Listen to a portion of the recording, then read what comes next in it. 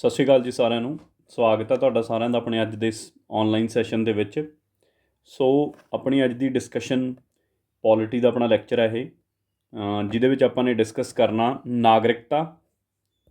ਇੱਕ ਤਾਂ ਸਾਡਾ ਏਜੰਡਾ ਸਾਰਾ ਰਹੇਗਾ ਨਾਗਰਿਕਤਾ ਨੂੰ ਲੈ ਕੇ, ਕਿ ਭਾਰਤ ਦੇ ਸੰਵਿਧਾਨ ਦੇ ਵਿੱਚ ਭਾਰਤ ਦੀ ਨਾਗਰਿਕਤਾ ਹਾਸਲ ਕਰਨ ਲਈ ਜਾਂ ਫਿਰ ਭਾਰਤ ਦੀ ਨਾਗਰਿਕਤਾ ਨੂੰ ਛੱਡਣ ਲਈ ਕਿੰਨੇ ਤਰ੍ਹਾਂ ਦੇ ਤਰੀਕੇ ਨੇ, ਜਾਂ ਸੰਵਿਧਾਨ ਇਹਦੇ ਬਾਰੇ ਕੀ ਬੋਲਦਾ, ਜਾਂ ਫਿਰ ਸੰਵਿਧਾਨ ਨੇ ਉਸ ਤੋਂ ਬਾਅਦ ਕਿਸੇ ਨੂੰ ਤਾਕਤ ਦਿੱਤੀ ਹੋਵੇ, ਜਿਵੇਂ ਕਿ ਸੰਸਦ ਨੇ ਕੋਈ ਕਾਨੂੰਨ ਬਣਾਇਆ, ਉਸ ਕਾਨੂੰਨ ਦੇ ਵਿੱਚ ਕੀ ਪ੍ਰੋਵੀਜ਼ਨਸ ਰੱਖੀਆਂ ਨੇ ਕਿ ਕਿਸ ਤਰੀਕੇ ਨਾਲ ਸਿਟੀਜ਼ਨਸ਼ਿਪ ਯਾਨੀ ਕਿ ਨਾਗਰਿਕਤਾ ਖੋਈ ਜਾ ਸਕਦੀ ਹੈ ਜਾਂ ਫਿਰ ਹਾਸਲ ਕੀਤੀ ਜਾ ਸਕਦੀ ਹੈ। ਇੱਕ ਤਾਂ ਆਪਣਾ ਅੱਜ ਦਾ ਏਜੰਡਾ ਇਸ ਲੈਕਚਰ ਦਾ ਇਹ ਰਹੇਗਾ। ਦੂਸਰਾ, ਕੁਝ ਕੁ ਸੰਵਿਧਾਨ ਦੀਆਂ ਵਿਸ਼ੇਸ਼ਤਾਵਾਂ, ਯਾਨੀ ਕਿ ਜਿਹਦੇ ਵਿੱਚ ਆਪਾਂ ਦੇਖਾਂਗੇ ਕਿ ਫੈਡਰਲ ਫੀਚਰਸ ਜਿਹੜੀਆਂ ਸੰਘੀ ਪ੍ਰਣਾਲੀ ਦਰਸਾਉਂਦੀਆਂ ਨੇ, ਉਹ ਕਿਹੜੀਆਂ ਵਿਸ਼ੇਸ਼ਤਾਵਾਂ ਨੇ ਸੰਵਿਧਾਨ ਦੀਆਂ ਜਿਹੜੀਆਂ ਇਹ ਦੱਸਦੀਆਂ ਨੇ ਵੀ ਹਾਂ ਇਹ ਦਿਖਾਉਣ ਸਾਨੂੰ ਕਿ ਸਾਡਾ ਸੰਵਿਧਾਨ ਹੈ ਜਿਹੜਾ, ਜਾਂ ਸਾਡਾ ਦੇਸ਼ ਇੱਕ ਸੰਘੀ ਪ੍ਰਣਾਲੀ ਹੈ ਵੀ ਫੈਡਰੇਸ਼ਨਸ ਵਾਂਗੂ ਬਿਹੇਵ ਕਰਦਾ ਹੈ, ਜਾਂ ਫਿਰ ਯੂਨਿਟਰੀ ਪ੍ਰਣਾਲੀ ਹੈ ਕਿ ਜਿਹਦੇ ਵਿੱਚ ਕੇਂਦਰੀਕਰਨ ਹੈ ਸਾਰਾ ਕੁਛ। ਤਾਂ ਇਹ ਚੀਜ਼ਾਂ ਦੇ ਉੱਤੇ ਆਪਾਂ ਅੱਜ ਦੇ ਇਸ ਲੈਕਚਰ ਦੇ ਵਿੱਚ ਡਿਸਕਸ਼ਨ ਰਹੇਗੀ। ਕਾਫੀ ਇੰਪੋਰਟੈਂਟ ਲੈਕਚਰ ਹੈ ਆਪਣਾ, ਤਾਂ ਤੁਸੀਂ ਧਿਆਨ ਨਾਲ ਸੁਣਿਓ। ਲਓ ਜੀ, ਸ਼ੁਰੂ ਕਰਦੇ ਹਾਂ ਆਪਣੀ ਅੱਜ ਦੀ ਡਿਸਕਸ਼ਨ ਨੂੰ। ਸੋ ਆਪਣਾ ਅੱਜ ਦਾ ਪਹਿਲਾ ਸਵਾਲ, citizenship provided by constitution of India is. ਅੱਗੇ ਦੇਖਦੇ ਹਾਂ, ਜਿਹੜਾ ਭਾਰਤ ਦਾ ਸੰਵਿਧਾਨ ਹੈ, ਭਾਰਤ ਦੇ ਵਿੱਚ ਕਿਸ ਤਰ੍ਹਾਂ ਦੀ ਸਿਟੀਜ਼ਨਸ਼ਿਪ ਯਾਨੀ ਕਿ ਨਾਗਰਿਕਤਾ ਪ੍ਰਦਾਨ ਕੀਤੀ ਗਈ ਹੈ। ਕੀ ਦੋਹਰੀ ਨਾਗਰਿਕਤਾ ਹੈ, ਜਾਂ ਫਿਰ ਸਿੰਗਲ ਸਿਟੀਜ਼ਨਸ਼ਿਪ ਯਾਨੀ ਕਿ ਇਕਹਿਰੀ ਨਾਗਰਿਕਤਾ, ਜਾਂ ਫਿਰ ਦੋਨੋਂ ਤਰ੍ਹਾਂ ਦੀ, ਮਤਲਬ ਸਟੇਟਾਂ 'ਚ ਵੀ ਅੱਡ ਨਾਗਰਿਕਤਾ ਹੋ ਸਕਦੀ ਹੈ, ਕੇਂਦਰ ਦੀ ਅੱਡ ਨਾਗਰਿਕਤਾ ਹੋ ਸਕਦੀ ਹੈ, ਜਾਂ ਦੋਨਾਂ 'ਚੋਂ ਕੁਛ ਵੀ ਨਹੀਂ। ਬੜਾ ਸਿੰਪਲ ਜਿਹਾ ਸਵਾਲ, ਆਪਾਂ ਨੂੰ ਸਭ ਨੂੰ ਪਤਾ ਕਿ ਸਾਡੇ ਇੱਥੇ ਕੋਈ ਸਟੇਟਾਂ ਦੀ ਨਾਗਰਿਕਤਾ ਵਾਲਾ ਕੋਈ ਸਿਸਟਮ ਨਹੀਂ ਹੈਗਾ। ਪੂਰੇ ਦੇਸ਼ ਦੀ ਇੱਕੋ ਹੀ ਨਾਗਰਿਕਤਾ ਹੈ, ਠੀਕ ਹੈ, ਜਾਂ ਤੁਸੀਂ ਭਾਰਤ ਦੇ ਨਾਗਰਿਕ ਹੋ ਜਾਂ ਨਹੀਂ ਹੋ। ਤਾਂ ਇਸ ਕਰਕੇ ਦਾ ਸਹੀ ਆਨਸਰ ਕੀ ਬਣ ਜਾਂਦਾ, ਬੀ, ਕਿ ਸਿੰਗਲ ਸਿਟੀਜ਼ਨਸ਼ਿਪ ਕਹਿ ਲਓ ਜਾਂ ਫਿਰ ਇਕਹਿਰੀ ਨਾਗਰਿਕਤਾ ਸਾਡੇ ਦੇਸ਼ ਦੇ ਵਿੱਚ ਚੱਲਦੀ ਹੈ। ਦੂਜੀ, ਕਿਹੜੇ ਕਿਹੜੇ ਆਰਟੀਕਲ ਨੇ ਜਾਂ ਫਿਰ ਅਨੁਛੇਦ ਨੇ ਜਿਹੜੇ ਕਿ ਨਾਗਰਿਕਤਾ ਨਾਲ ਸੰਬੰਧਿਤ ਨੇ ਸਾਡੇ ਸੰਵਿਧਾਨ ਦੇ ਵਿੱਚ, ਅਸੀਂ ਇਹ ਦੱਸਣਾ। ਤਾਂ ਦੇਖੋ, ਜਿਹੜੇ ਆਰਟੀਕਲ 1 ਤੋਂ ਲੈ ਕੇ 4 ਆਰਟੀਕਲ ਨੇ, ਉਹ ਤਾਂ ਸਾਨੂੰ ਦੱਸਦੇ ਨੇ ਯੂਨੀਅਨ ਐਂਡ ਇਟਸ ਟੈਰੀਟਰੀਜ਼, ਕੇਂਦਰ ਅਤੇ ਕੇਂਦਰ ਦਾ ਖੇਤਰ, ਜਿਹੜਾ ਆਪਾਂ ਪਿਛਲੇ ਲੈਕਚਰਾਂ ਦੇ ਵਿੱਚ ਡਿਸਕਸ ਕਰਿਆ, ਠੀਕ ਹੈ। ਅਤੇ 5 ਤੋਂ ਲੈ ਕੇ ਜਿਹੜੇ 11 ਆਰਟੀਕਲ ਨੇ, 5 ਤੋਂ ਲੈ ਕੇ 11 ਆਰਟੀਕਲਸ ਦੇ ਵਿੱਚ ਜ਼ਿਕਰ ਆਉਂਦਾ ਸਾਡੇ ਕੋਲੇ ਨਾਗਰਿਕਤਾ ਨੂੰ ਲੈ ਕੇ, ਕਿ ਨਾਗਰਿਕਤਾ ਦੇ ਬਾਰੇ ਕੀ ਕੀ ਗੱਲਾਂ ਕਰਦੇ ਨੇ, ਉਹ ਵੀ ਆਪਾਂ ਦੇਖਾਂਗੇ ਕਿ ਕਿਹੜੇ ਆਰਟੀਕਲ ਦੇ ਵਿੱਚ ਕੀ ਬੋਲਿਆ ਗਿਆ, ਕਿਹੜੇ ਆਰਟੀਕਲ 'ਚ ਕੀ ਬੋਲਿਆ ਗਿਆ। ਇਹ ਵੀ ਇਸੇ ਲੈਕਚਰ ਦੇ ਵਿੱਚ ਆਪਾਂ ਇੱਕ ਵਾਰ ਗੋ ਥਰੂ ਜ਼ਰੂਰ ਹੋਵਾਂਗੇ। ਤਾਂ ਇੱਥੇ ਆਰਟੀਕਲਾਂ ਦੇ ਸੰਦਰਭ 'ਚ ਕੀ ਆਨਸਰ ਹੋ ਗਿਆ, 5 ਤੋਂ 11, ਯਾਨੀ ਕਿ 5 ਤੋਂ 11 ਅਨੁਛੇਦ ਸਾਡੇ ਕੋਲੇ ਇਹ ਦੱਸਦੇ ਨੇ ਨਾਗਰਿਕਤਾ ਬਾਰੇ। ਅੱਗੇ, ਵਿਚ ਜਾਂ who of the following is competent to prescribe conditions for acquisition of citizenship. ਇਹਨਾਂ ਦੇ ਵਿੱਚੋਂ ਕਿਹਦੇ ਕੋਲੇ ਤਾਕਤ ਹੈ ਕਿ ਤੁਸੀਂ ਸਿਟੀਜ਼ਨਸ਼ਿਪ ਨਾਗਰਿਕਤਾ ਅਕਵਾਇਰ ਕਰ ਸਕਦੇ ਹੋ, ਦੇ ਸਕਦੇ ਹੋ ਜਾਂ ਨਹੀਂ ਦੇ ਸਕਦੇ। ਇਹ ਗੱਲ ਮਤਲਬ ਕਿਹਦੇ ਕੋਲੇ ਹੈ ਇਹ ਤਾਕਤ, ਸਵਾਲ ਬੇਸਿਕਲੀ ਇਹ ਆਪਣੇ ਕੋਲੇ ਬਣਦਾ। ਹੁਣ ਇਹਦੇ ਲਈ ਚਲੋ ਆਪਾਂ ਸਾਰੀ ਇਸ ਚੀਜ਼ ਨੂੰ ਡਿਟੇਲ 'ਚ ਮੈਂ ਲੈ ਕੇ ਚੱਲਦਾ। ਪਹਿਲਾਂ ਤਾਂ ਮੈਂ ਸਾਰੇ ਆਰਟੀਕਲਾਂ ਦੇ ਗੋ ਥਰੂ ਕਰਦਾ ਤੁਹਾਨੂੰ, ਜਿਹੜੇ ਜਿਹੜੇ ਆਰਟੀਕਲ ਨੇ। ਦੇਖੋ, ਸਾਡੇ ਕੋਲੇ ਸਭ ਤੋਂ ਪਹਿਲਾਂ ਜਿਹੜਾ ਆਰਟੀਕਲ ਆਉਂਦਾ, ਅਨੁਛੇਦ ਆਉਂਦਾ ਹੈ, ਦੈਟ ਇਜ਼ ਆਰਟੀਕਲ 5। ਆਰਟੀਕਲ 5 ਸਾਨੂੰ ਕੀ ਕਹਿੰਦਾ ਹੈ? ਆਰਟੀਕਲ 5 ਸਾਨੂੰ ਉਸ ਸਮੇਂ ਦੀ ਨਾਗਰਿਕਤਾ ਸਿਟੀਜ਼ਨਸ਼ਿਪ ਵੇਲੇ ਗੱਲ ਕਰਦਾ ਹੈ ਜਿਸ ਟਾਈਮ 'ਤੇ ਸੰਵਿਧਾਨ ਲਾਗੂ ਕੀਤਾ ਗਿਆ ਸੀ, ਯਾਨੀ ਕਿ 26 ਨਵੰਬਰ 1949 ਕਹਿ ਲਓ। ਵੈਸੇ ਤਾਂ ਲਾਗੂ ਨਹੀਂ, ਤਾਂ ਥੋੜ੍ਹਾ ਬਹੁਤਾ ਹੀ ਲਾਗੂ ਹੋਇਆ ਸੀ, ਅਸਲੀ ਤਾਂ 26 ਜਨਵਰੀ 1950 ਨੂੰ ਹੋਇਆ ਸੀ। ਤਾਂ ਮੇਨਲੀ ਆਪਾਂ ਇਸ ਤਰੀਕ ਨੂੰ ਹੀ ਮੰਨ ਕੇ ਚੱਲਦੇ ਹਾਂ, 26 ਜਨਵਰੀ 1950 ਨੂੰ, ਕਿ 26 ਜਨਵਰੀ 1950 ਦੇ ਵੇਲੇ ਆਰਟੀਕਲ 5 'ਚ ਲਿਖਿਆ ਗਿਆ ਕਿ ਇਸ ਡੇਟ ਦੇ ਸੰਦਰਭ 'ਚ ਕਿਹਨੂੰ ਨਾਗਰਿਕਤਾ ਦਿੱਤੀ ਜਾਣੀ ਹੈ ਜਾਂ ਕਿਹਨੂੰ ਨਹੀਂ ਨਾਗਰਿਕਤਾ ਦਿੱਤੀ ਜਾਣੀ। ਆਰਟੀਕਲ 6 ਕੀ ਕਹਿੰਦਾ ਸੀ? ਆਰਟੀਕਲ 6 ਉਹਨਾਂ ਦੇ ਬਾਰੇ ਨਾਗਰਿਕਤਾ ਦੇਣ ਨੂੰ ਗੱਲ ਕਰਦਾ ਸੀ ਜਿਹੜੇ ਪਾਕਿਸਤਾਨ ਤੋਂ ਇੰਡੀਆ 'ਚ ਆਏ ਸੀ। ਮਤਲਬ ਜਦੋਂ ਦੇਸ਼ ਦੀ ਵੰਡ ਹੋ ਗਈ ਤਾਂ ਬਹੁਤ ਲੋਕ ਪਾਕਿਸਤਾਨ ਦੇ ਭਾਰਤ 'ਚ ਆਏ, ਭਾਰਤ ਦੇ ਬਹੁਤੇ ਲੋਕ ਪਾਕਿਸਤਾਨ ਦੇ ਵਿੱਚ ਗਏ। ਜਿਹੜੇ ਪਾਕਿਸਤਾਨ ਤੋਂ ਇੰਡੀਆ ਦੇ ਵਿੱਚ ਆਏ ਸੀ ਉਹਨਾਂ ਦੇ ਬਾਰੇ ਆਰਟੀਕਲ 6 ਗੱਲ ਕਰਦਾ ਸੀ। ਆਰਟੀਕਲ 6 ਨੇ ਇਹੀ ਲਿਖਿਆ ਸੀਗਾ ਕਿ ਤੁਸੀਂ ਜਿਹੜੇ ਦੇਸ਼, ਸਾਡੇ ਦੇਸ਼ ਦੇ ਵਿੱਚ ਆਏ ਨੇ, ਉਹਨਾਂ ਦਾ ਵੈਲਕਮ ਆ ਸਾਡੇ ਦੇਸ਼ 'ਚ ਆਉਣ 'ਤੇ, ਅਤੇ ਉਹਨਾਂ ਨੂੰ 6 ਮਹੀਨੇ ਦਾ ਸਮਾਂ ਦਿੱਤਾ। 6 ਮਹੀਨੇ ਤੁਸੀਂ ਸਾਡੇ ਦੇਸ਼ 'ਚ ਰੁਕੋ, ਕਿਉਂਕਿ ਹੋ ਸਕਦਾ ਜੇ ਉੱਥੋਂ ਆਏ ਨੇ ਥੋੜ੍ਹਾ ਮਹੀਨੇ 2 ਮਹੀਨੇ ਬਾਅਦ ਮਨ ਬਦਲ ਜੇ ਵੀ ਨਹੀਂ ਅਸੀਂ ਤਾਂ ਵਾਪਸ ਹੀ ਜਾਣਾ, ਫਿਰ ਤੁਸੀਂ ਨਾਗਰਿਕਤਾ ਦੇ ਚੱਕਰਾਂ 'ਚ ਉੱਡੇ ਫਿਰੋ। ਤਾਂ ਕਰਕੇ 6 ਮਹੀਨੇ ਦਾ ਪੀਰੀਅਡ ਉਹਨਾਂ ਨੂੰ ਦਿੱਤਾ ਗਿਆ ਵੀ ਜੇ 6 ਮਹੀਨੇ ਤੁਸੀਂ ਟਿਕ ਗਏ ਭਾਰਤ 'ਚ ਤਾਂ ਤੁਹਾਨੂੰ ਨਾਗਰਿਕਤਾ ਪੱਕੀ। ਤਾਂ ਇਹ ਆਰਟੀਕਲ 6 ਨੇ ਕਿਹਾ। ਆਰਟੀਕਲ 7 'ਚ ਕੀ ਲਿਖਿਆ ਹੋਇਆ ਸੀਗਾ? ਅਨੁਛੇਦ 7 ਨੇ ਇਹ ਬੋਲਿਆ। ਹੁਣ ਇਹਦੇ 'ਚ ਤਾਂ 6 'ਚ ਤਾਂ ਸੀਗੇ ਜਿਹੜੇ ਪਾਕਿਸਤਾਨ ਤੋਂ ਭਾਰਤ ਦੇ ਵਿੱਚ ਆਏ ਜਾਂ ਇੰਡੀਆ ਦੇ ਵਿੱਚ ਆਏ। ਹੁਣ ਕੁਛ ਲੋਕ ਇਹ ਸੀ ਜਿਹੜੇ ਇੰਡੀਆ ਤੋਂ ਪਾਕਿਸਤਾਨ 'ਚ ਚਲੇ ਗਏ, ਮਤਲਬ ਜਿਵੇਂ ਕੁਛ ਮੁਸਲਿਮ ਬਰਾਦਰੀ ਹੋ ਸਕਦੀ ਹੈ ਜਾਂ ਹੋਰ ਬਰਾਦਰੀ ਦੇ ਵੀ ਲੋਕ ਹੋ ਸਕਦੇ ਨੇ, ਉਹ ਪਾਕਿਸਤਾਨ ਚਲੇ ਗਏ। ਪਾਕਿਸਤਾਨ 'ਚ ਮਹੀਨੇ 2 ਮਹੀਨੇ ਰਹੇ, ਉੱਥੇ ਜਾ ਕੇ ਦੇਖਿਆ ਵੀ ਨਹੀਂ, ਸਾਨੂੰ ਤਾਂ ਇੰਡੀਆ ਹੀ ਠੀਕ ਹੈ। ਠੀਕ ਹੈ, ਫਿਰ ਉਸ ਕੇਸ ਦੇ ਵਿੱਚ ਗਏ ਪਾਕਿਸਤਾਨ ਤੋਂ ਫਿਰ ਮੁੜ ਕੇ ਭਾਰਤ ਆ ਗਏ। ਉਹਨਾਂ ਨੂੰ ਵੀ 6 ਮਹੀਨੇ ਕਿਹਾ ਕਿ ਤੁਸੀਂ 6 ਮਹੀਨੇ ਰੋਕੋ, ਪਹਿਲਾਂ ਮਨ ਬਣਾਓ ਆਪਣਾ, ਜੇ ਮਨ ਬਣ ਜਾਂਦਾ ਤਾਂ 6 ਮਹੀਨੇ ਬਾਅਦ ਤੁਹਾਨੂੰ ਨਾਗਰਿਕਤਾ ਦੇ ਦਾਂਗੇ। ਤਾਂ ਇਹ ਦੋਨਾਂ ਦੇ ਵਿੱਚ ਮਾਈਗ੍ਰੇਟ, ਪਾਕਿਸਤਾਨ ਤੋਂ ਮਾਈਗ੍ਰੇਟ ਜਾਂ ਪਾਕਿਸਤਾਨ 'ਚ ਮਾਈਗ੍ਰੇਟ ਹੋ ਕੇ ਘੁੰਮ ਕੇ ਵਾਪਸ ਜਿਹੜੇ ਭਾਰਤ ਆਏ, ਉਹਨਾਂ ਦੇ ਬਾਰੇ ਗੱਲ ਕੀਤੀ ਗਈ ਹੈ। ਠੀਕ ਹੈ, ਅਤੇ ਅਗਲੇ ਜਿਹੜਾ ਆਰਟੀਕਲ 8 ਹੈ, ਆਰਟੀਕਲ 8 ਕਿਹਦੀ ਗੱਲ ਕਰਦਾ ਹੈ? ਆਰਟੀਕਲ 8 ਗੱਲ ਕਰਦਾ PIOs ਦੀ, ਜਿਹੜੇ ਪਰਸਨ ਆਫ ਇੰਡੀਅਨ ਓਰੀਜਨ, ਯਾਨੀ ਕਿ ਜਿਹੜੇ ਭਾਰਤੀ ਮੂਲ ਦੇ ਨਿਵਾਸੀ ਨੇ, ਕੋਈ ਬਾਹਰ ਰਹਿ ਰਿਹਾ ਹੈ। ਠੀਕ ਹੈ, ਮਤਲਬ ਜੀ ਉਹ ਹੈ ਭਾਰਤੀ ਮੂਲ ਦੇ ਹੀ ਨੇ, ਪਰ ਜਾਂ ਕਈ ਕਾਰਨ ਹੋ ਸਕਦੇ ਨੇ, ਜਿਵੇਂ ਆਪਾਂ ਕਹਿ ਸਕਦੇ ਹਾਂ ਵੀ ਅੰਗਰੇਜ਼ਾਂ ਦੇ ਵੇਲੇ ਕ੍ਰਾਂਤੀਕਾਰੀ ਐਕਟੀਵਿਟੀਆਂ ਕਰਕੇ ਭਾਰਤ ਛੱਡਣਾ ਪਿਆ। ਠੀਕ ਹੈ, ਅੰਗਰੇਜ਼ ਪਿੱਛੇ ਪੈ ਗਏ ਸੀ, ਪਰ ਹੈ ਭਾਰਤੀ ਮੂਲ ਦੇ ਹੀ ਸੀਗੇ, ਤਾਂ ਉਹਨਾਂ ਵਾਸਤੇ ਕਿਵੇਂ ਨਾਗਰਿਕਤਾ ਦਿੱਤੀ ਜਾਊਗੀ, ਇਹ ਗੱਲ ਆਰਟੀਕਲ 8 'ਚ ਲਿਖੀ ਹੋਈ ਹੈ। ਆਰਟੀਕਲ 9 ਸਾਨੂੰ ਕੀ ਦੱਸਦਾ ਹੈ? ਆਰਟੀਕਲ 9 ਸਾਨੂੰ ਦੱਸਦਾ ਹੈ ਕਿ ਅਗਰ ਤੁਸੀਂ ਨੇ ਕਿਸੇ ਹੋਰ ਦੇਸ਼ ਦੀ ਨਾਗਰਿਕਤਾ ਲੈ ਲਈ, ਜਿਸ ਦਿਨ, ਜਿਵੇਂ ਹੁਣ ਕੈਨੇਡਾ ਜਾ ਰਹੇ ਨੇ ਆਪਣੇ ਬਹੁਤ ਸਾਰੇ ਬੱਚੇ, ਕੈਨੇਡਾ ਦੀ ਜਿੱਦਣ ਨਾਗਰਿਕਤਾ ਤੁਹਾਡੇ ਕੋਲ ਆ ਗਈ, ਇਮੀਡੀਏਟਲੀ ਤੁਹਾਡੀ ਭਾਰਤ ਦੀ ਨਾਗਰਿਕਤਾ ਟਰਮੀਨੇਟ ਹੋ ਜੂਗੀ, ਖਤਮ ਹੋ ਜੂਗੀ। ਤਾਂ ਇਹ ਆਰਟੀਕਲ 9 ਦੇ ਵਿੱਚ ਲਿਖਿਆ ਹੋਇਆ। ਆਰਟੀਕਲ 10 ਸਾਨੂੰ ਦੱਸਦਾ ਹੈ ਕਿ ਇਹ ਤੋਂ ਬਾਅਦ ਜਿੰਨੀਆਂ ਗੱਲਾਂ ਇੱਥੇ ਤੱਕ ਕਰਤੀਆਂ ਮੈਂ ਜੋ ਕਰਤੀਆਂ, ਇਹ ਤੋਂ ਬਾਅਦ ਅਗਰ ਕੁਛ ਵੀ ਸਿਟੀਜ਼ਨਸ਼ਿਪ ਨੂੰ ਲੈ ਕੇ ਕਾਨੂੰਨ ਜਾਂ ਕੁਛ ਵੀ ਕਰਨਾ ਹੈ, ਤਾਂ ਉਹ ਸਾਰੀ ਤਾਕਤ ਪਾਰਲੀਮੈਂਟ ਕੋਲ ਹੈ। ਮਤਲਬ ਇਹ ਤਾਂ ਸੀਗਾ ਉਦੋਂ ਮੌਕੇ ਦਾ ਹੱਲ ਇਹਨਾਂ ਆਰਟੀਕਲਾਂ ਦੇ ਵਿੱਚ, ਤਾਂ ਵੀ ਜਿਹੜਾ ਉਦੋਂ 1950 ਤੱਕ ਜਿਹੜਾ ਸਿਨਾਰੀਓ ਬਣਿਆ ਹੋਇਆ ਸੀ, ਕਿਹਨੂੰ ਸਿਟੀਜ਼ਨਸ਼ਿਪ ਦੇਈਏ, ਕਿਹਨੂੰ ਨਾ ਸਿਟੀਜ਼ਨਸ਼ਿਪ ਦੇਈਏ। ਪਰ ਹੁਣ ਦੇ ਹਾਲਾਤ ਤਾਂ ਉਦੋਂ ਸੰਵਿਧਾਨ 'ਚ ਲਿਖੇ ਨਹੀਂ ਨਾ ਜਾ ਸਕਦੇ ਸੀ, ਕੀ ਪਤਾ ਸੀ ਕਿ 40-50 ਸਾਲਾਂ ਬਾਅਦ ਕੀ ਹੋਣਾ, ਹੈ ਨਾ। ਤਾਂ ਸੰਵਿਧਾਨ ਇਹ ਗੱਲ ਲਿਖ ਕੇ ਛੱਡ ਗਿਆ ਵੀ ਇੱਥੇ ਤੱਕ ਤਾਂ ਮੈਂ ਆਪਣਾ ਹੱਲ ਦੇਤਾ 1950 ਤੱਕ, ਇਸ ਤੋਂ ਬਾਅਦ ਕਿਹਨੂੰ ਨਾਗਰਿਕਤਾ ਦੇਣੀ ਹੈ, ਕਿਹ ਤੋਂ ਨਾਗਰਿਕਤਾ ਖੋਹਣੀ ਹੈ, ਇਹ ਮੈਂ ਛੱਡਦਾ ਪਾਰਲੀਮੈਂਟ ਯਾਨੀ ਕਿ ਸੰਸਦ ਦੇ ਉੱਤੇ। ਇਸ ਤੋਂ ਬਾਅਦ ਸੰਸਦ ਫੈਸਲਾ ਕਰੂਗੀ, ਜਿਵੇਂ ਸੰਸਦ ਨੂੰ ਠੀਕ ਲੱਗਿਆ ਉਸ ਹਿਸਾਬ ਨਾਲ ਆਪਣੇ ਕਾਨੂੰਨ ਬਣਾਊਗੀ। ਅਤੇ ਇਹ ਆਰਟੀਕਲ 11 'ਚ ਕਲੀਅਰ ਕੀਤਾ ਕਿ ਆਰਟੀਕਲ 11 'ਚ ਲਿਖਤਾ ਕਿ ਸੰਸਦ ਇੱਕ ਕਾਨੂੰਨ ਬਣਾ ਕੇ, ਠੀਕ ਹੈ, ਉਹਦੇ ਕੋਲ ਇਹ ਪੂਰਾ ਅਧਿਕਾਰ ਹੈ ਕਿ ਉਹ ਸਿਟੀਜ਼ਨਸ਼ਿਪ ਦੇ ਜਿਹੜੇ ਲਾਅ ਕਾਨੂੰਨ ਨੇ ਨਾਗਰਿਕਤਾ ਦੇ, ਉਹਨਾਂ ਨੂੰ ਉਹ ਰੈਗੂਲੇਟ ਕਰ ਸਕਦੀ ਹੈ, ਉਹ 'ਚ ਸੋਧਾਂ ਕਰ ਸਕਦੀ ਹੈ, ਉਹਨੂੰ ਆਪਦੇ ਅਕੋਰਡਿੰਗਲੀ ਬਣਾ ਸਕਦੀ ਹੈ। ਠੀਕ ਹੈ, ਤਾਂ ਇਹ ਮਤਲਬ 10 ਅਤੇ 11 ਆਰਟੀਕਲ ਬੇਸਿਕਲੀ ਇਸੇ ਦੇ ਰਿਲੇਟਡ ਨੇ। ਕਿ ਤਾਂ ਇੱਥੋਂ ਇੱਕ ਸਵਾਲ ਇਹ ਬਣਦਾ ਕਿ ਹੇਠ ਲਿਖਿਆਂ ਵਿੱਚੋਂ ਕੌਣ ਨਾਗਰਿਕਤਾ ਦੀ ਪ੍ਰਾਪਤੀ ਕਰਨ ਲਈ ਸ਼ਰਤਾਂ ਨਿਰਧਾਰਨ ਕਰਨ ਵਿੱਚ ਸਮਰੱਥ ਹੈ? ਦੇਖੋ, ਇੱਕ ਤਾਂ ਸਾਨੂੰ ਪਤਾ ਹੈ ਕਿ ਸੰਸਦ ਹੈ, ਸੰਸਦ ਤਾਂ ਸਮਰੱਥ ਹੈ ਹੀ ਆ ਕਿ ਕਿਹਨੂੰ ਦੇਣਾ, ਕਿਉਂਕਿ ਜੋ ਬੋਲ ਗਿਆ। ਅਤੇ ਦੂਜਾ ਸੰਵਿਧਾਨ ਵੀ ਹੈਗਾ, ਕਿਉਂਕਿ ਸੰਵਿਧਾਨ ਨੇ ਕਿੱਥੇ ਤੱਕ ਦੀ ਗੱਲ ਕੀਤੀ ਸੀ, ਸੰਵਿਧਾਨ ਦੇ ਆਰਟੀਕਲ ਵੀ ਤਾਂ ਦੱਸ ਰਹੇ ਨੇ ਕਿਹਨੂੰ ਨਾਗਰਿਕਤਾ ਦੇਣੀ ਹੈ।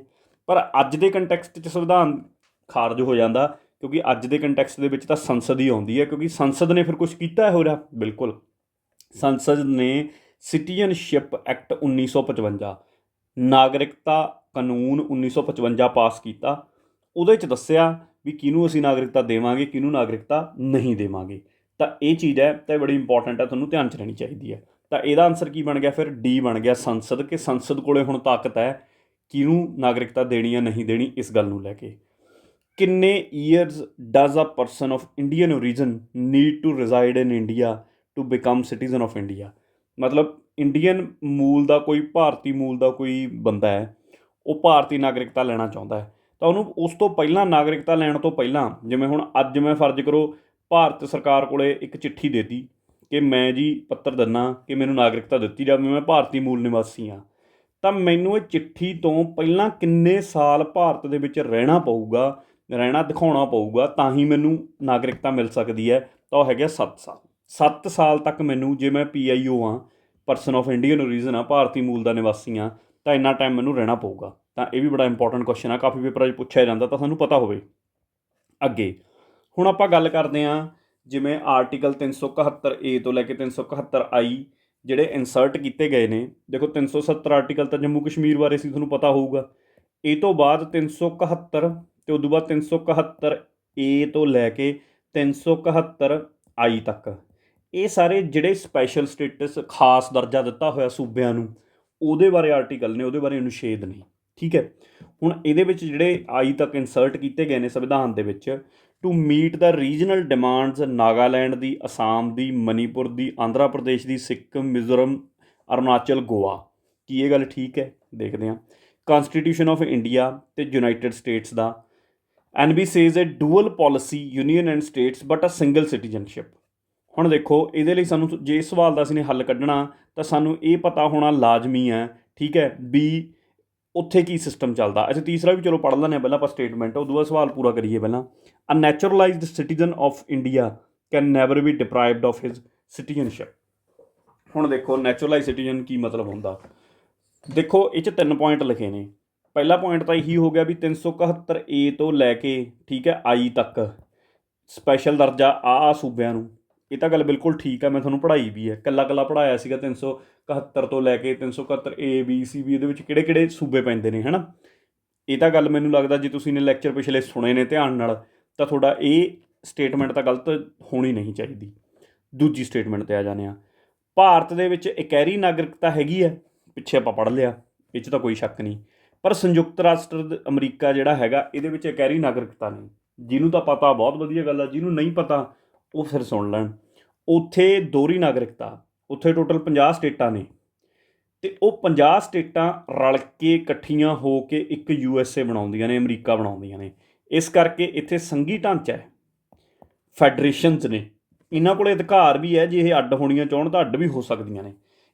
ਇਹਨਾਂ ਦਾ ਆਪਦਾ ਇੱਕ ਕੇਂਦਰ ਦੇ ਵਿੱਚ ਵੀ ਸੰਵਿਧਾਨ ਹੈ ਅੱਡ, ਅਤੇ ਸਟੇਟਾਂ ਦਾ ਆਪਣਾ ਸੰਵਿਧਾਨ ਵੀ ਅਲੱਗ ਹੈ, ਜਦ ਕਿ ਸਾਡੇ ਪੂਰੇ ਦੇਸ਼ 'ਚ ਇੱਕ ਸੰਵਿਧਾਨ ਹੈ।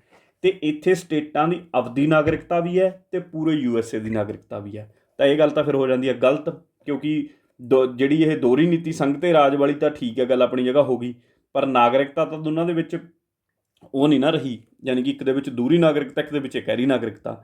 ਜੇ ਦੋ ਨੂੰ ਕੱਟਦੇ ਹਾਂ ਅਸੀਂ ਤਾਂ ਆ ਗਿਆ, ਅਤੇ ਇੱਕ ਠੀਕ ਹੋਣਾ ਚਾਹੀਦਾ, ਅਤੇ ਇੱਕ ਦੇ ਹਿਸਾਬ ਨਾਲ ਆ ਵੀ ਗਿਆ, ਕਿਉਂਕਿ ਇੱਕ ਤਾਂ ਠੀਕ ਹੋਣਾ ਹੀ ਚਾਹੀਦਾ। ਤਾਂ ਜਾਂ B ਠੀਕ ਹੈ, ਜਾਂ ਫਿਰ D, ਜਾਂ ਇਕੱਲਾ ਇੱਕੋ ਹੀ ਠੀਕ ਹੈ, ਜਾਂ ਹੋ ਸਕਦਾ ਸਾਡੇ ਕੋਲ ਤੀਜਾ ਵੀ ਠੀਕ ਹੋਵੇ, ਤਾਂ ਤੀਜਾ ਵੀ ਪੜ੍ਹ ਲੈਂਦੇ ਹਾਂ। ਭਾਰਤ ਦੇ ਇੱਕ ਕੁਦਰਤੀ ਨਾਗਰਿਕ ਨੂੰ ਉਹਦੀ ਨਾਗਰਿਕਤਾ ਤੋਂ ਵਾਂਝਾ ਨਹੀਂ ਕੀਤਾ ਜਾ ਸਕਦਾ। ਜਿਹੜਾ 1955 ਵਾਲਾ ਐਕਟ ਆ ਨਾ, ਉਹਦੇ ਵਿੱਚ ਇੱਕ ਚੀਜ਼ ਲਿਖੀ ਹੋਈ ਹੈ ਕਿ 5 ਤਰੀਕੇ ਨੇ ਜਿਹੜੇ ਤਰੀਕਿਆਂ ਨਾਲ ਨਾਗਰਿਕਤਾ ਦਿੱਤੀ ਜਾ ਸਕਦੀ ਹੈ, 3 ਤਰੀਕੇ ਨੇ ਜਿਹਦੇ ਨਾਲ ਨਾਗਰਿਕਤਾ ਖੋਈ ਜਾ ਸਕਦੀ ਹੈ। ਮਤਲਬ ਇਹ ਕਾਨੂੰਨ ਕੀ ਬੋਲਦਾ ਹੈ ਕਿ ਭਾਰਤ ਦੀ ਨਾਗਰਿਕਤਾ ਨੂੰ ਦੇਣ ਦੇ 5 ਤਰੀਕੇ ਨੇ ਅਤੇ ਭਾਰਤ ਦੀ ਨਾਗਰਿਕਤਾ ਨੂੰ ਖੋਹਣ ਦੇ 3 ਤਰੀਕੇ ਨੇ। ਕਿਹੜੇ ਕਿਹੜੇ ਨੇ ਜੇਕਰ ਚਾਹਣਗੇ ਅੱਗੇ ਸਵਾਲਾਂ ਦੇ ਵਿੱਚ ਜਦੋਂ ਆਉਂਦੇ ਨੇ ਆਪਾਂ ਡਿਸਕਸ ਵੀ ਕਰਦੇ ਹਾਂ। ਹੁਣ ਉਹਦੇ ਵਿੱਚੋਂ ਇੱਕ ਤਰੀਕਾ ਹੈਗਾ ਕੁਦਰਤੀ, ਜਿਹਨੂੰ ਅਸੀਂ ਅੰਗਰੇਜ਼ੀ 'ਚ ਬੋਲ ਦਿੰਦੇ ਨੇ ਨੈਚੁਰਲਾਈਜੇਸ਼ਨ, ਕੁਦਰਤੀਕਰਨ ਦਾ। ਨੈਚੁਰਲਾਈਜੇਸ਼ਨ ਦੇ ਤਰੀਕੇ ਦੇ ਵਿੱਚ ਇਹ ਹੁੰਦਾ ਕਿ ਬੇਸਿਕਲੀ ਮੈਂ ਤੁਹਾਨੂੰ ਦੱਸਦਾ ਕਿ ਨੈਚੁਰਲਾਈਜੇਸ਼ਨ ਦੇ ਤਰੀਕੇ ਦੇ ਨਾਲ ਕਿਵੇਂ ਦਿੱਤੀ ਜਾ ਸਕਦੀ ਹੈ, ਹੈ ਨਾ। ਵੀ ਇੱਕ ਐਪਲੀਕੇਸ਼ਨ ਦੇਣੀ ਪਊਗੀ, ਅਤੇ ਉਹ ਜੇ ਭਾਰਤੀ ਇਲੀਗਲ ਬੰਦਾ ਨਹੀਂ ਹੋਊਗਾ, ਇੰਨੇ ਸਾਲ, ਕੁਛ ਸਾਲ ਹੁੰਦੇ ਨੇ ਪਰਟੀਕੂਲਰ, ਜੇ ਉਹ ਲਾਉਂਦਾ ਹੈ ਤਾਂ ਮਤਲਬ ਉਹਨੂੰ ਆਪਾਂ ਚਲੋ ਕਰਦੇ ਹਾਂ ਵੀ ਕੀ ਹੁੰਦਾ ਪੂਰਾ ਸਿਨਾਰੀਓ ਮੈਂ ਸਮਝਾਉਂਦਾ। ਪਰ ਮੋਟੀ ਗੱਲ ਕੀ ਹੈ ਕਿ ਇਹ ਇੱਕ ਤਰੀਕਾ ਹੈ ਨਾਗਰਿਕਤਾ ਦੇਣ ਦਾ। ਹੁਣ ਇਹਨਾਂ ਨੇ ਪੁੱਛਿਆ ਕਿ ਜੇ ਕੋਈ ਬੰਦਾ ਨੈਚੁਰਲਾਈਜੇਸ਼ਨ ਤਰੀਕੇ ਨਾਲ, ਕੁਦਰਤੀਕਰਨ ਤਰੀਕੇ ਦੇ ਨਾਲ ਨਾਗਰਿਕਤਾ ਹਾਸਲ ਕਰ ਲੈਂਦਾ ਹੈ ਤਾਂ ਉਹਨੂੰ ਉਸ ਤੋਂ ਬਾਅਦ ਕਦੇ ਉਹਦੇ ਤੋਂ ਨਾਗਰਿਕਤਾ ਹੀ ਨਹੀਂ ਖੋਈ ਜਾ ਸਕਦੀ। ਦੇਖੋ ਇਹ ਗੱਲ ਕਿਵੇਂ ਸਹੀ ਹੋ ਸਕਦੀ ਹੈ। ਹੁਣ ਕਿਸੇ ਬੰਦੇ ਨੇ ਕੋਈ ਇਹੋ ਜਿਹੀ ਐਕਟੀਵਿਟੀ ਕਰਤੀ, ਮਤਲਬ ਕੱਲ੍ਹ ਨੂੰ ਫਰਜ਼ ਕਰੋ ਕਿਸੇ ਹੋਰ ਦੇਸ਼ ਦੀ ਨਾਗਰਿਕਤਾ ਲੈ ਗਿਆ, ਤਾਂ ਉਹ ਤਾਂ ਸਿੱਧਾ ਹੀ ਸੰਵਿਧਾਨ 'ਚ ਲਿਖਿਆ ਕਿ ਜੇ ਉਹਨੇ ਕਿਸੇ ਹੋਰ ਦੇਸ਼ ਦੀ ਨਾਗਰਿਕਤਾ ਲੈ ਲਈ ਤਾਂ ਸਾਡੀ ਨਾਗਰਿਕਤਾ ਖਤਮ ਨਾਲ ਦੀ ਨਾਲ। ਜਾਂ ਕੱਲ੍ਹ ਨੂੰ ਉਹਨੇ ਕੋਈ ਕਾਰਨਾਮਾ ਹੀ ਇਹੋ ਜਿਹਾ ਕਰਤਾ ਕਿ ਜਿਹੜਾ ਸਾਡੇ ਦੇਸ਼ ਦੀ ਅਖੰਡਤਾ ਦੇ ਖਿਲਾਫ ਹੋਵੇ, ਕੱਲ੍ਹ ਨੂੰ ਸਿਪਾਹੀ ਬਣਿਆ ਫਿਰਦਾ ਉਰੇ, ਜਸੂਸੀ ਕਰ ਰਿਹਾ ਚੀਨ ਦੀ ਜਾਂ ਫਿਰ ਪਾਕਿਸਤਾਨ ਦੀ, ਤਾਂ ਉਹ ਨਾਗਰਿਕ ਕਿਵੇਂ ਉਹਨੂੰ ਸਰਕਾਰ ਰਹਿਣ ਦੇ ਸਕਦੀ ਹੈ। ਤਾਂ ਇਹ ਗੱਲ ਆਪਣੇ ਆਪ ਦੇ ਵਿੱਚ ਗਲਤ ਹੋ ਜਾਂਦੀ ਹੈ। ਜੇ ਅਸੀਂ ਥੋੜ੍ਹਾ ਜਿਹਾ ਬਰੋਡ ਹੋ ਕੇ, ਚੌੜਾ ਹੋ ਕੇ ਸੋਚੀਏ ਤਾਂ ਵੈਸੇ ਹੀ ਇਹ ਚੀਜ਼ ਗਲਤ ਸਾਬਿਤ ਹੁੰਦੀ ਹੈ। ਤਾਂ ਇਹਦੇ ਨਾਲ ਆਨਸਰ ਮੇਰੇ ਕੋਲ ਕੀ ਬਣ ਗਿਆ, D ਬਣ ਗਿਆ। ਠੀਕ ਹੈ, ਹੁਣ ਅਗਲੇ ਸਵਾਲ 'ਤੇ ਚੱਲਦੇ ਹਾਂ। ਇਨ ਪ੍ਰੈਜ਼ੀਡੈਂਸ਼ੀਅਲ ਗਵਰਨਮੈਂਟ ਆਲ ਦਾ ਐਗਜ਼ੈਕਟਿਵ ਪਾਵਰਸ ਆਰ ਵੈਸਟਡ ਇਨ। ਰਾਸ਼ਟਰਪਤੀ ਦੀ ਜਿਹੜੀ ਸਰਕਾਰ ਹੁੰਦੀ ਹੈ, ਜਿਹੜਾ ਤਰੀਕਾ ਹੈ, ਉਹਦੇ ਵਿੱਚ ਸਾਰੀਆਂ ਕਾਰਜਕਾਰੀ ਸ਼ਕਤੀਆਂ ਕਿਹਦੇ ਕੋਲ ਹੁੰਦੀਆਂ ਹਨ। ਦੇਖੋ ਪਹਿਲਾਂ ਵੀ ਮੈਂ ਇੱਕ ਗੱਲ ਕਲੀਅਰ ਕੀਤੀ ਸੀ ਕਿ ਇੱਕ ਲੈਜਿਸਲੇਚਰ ਹੁੰਦਾ, ਠੀਕ ਹੈ, ਇੱਕ ਸਾਡੇ ਕੋਲ ਕੀ ਹੁੰਦਾ ਐਗਜ਼ੈਕਟਿਵ ਹੁੰਦਾ, ਇੱਕ ਸਾਡੇ ਕੋਲ ਜੁਡੀਸ਼ਰੀ ਹੁੰਦੀ ਹੈ।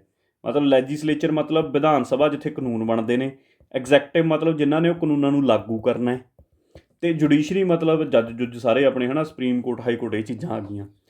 ਕਾਨੂੰਨ ਬਣਦੇ ਨੇ ਜਿਵੇਂ ਸਾਡੀ ਸੰਸਦ ਦੇ ਵਿੱਚ, ਤਾਂ ਇੱਥੇ ਸੰਸਦ ਵਾਲਾ ਹਿੱਸਾ ਆ ਗਿਆ। ਐਗਜ਼ੈਕਟਿਵ 'ਚ ਕੀ ਚੀਜ਼ਾਂ ਆ ਗਈਆਂ, ਜਿਹੜੇ ਸਾਡੇ ਮੰਤਰਾਲੇ ਨੇ, ਠੀਕ ਹੈ, ਕੋਈ ਰੇਲ ਮੰਤਰਾਲੇ ਆ, ਫਲਾਣਾ ਮੰਤਰਾਲੇ ਆ, IAS ਲੌਬੀ ਹੈ ਸਾਰੀ, ਜਿਨ੍ਹਾਂ ਨੇ ਕਾਨੂੰਨ ਲਾਗੂ ਕਰਨਾ, IPS IAS ਬੇਸਿਕਲੀ ਆਪਾਂ ਬੋਲਾਂਗੇ, ਠੀਕ ਹੈ, DC ਲੱਗੇ ਨੇ, ਹੋਰ ਲੱਗੇ ਨੇ ਸਾਰੇ, ਇਹ ਵਾਲੀ ਲੌਬੀ ਆ ਗਈ। ਇਹ 'ਚ ਤਾਂ ਜੁਡੀਸ਼ਰੀ ਹੀ ਆ ਗਈ, ਕੋਈ ਰੌਲਾ ਹੀ ਨਹੀਂ। ਹੁਣ ਜਿਹੜਾ ਪ੍ਰੈਜ਼ੀਡੈਂਸ਼ੀਅਲ ਗੌਰਮੈਂਟ ਆ ਨਾ, ਉਹਦੇ ਵਿੱਚ ਇਹ ਸਾਰੇ ਅਲੱਗ ਅਲੱਗ ਨੇ। ਜਿਵੇਂ ਮੈਂ ਤੁਹਾਡੇ ਕੋਲ US ਦੀ ਉਦਾਹਰਨ ਲਵਾਂ, ਅਮਰੀਕਾ ਦੇ ਵਿੱਚ ਕੀ ਹੈ ਕਿ ਆਹ ਚੀਜ਼ ਅਲੱਗ ਹੈ, ਸੰਸਦ, ਜਿਨ੍ਹਾਂ ਨੇ ਕਾਨੂੰਨ ਬਣਾਉਣਾ ਉਹ ਵੱਖਰੀ ਹੈ, ਜਿਨ੍ਹਾਂ ਨੇ ਕਾਨੂੰਨ ਲਾਗੂ ਕਰਨਾ ਉਹ ਵੱਖਰਾ ਅੰਗ ਹੈ, ਜੁਡੀਸ਼ਰੀ ਵੱਖਰੀ ਅੰਗ ਹੈ। ਅਤੇ ਜੇ ਸਾਡੇ ਭਾਰਤ ਦੀ ਗੱਲ ਕਰ ਲਾਂ, ਸਾਡੇ ਭਾਰਤ 'ਚ ਪਤਾ ਕਿਵੇਂ ਆ ਇਹ, ਸਾਡੇ ਭਾਰਤ 'ਚ ਥੋੜ੍ਹਾ ਜਿਹਾ ਆਹ ਸਿਨਾਰੀਓ ਹੈ, ਮਤਲਬ ਕਿ ਜਿਹੜੀ ਆ ਲੈਜਿਸਲੇਚਰ ਅਤੇ ਜਿਹੜਾ ਸਾਡਾ ਐਗਜ਼ੈਕਟਿਵ ਹੈ, ਇਹਨਾਂ ਦਾ ਆਪਸ 'ਚ ਓਵਰਲੈਪ ਹੈ ਥੋੜ੍ਹਾ ਜਿਹਾ, ਅਤੇ ਜੁਡੀਸ਼ਰੀ ਬਿਲਕੁਲ ਅਲੱਗ ਆ। ਉਹ ਓਵਰਲੈਪ ਵਾਲੇ ਕਿਹੜੇ ਨੇ? ਇਹ ਮੰਤਰੀ, ਕਿਉਂਕਿ ਉਹੀ ਮੰਤਰੀ, ਜਿਵੇਂ ਹੁਣ ਜੇ ਮੈਂ ਉਦਾਹਰਨ ਦੇ ਤੌਰ 'ਤੇ ਗੱਲ ਕਰ ਲਵਾਂ, ਅਮਿਤ ਸ਼ਾਹ ਹੈ, ਅਮਿਤ ਸ਼ਾਹ ਸੰਸਦ 'ਚ ਵੀ ਬੈਠਦੇ ਨੇ ਜਦੋਂ ਕਾਨੂੰਨ ਬਣਾਉਂਦੇ ਨੇ, ਅਤੇ ਅਮਿਤ ਸ਼ਾਹ ਸਾਡੇ ਕੋਲ ਹੋਮ ਮਿਨਿਸਟਰ ਵੀ ਨੇ ਸਾਡੇ, ਠੀਕ ਹੈ, ਯਾਨੀ ਕਿ ਗ੍ਰਹਿ ਮੰਤਰੀ ਵੀ ਨੇ, ਤਾਂ ਉਹ ਐਗਜ਼ੈਕਟਿਵ ਵੀ ਨੇ ਮੰਤਰੀ ਦੇ ਤੌਰ 'ਤੇ, ਕਿਉਂਕਿ ਲਾਗੂ ਵੀ ਕਰਾਉਣੇ ਨੇ ਦੇਸ਼ 'ਚ ਕਾਨੂੰਨ, ਅਤੇ ਕਾਨੂੰਨ ਬਣਾਉਣ ਦੇ ਵਿੱਚ ਵੀ ਆ ਰਹੇ ਨੇ। ਪਰ ਅਮਰੀਕਾ 'ਚ ਐਵੇਂ ਨਹੀਂ ਹੈਗਾ। ਅਮਰੀਕਾ ਦਾ ਰਾਸ਼ਟਰਪਤੀ ਜਿਹੜਾ ਹੁੰਦਾ ਨਾ, ਰਾਸ਼ਟਰਪਤੀ ਇੱਥੇ ਆਉਂਦਾ ਹੈ ਐਗਜ਼ੈਕਟਿਵ ਦੇ ਵਿੱਚ, ਉਹਦਾ ਇੱਥੇ ਕਾਨੂੰਨ ਬਣਾਉਣ 'ਚ ਕੋਈ ਰੋਲ ਨਹੀਂ ਹੈਗਾ। ਕਾਨੂੰਨ ਉੱਥੋਂ ਦੇ ਸੈਨੇਟ, ਲੋਅਰ ਹਾਊਸ, ਜਿਵੇਂ ਸਾਡੇ ਇੱਥੇ ਲੋਕ ਸਭਾ, ਰਾਜ ਸਭਾ, ਐਵੇਂ ਹੀ ਉੱਥੋਂ ਦਾ ਸੈਨੇਟ ਬਣਾਉਂਦਾ ਵੱਖਰੇ ਤੌਰ 'ਤੇ। ਇਹਦੇ ਕੋਲ ਤਾਂ ਕਾਨੂੰਨ ਬਣ ਕੇ ਆ ਜਾਂਦਾ, ਇਹਨੇ ਤਾਂ ਕਾਨੂੰਨ ਨੂੰ ਲਾਗੂ ਕਰਾਉਣਾ, ਉਹ ਲਾਗੂ 'ਚ ਇਹਨਾਂ ਦਾ ਕੋਈ ਰੋਲ ਨਹੀਂ ਹੈਗਾ। ਹੁਣ ਇੱਥੇ ਫਿਰ ਇਹਦੇ ਕੋਲ ਮੰਤਰੀ ਨਹੀਂ ਹੁੰਦਾ, ਤੁਸੀਂ ਕਹੋਗੇ, ਇਹਦੇ ਕੋਲ ਮੰਤਰੀ ਨਹੀਂ ਹੁੰਦੇ, ਇਹਦੇ ਕੋਲ ਸੈਕਟਰੀ ਹੁੰਦੇ ਨੇ। ਰਾਸ਼ਟਰਪਤੀ ਕੀ ਕਰਦਾ? ਸੈਕਟਰੀ ਰੱਖਦਾ। ਜਿਵੇਂ ਤੁਸੀਂ ਸੁਣਿਆ ਹੋਊਗਾ ਕਿ ਭਾਰਤ ਦੇ ਦੌਰੇ ਦੇ ਉੱਤੇ ਜ਼ਿਆਦਾ ਡਿਫੈਂਸ ਸੈਕਟਰੀ, ਰੱਖਿਆ ਸੈਕਟਰੀ ਆਇਆ ਹੋਇਆ ਅਮਰੀਕਾ ਦਾ ਹੈ, ਜਾਂ ਫਾਈਨਾਂਸ ਸੈਕਟਰੀ ਆਇਆ ਹੋਇਆ। ਅਤੇ ਇਹ ਜਿਵੇਂ ਮੰਤਰੀਆਂ ਦਾ ਤਾਂ ਭਾਈ 5 ਸਾਲ ਪੱਕਾ, ਜਦੋਂ ਤੱਕ ਸਰਕਾਰ ਨਹੀਂ ਡਿੱਗਦੀ, ਜਾਂ ਤਾਂ ਆਪ ਹੀ ਮੰਤਰੀ ਸਰਕਾਰ ਬਦਲ ਦੇਵੇ, ਇੱਕ ਦੀ ਜਗ੍ਹਾ ਦੂਜੇ ਨੂੰ ਲਾ ਦੇਵੇ, ਗੱਲ ਅਲੱਗ ਹੈ। ਨਹੀਂ, ਜਦੋਂ ਤੱਕ ਸਰਕਾਰ ਨਹੀਂ ਡਿੱਗਦੀ ਮੰਤਰੀ ਥੋੜ੍ਹਾ ਹਟਾਏ ਜਾ ਸਕਦੇ ਆ। ਪਰ ਇਹਦੇ ਵਿੱਚ ਤੁਸੀਂ ਦੇਖੋਗੇ ਰਾਸ਼ਟਰਪਤੀ ਦੀ ਹੀ ਚੱਲਦੀ ਹੈ। ਜੇ ਕੋਈ ਵੀ ਸੈਕਟਰੀ ਰਾਸ਼ਟਰਪਤੀ ਅੱਗੇ 3-5 ਕਰਦਾ ਹੈ, ਨਾਲ ਦੀ ਨਾਲ ਬਦਲ ਦਿੰਦਾ ਉਹ, ਕਿਉਂਕਿ ਇਹਦੇ ਕੋਲ ਤਾਕਤ ਹੈ ਪੂਰੀ ਦੀ ਪੂਰੀ। ਇਹਦੀ ਤਾਂ ਚੇਲੇ ਨੇ, ਇਹਦੀ ਅਫਸਰ ਨੇ ਛੋਟੇ ਰੱਖੇ ਹੋਏ, ਜਿਹਨੂੰ ਮਰਜ਼ੀ ਰੱਖ ਸਕਦਾ ਹੈ, ਜਿਹਨੂੰ ਮਰਜ਼ੀ ਹਟਾ ਸਕਦਾ ਹੈ। ਇਹਦੇ 'ਚ ਕੋਈ ਵੋਟਾਂ ਨਹੀਂ, ਕੋਈ ਲੈਣਾ ਨਹੀਂ ਦੇਣਾ ਨਹੀਂ, ਸਿਰਫ ਰਾਸ਼ਟਰਪਤੀ ਵੋਟਾਂ ਪਾ ਕੇ ਚੁਣਿਆ ਜਾਊਗਾ ਸਾਰੀਆਂ ਸਟੇਟਾਂ ਦੇ ਵਿੱਚੋਂ। ਅਤੇ ਇਹਨੂੰ ਅਸੀਂ ਬੋਲਦੇ ਹਾਂ ਇਸ ਤਰੀਕੇ ਨੂੰ, ਪ੍ਰੈਜ਼ੀਡੈਂਸ਼ੀਅਲ ਫਾਰਮ ਆਫ ਗੌਰਮੈਂਟ, ਜਿੱਥੇ ਰਾਸ਼ਟਰਪਤੀ ਰਾਜ ਚੱਲਦਾ ਹੈਗਾ ਪੂਰੇ ਦਾ ਪੂਰਾ। ਕਿ ਰਾਸ਼ਟਰ ਰਾਜ ਨਹੀਂ ਕਹੂੰਗਾ, ਰਾਸ਼ਟਰਪਤੀ ਦੇ ਥਰੂ ਚੁਣਿਆ ਜਾਂਦਾ ਬਿਲਕੁਲ ਵੋਟਾਂ ਦੇ ਨਾਲ, ਉਹੀ ਜੋ ਤਰੀਕਾ ਆਪਣੇ ਇੱਥੇ। ਬਸ ਇਹਦੇ ਵਿੱਚ ਚਿਹਰਾ ਰਾਸ਼ਟਰਪਤੀ ਦਾ ਹੁੰਦਾ ਚੋਣਾਂ ਲੜਨ ਵੇਲੇ, ਤਾਂ ਆਹ ਤਰੀਕਾ ਹੈ। ਹੁਣ ਇੱਥੇ ਇਹੀ ਪੁੱਛਿਆ ਕਿ ਸਾਰੀਆਂ ਤਾਕਤਾਂ ਜਿਹੜੀ ਪ੍ਰੈਜ਼ੀਡੈਂਸ਼ੀਅਲ ਫਾਰਮ ਆਫ ਗੌਰਮੈਂਟ ਹੁੰਦੀ ਹੈ, ਕਿਹਦੇ ਕੋਲ ਹੁੰਦੀਆਂ ਨੇ? ਲਾਗੂ ਕਰਨ ਵਾਲੀਆਂ, ਐਗਜ਼ੈਕਟਿਵ ਪਾਵਰਸ। ਤਾਂ ਐਗਜ਼ੈਕਟਿਵ ਪਾਵਰ ਤਾਂ ਸਾਰੀਆਂ ਹੀ ਰਾਸ਼ਟਰਪਤੀ ਕੋਲੇ ਹੋ ਗਈਆਂ ਫਿਰ, ਤਾਂ ਉੱਤਰ ਕੀ ਹੋ ਗਿਆ? ਰਾਸ਼ਟਰਪਤੀ। ਮੈਂ ਉਮੀਦ ਕਰਦਾ ਕਿ ਇਹਨੂੰ ਜਦੋਂ ਮੈਂ ਪਾਰਲੀਮੈਂਟ ਚੈਪਟਰ ਪੜ੍ਹਾਇਆ ਉਦੋਂ ਤਾਂ ਹੋਰ ਵੀ ਡਿਟੇਲ 'ਚ ਗੱਲਾਂ ਦੱਸੂਗਾ ਇਹਦੇ ਵਿੱਚ ਫਰਕ ਕੀ ਹੁੰਦੇ ਨੇ ਜਾਂ ਹੋਰ, ਪਰ ਫਿਰ ਵੀ ਮੈਂ ਉਮੀਦ ਕਰਦਾ ਕਿ ਤੁਹਾਨੂੰ ਮੋਟਾ ਮੋਟਾ ਸਮਝ ਆ ਗਿਆ ਹੋਊਗਾ ਕਿ ਜਿਹੜੀ ਸਾਡੀ ਪਾਰਲੀਮੈਂਟਰੀ ਫਾਰਮ ਆਫ ਗੌਰਮੈਂਟ ਹੈ, ਉਹਦੇ ਨਾਲੋਂ ਪ੍ਰੈਜ਼ੀਡੈਂਸ਼ੀਅਲ ਫਾਰਮ ਆਫ ਗੌਰਮੈਂਟ ਕਿਵੇਂ ਵੱਖਰੀ ਹੁੰਦੀ ਹੈ। ਪਾਰਲੀਮੈਂਟਰੀ ਫਾਰਮ ਆਫ ਗੌਰਮੈਂਟ ਦੇ ਵਿੱਚ ਤਾਂ ਲੋਕ ਸਭਾ, ਰਾਜ ਸਭਾ ਨੇ, ਉਹਦੇ ਵਿੱਚ ਤਾਂ ਜਿਹੜਾ ਰਾਸ਼ਟਰਪਤੀ ਸਾਡਾ ਹੈਗਾ ਉਹ ਤਾਂ ਨਾਮ ਦਾ ਹੀ ਹੈੱਡ ਹੈ, ਉਹਦੇ ਤਾਂ ਸਿਰਫ ਬਿੱਲ ਪਾਸ ਹੋਣ ਤੋਂ ਬਾਅਦ ਉਹਦੇ 'ਤੇ ਸਾਈਨ ਹੋਣੇ ਨੇ ਬਸ। ਮਤਲਬ ਇੱਕ ਪਾਵਰ, ਇੱਕ ਤੁਸੀਂ ਸਟੈਂਪ ਹੀ ਕਹਿ ਸਕਦੇ ਹੋ, ਮੋਹਰ ਹੈ ਇੱਕ ਤਰ੍ਹਾਂ ਸਰਕਾਰ ਦੀ। ਉਹ ਤਾਂ ਹੋਰ ਉਹਦੇ ਕੋਲ ਕੋਈ ਤਾਕਤ ਥੋੜ੍ਹੀ ਨਾ ਕੋਈ ਲਾਗੂ ਕਰਾਉਣ ਦੀ, ਕੁਛ ਹੋਰ। ਲਾਗੂ ਤਾਂ ਮੰਤਰਾਲਿਆਂ ਨੇ ਕਰਾਉਣੇ ਨੇ, ਪ੍ਰਧਾਨ ਮੰਤਰੀ ਨੇ ਕਰਾਉਣੇ ਨੇ, ਪ੍ਰਧਾਨ ਮੰਤਰੀ ਅਸਲ ਤਾਕਤ ਹੈ। ਇਹ ਫਰਕ ਹੈ ਦੋਨਾਂ ਦੇ ਵਿੱਚ। ਅੱਗੇ ਚੱਲਦੇ ਹਾਂ। ਤਾਂ ਵਿਚ of the following is not A feature of good governance. ਚੰਗੀ ਗਵਰਨੈਂਸ, ਵਧੀਆ ਸ਼ਾਸਨ ਦੀ ਕਿਹੜੀ ਵਿਸ਼ੇਸ਼ਤਾ ਨਹੀਂ ਹੈ? ਅਕਾਊਂਟੇਬਿਲਿਟੀ, ਜਵਾਬਦੇਹੀ। ਬਾਈ ਬਿਲਕੁਲ ਹੈ, ਕੀ ਕਰ ਰਹੇ ਹੋ ਤੁਸੀਂ, ਤੁਹਾਡੀ ਜਵਾਬਦੇਹੀ ਬਿਲਕੁਲ ਤੈਅ ਕੀਤੀ ਜਾਊਗੀ, ਤਾਂ ਤੁਸੀਂ ਕੁਛ ਵੀ ਕਰੀ ਜਾਵੇ ਫਿਰ ਜਿਹੜੀ ਚੰਗੀ ਗਵਰਨੈਂਸ ਜਾਂ ਕੋਈ ਵੀ ਸਰਕਾਰ ਹੈਗੀ ਹੈ। ਟਰਾਂਸਪੇਰੈਂਸੀ, ਪਾਰਦਰਸ਼ਤਾ ਹੋਣੀ ਚਾਹੀਦੀ ਹੈ, ਬਿਲਕੁਲ ਹੋਣੀ ਚਾਹੀਦੀ ਹੈ। ਰੂਲ ਆਫ ਲਾਅ, ਇਹ ਵੀ ਜ਼ਰੂਰੀ ਹੈ। ਜੇ ਕਾਨੂੰਨ ਦੇ ਮੁਤਾਬਕ ਹੀ ਰਾਜ ਹੋਣਾ ਚਾਹੀਦਾ, ਧੱਕੇਸ਼ਾਹੀ ਨਹੀਂ ਹੋਣੀ ਚਾਹੀਦੀ। ਰੈੱਡ ਟੇਪਿਜ਼ਮ, ਲਾਲ ਫੀਤੇ ਸ਼ਾਹੀ, ਇਹਦਾ ਕੀ ਮਤਲਬ ਹੁੰਦਾ? ਰੈੱਡ ਟੇਪਿਜ਼ਮ ਉੱਥੇ ਹੁੰਦਾ ਜਿੱਥੇ ਮਤਲਬ ਅਫਸਰਸ਼ਾਹੀ ਹਾਵੀ ਹੋ ਜਾਂਦੀ ਹੈ, ਠੀਕ ਹੈ। ਮਤਲਬ ਕਿ ਅਫਸਰ ਘੂਸ ਲੈ ਕੇ, ਬਰਾਈਬ ਲੈ ਕੇ ਕੰਮ ਕਰਦੇ ਨੇ। ਇੱਥੇ ਨਾ ਬੇਸਿਕਲੀ ਜਦੋਂ ਸਾਡੇ ਕੋਲ ਜਿਹੜਾ ਤੁਸੀਂ ਮੋਟਾ ਮੋਟਾ ਇਹ ਕਹਿ ਸਕਦੇ ਹੋ ਕਿ ਅਫਸਰ ਅਤੇ ਜਦੋਂ ਮੰਤਰੀ ਕਹਿ ਲਓ, ਜਾਂ ਤੁਸੀਂ ਕਹਿ ਸਕਦੇ ਹੋ ਜਿਹੜਾ ਉੱਪਰਲੇ ਇੰਡਸਟਰੀਅਲਿਸਟ ਨੇ, ਉਦਯੋਗਪਤੀ ਨੇ, ਜਦੋਂ ਇਹਨਾਂ ਦਾ ਆਪਸ ਦੇ ਵਿੱਚ ਮੇਲ ਮਿਲਾਪ ਹੋ ਜੇ, ਮਤਲਬ ਇਹ ਕਿਹਦੇ ਥਰੂ ਮੇਲ ਮਿਲਾਪ ਹੋ ਸਕਦਾ? ਓਬਵੀਅਸ ਜੀ ਗੱਲ ਹੈ ਕਿ ਪੈਸਾ ਚੜੂ ਇਹਨਾਂ ਨੂੰ ਮੋਟਾ, ਠੀਕ ਹੈ। ਫਿਰ ਇਹਨੂੰ ਅਸੀਂ ਰੈੱਡ ਟੇਪਿਜ਼ਮ ਦੀ ਉਦਾਹਰਨ ਦੇ ਵਿੱਚ ਪਾ ਦਿੰਦੇ ਹਾਂ ਕਿ ਇਹ ਲਾਲ ਫੀਤੇ ਸ਼ਾਹੀ ਹੈ। ਅਦਰਵਾਈਜ਼ ਆਮ ਬੰਦੇ ਵਾਸਤੇ ਤੁਹਾਡੇ ਕਾਗਜ਼ ਹੀ ਨਹੀਂ ਨਿਕਲਣਗੇ, ਕਹਿਣਗੇ ਜੀ ਤੁਹਾਡੇ ਕਾਗਜ਼ ਪੂਰੇ ਨਹੀਂ, ਅਤੇ ਮਤਲਬ ਸਮਝ ਗਏ ਨਾ। ਤਾਂ ਇਹ ਚੀਜ਼ ਥੋੜ੍ਹਾ ਹੋਣੀ ਚਾਹੀਦੀ ਹੈ ਫਿਰ ਚੰਗੀ ਗਵਰਨੈਂਸ। ਇਹ ਤਾਂ ਚੰਗੀ ਗਵਰਨੈਂਸ ਦੀ ਨਿਸ਼ਾਨੀ ਹੈ ਹੀ ਨਹੀਂ, ਤਾਂ ਇਸ ਕਰਕੇ ਆਨਸਰ ਕੀ ਹੋ ਗਿਆ? ਡੀ ਹੋ ਗਿਆ। ਅੱਗੇ ਆ ਜਾਓ। ਇੰਡੀਆ ਇੱਕ ਰਿਪਬਲਿਕ ਹੈ, ਇਹਦਾ ਮਤਲਬ ਕੀ ਹੈ? ਦੇਖੋ, ਗਣਰਾਜ ਜਾਂ ਰਿਪਬਲਿਕ ਦਾ ਮਤਲਬ ਕੀ ਹੁੰਦਾ ਹੈ, ਇਹਨੂੰ ਜਾਣਨਾ ਬਹੁਤ ਜ਼ਰੂਰੀ ਹੈ। ਰਿਪਬਲਿਕ ਦਾ ਮਤਲਬ ਹੁੰਦਾ ਉਹ ਕੋਈ ਵੀ ਦੇਸ਼ ਜਿਹਦਾ ਰਾਸ਼ਟਰਪਤੀ ਚੁਣਿਆ ਜਾਵੇ। ਹੁਣ ਉਹ ਚੁਣਿਆ ਚਾਹੇ ਸਿੱਧੇ ਤੌਰ 'ਤੇ ਜਾਵੇ, ਚਾਹੇ ਉਹ ਅਸਿੱਧੇ ਤੌਰ 'ਤੇ ਜਾਵੇ। ਹੁਣ ਤੁਸੀਂ ਕਹੋਗੇ ਜੀ ਸਿੱਧੇ ਅਤੇ ਅਸਿੱਧੇ 'ਚ ਕੀ ਫਰਕ ਹੈ? ਸਿੱਧੇ ਤੌਰ 'ਤੇ ਦਾ ਮਤਲਬ ਹੋ ਗਿਆ ਜਿਵੇਂ ਅਮਰੀਕਾ ਚੁਣਿਆ ਜਾਂਦਾ। ਉੱਥੇ ਕਿਵੇਂ ਚੁਣਿਆ ਜਾਂਦਾ? ਉੱਥੇ ਸਿੱਧੀਆਂ ਜਿਹਦੀ ਵੀ ਉਮਰ 18+ ਹੈ, ਹਰ ਇੱਕ ਸਟੇਟ 'ਚ ਵੋਟ ਪੈਂਦੀ ਹੈ ਰਾਸ਼ਟਰਪਤੀ ਦੇ ਨਾਂ 'ਤੇ। ਜੇ ਉਹਨੂੰ ਸਭ ਤੋਂ ਵੱਧ ਜਿਹਨੂੰ ਮਿਲ ਜਾਂਦੀਆਂ ਵੋਟ, ਉਹ ਜਿੱਤ ਜਾਂਦਾ। ਸਾਡੇ ਅਸਿੱਧੇ ਤੌਰ 'ਤੇ ਤੁਰਦੇ ਚੁਣਿਆ ਜਾਂਦਾ, ਕਿਉਂਕਿ ਸਾਡੇ ਸਿੱਧੀ ਥੋੜ੍ਹਾ ਵੋਟ ਹੁੰਦੀ ਹੈ।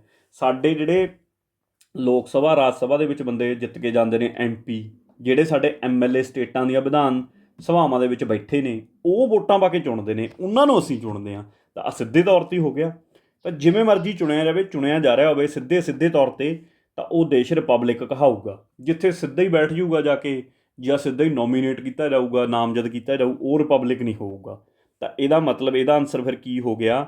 ਦਾ head of the state is elected, final authority of country ਦੇ ਦਿਸ। ਇੱਕੋ ਹੀ ਗੱਲ ਬਣਦੀ ਆ, the head of the state is elected. ਜਿਸ ਰਾਜ ਦਾ ਜਿਹੜਾ ਮੁਖੀ ਹੋਊਗਾ ਉਹ ਚੁਣਿਆ ਜਾਂਦਾ ਹੋਊਗਾ, ਉਸ ਰਾਜ ਨੂੰ ਗਣਰਾਜ ਕਿਹਾ ਜਾਂਦਾ ਹੈ। ਠੀਕ ਹੈ, ਤਾਂ ਇਹਦਾ ਬੜਾ ਸਿੰਪਲ ਜਿਹਾ ਫੰਡਾ, ਜੇ ਤੁਹਾਨੂੰ ਡੈਫੀਨੇਸ਼ਨ ਪਤਾ ਹੈ ਤਾਂ ਤੁਸੀਂ ਆਨਸਰ ਕਰ ਸਕਦੇ ਹੋ, ਨਹੀਂ ਫਸ ਸਕਦੇ ਹੋ। ਆ ਜਾਓ। ਕਿਹਨੇ ਕਿਹਾ ਕਿ constitution has not been set in a tight mould of federalism? ਜਿਹੜਾ ਸਾਡਾ ਸੰਵਿਧਾਨ ਹੈ ਉਹ ਸੰਘਵਾਦ ਦੇ ਇੱਕ ਤੰਗ ਢਾਂਚੇ ਵਿੱਚ ਨਹੀਂ ਬਣਾਇਆ ਗਿਆ ਹੈ। ਇਹ ਗੱਲ BR ਅੰਬੇਦਕਰ ਨੇ ਬੋਲੀ ਸੀ। ਇਹੀ ਗੱਲ ਤਾਂ ਹੈਗਾ ਕਿ ਸਾਡਾ ਜਿਹੜਾ ਸਿਸਟਮ ਆ ਨਾ, ਕੁਆਜ਼ੀ ਫੈਡਰਲ ਹੈ। ਕੁਆਜ਼ੀ ਫੈਡਰਲ ਹੈ, ਪੂਰੀ ਤਰ੍ਹਾਂ ਨਾਲ ਸਾਡਾ ਫੈਡਰੇਸ਼ਨ ਸੰਘਵਾਦ ਨਹੀਂ ਹੈਗਾ, ਕਿਉਂਕਿ ਸਾਡੇ ਵਿੱਚ ਸਾਡੀਆਂ ਜਿਹੜੇ ਰਾਜ ਨੇ, ਸਟੇਟਾਂ ਨੇ, ਉਹਨਾਂ ਕੋਲ ਇੰਨੀ ਤਾਕਤ ਥੋੜ੍ਹੀ ਨਾ ਕਿ ਉਹ ਵੱਖ ਹੋ ਜਾਣ ਭਾਰਤ ਤੋਂ। ਜਿਵੇਂ ਹੁਣ ਸਾਡੇ ਵਾਲੇ ਕਹਿ ਰਹੇ ਨੇ ਵੀ ਜੀ ਪੰਜਾਬ ਵਾਲੇ ਛੇਤੀ ਸਾਨੂੰ ਖਾਲਿਸਤਾਨ ਦੇ ਦਿਓ, ਐਂ ਦੇਣ ਲੱਗਿਆ ਕੇਂਦਰ ਕਿਤੇ, ਕਿਉਂਕਿ ਇਹ ਸੰਵਿਧਾਨ ਦੇ ਵਿੱਚ ਪ੍ਰੋਵੀਜ਼ਨ ਹੀ ਨਹੀਂ ਹੈਗੀ ਕਿ ਤੁਸੀਂ ਵੱਖ ਹੋ ਸਕਦੇ ਹੋ। ਤਾਂ ਸੰਵਿਧਾਨ ਸੰਘਵਾਦ ਜਿਹੜਾ ਸਾਡਾ ਹੈਗਾ, ਹੈ ਵੀ ਹੈ, ਦਿਖਾਇਆ ਵੀ ਇੱਕ ਫੈਡਰੇਸ਼ਨ ਵਾਂਗੂ ਕਿ ਅੱਡ ਅੱਡ ਸਟੇਟਾਂ ਨੇ, ਇੱਕ ਸਬਜੈਕਟ ਬਣਾਤਾ, ਸਟੇਟ ਲਿਸਟ ਕਹਿ ਦਿੰਦੇ ਨੇ ਜਿਹਨੂੰ, ਸਟੇਟਾਂ ਦੀ ਸੂਚੀ ਹੈ ਜਿਹਦੇ 'ਤੇ ਕਾਨੂੰਨ ਬਣਾ ਸਕਦੀ ਹੈ। ਥੋੜ੍ਹਾ ਜਿਹਾ ਟੱਚ ਦਿੱਤਾ ਹੈ, ਪਰ ਕਿਉਂਕਿ ਉਹ ਸੰਘਵਾਦ ਵਾਲਾ ਢਾਂਚਾ ਤਾਂ ਇੰਨਾ ਤੰਗ ਹੈ, ਜਾਂ ਤੰਗ ਕਹਿ ਲਓ, ਜਾਂ ਤੁਸੀਂ ਕਹਿ ਲਓ ਕਿ ਉਹ ਤਾਂ ਬਿਲਕੁਲ ਡਿਫਰੈਂਟ ਮਾਡਲ ਹੈ। ਪਰ ਸਾਡਾ ਤਾਂ ਯੂਨੀਅਨ ਆਫ ਸਟੇਟਸ ਤੋਂ ਮਿਲ ਕੇ ਬਣਿਆ ਹੋਇਆ ਭਾਰਤ ਹੈ ਇੱਕ, ਇਹੀ ਆਰਟੀਕਲ 1 ਬੋਲਦਾ ਹੈ। ਤਾਂ ਇਹ ਗੱਲ BR ਅੰਬੇਦਕਰ ਸਾਹਿਬ ਨੇ ਬੋਲੀ ਸੀ ਜਦੋਂ ਸੰਵਿਧਾਨ ਬਣਾਇਆ ਸੀਗਾ, ਕਿ ਸਾਡਾ ਇਹ ਨਾ ਮੰਨ ਕੇ ਚੱਲੋ ਕਿ ਸੰਘਵਾਦ ਹੈ। ਇਹ ਤਾਂ ਸੰਘਵਾਦ ਨਹੀਂ ਹੈਗਾ, ਬਸ ਕੁਆਜ਼ੀ ਫੈਡਰਲ ਹੈ ਇੱਕ ਤਰੀਕੇ ਨਾਲ। ਤਾਂ ਮੇਨਲੀ ਤਾਂ ਇਹ ਯਾਦ ਰੱਖਣਾ ਕਿ ਸਟੇਟਮੈਂਟ ਕਿਹਦੀ ਸੀ, ਤਾਂ ਇਹ BR ਅੰਬੇਦਕਰ ਸਾਹਿਬ ਦੀ ਸਟੇਟਮੈਂਟ ਸੀ। ਅੱਗੇ ਆ ਜਾਓ। In context of India which of the following is the characteristic appropriate for bureaucracy? ਮਤਲਬ ਨੌਕਰਸ਼ਾਹੀ, ਬਿਊਰੋਕ੍ਰੇਸੀ, ਆਹੀ IAS IPS ਲੋਬੀ, ਇਹਨਾਂ ਵਾਸਤੇ ਇਹਨਾਂ ਦੇ ਵਿੱਚੋਂ ਕਿਹੜੀ ਕਰੈਕਟਰਿਸਟਿਕ ਸਹੀ ਬੈਠਦੀ ਹੈ? ਇੱਕ ਇਹੋ ਜਿਹੀ ਏਜੰਸੀ ਹੁੰਦੀ ਹੈ bureaucracy for widening the scope of parliamentary democracy, ਕਿ ਜਿਹੜੀ ਪਾਰਲੀਮੈਂਟਰੀ ਸੰਸਦੀ ਸਾਡਾ ਲੋਕਤੰਤਰ ਹੈ, ਉਹਦੇ ਦਾਇਰੇ ਨੂੰ ਵਧਾਉਣ ਵਾਸਤੇ ਬਿਊਰੋਕ੍ਰੇਸੀ ਬਣਾਈ ਜਾਂਦੀ ਹੈ, ਨੌਕਰਸ਼ਾਹੀ ਬਣਾਈ ਜਾਂਦੀ ਹੈ।